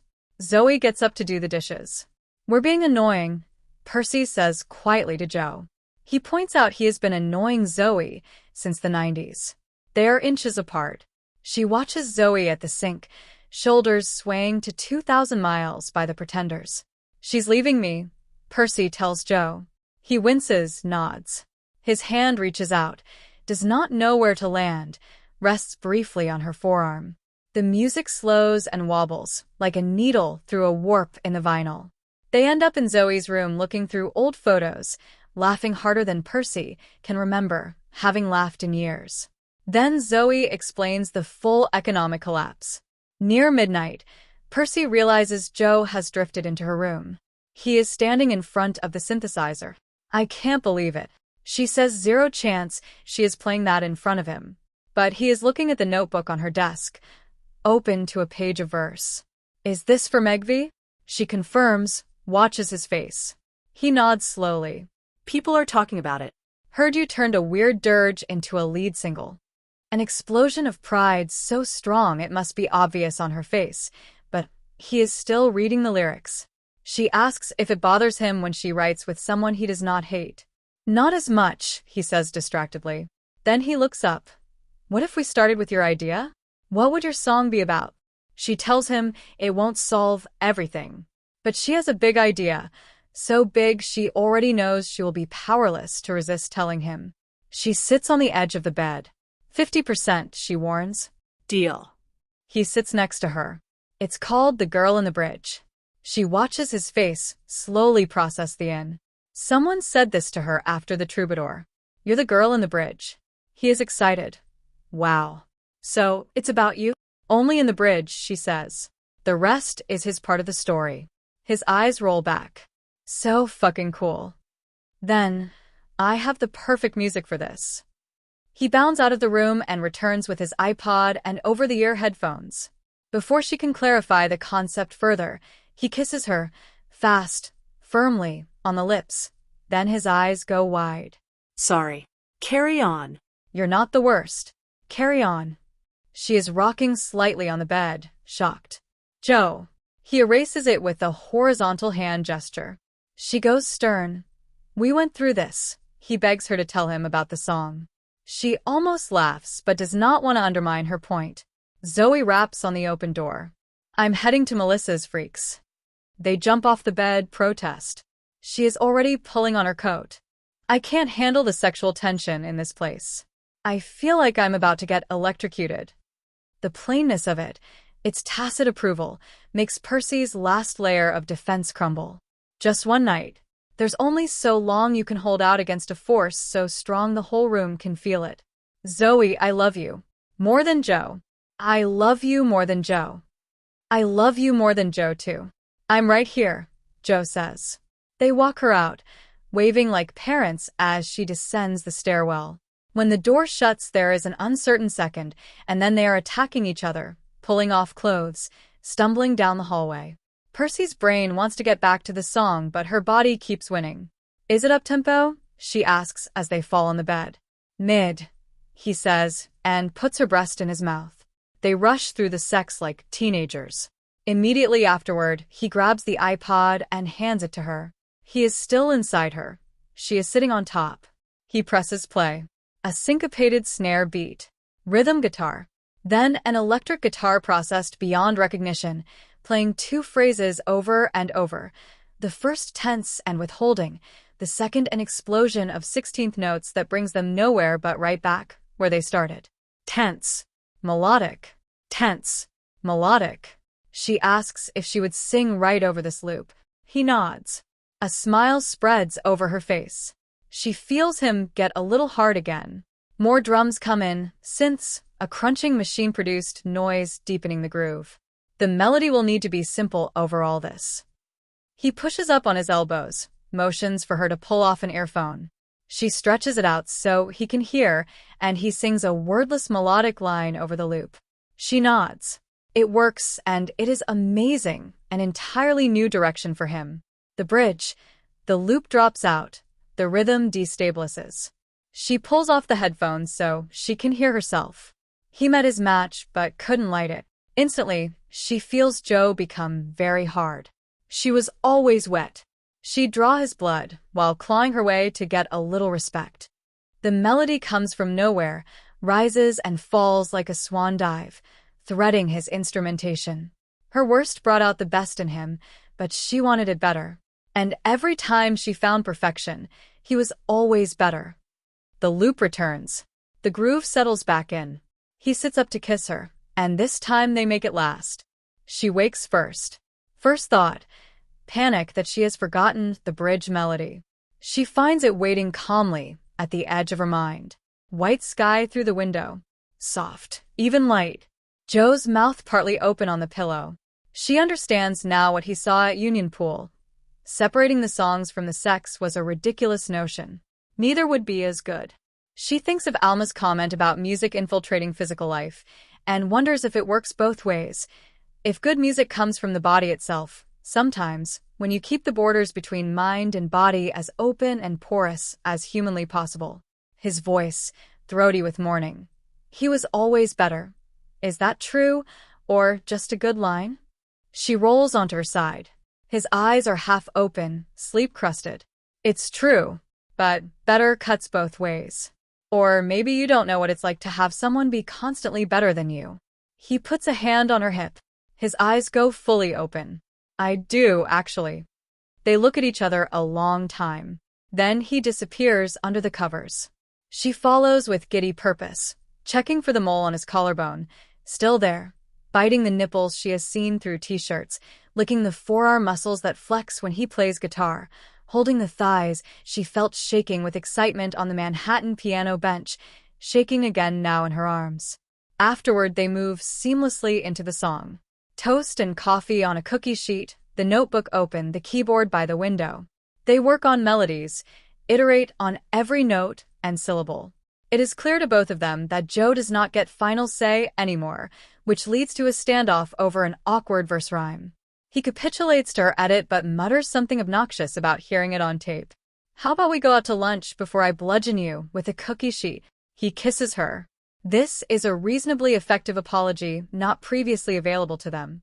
While he showers, she checks job boards. He returns with a towel around his waist and peers at her screen. Do you actually want any of those jobs? She says of course not, but the apartment is not cheap. Can you get a different one? What's keeping you here? She looks at him. Zoe, of course, but their friendship can survive any distance. It is a good question. She starts searching. A charming attic unit in a house in Maine for less than half her current rent. Photos that seem to glow with all the extra hours that rent could buy. She could write all night. She tilts the screen to show Joe. He pulls the laptop onto his own knees and starts typing. The look in his eyes reminds her of the Sarah Smile night so many years ago, that wounded, galvanized intensity. She peeks at his screen. A small house for rent in Montana. 2 bedrooms, a dining room with wainscoting, and in the back corner of the yard, a freestanding studio, already soundproofed by the owner. Come on. Caroline is a New York band. I could use some space from those guys. You heard what I'm doing these days. I need a studio.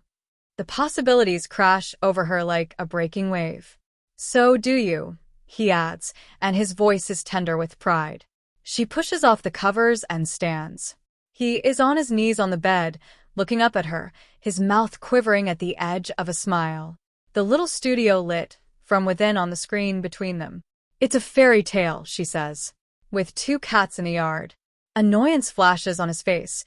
The point is too obvious to even mention. It's just a month-to-month lease, Perce. Have we ever even really tried? That old surf's up sensation rises in her chest. door after door after door, endlessly opening.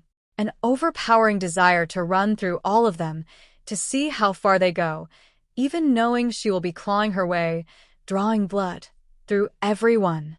You think you know everything. You think the songs will come between us again. They will, she says. And then she grins, takes his face in her hands. But they'll be so good.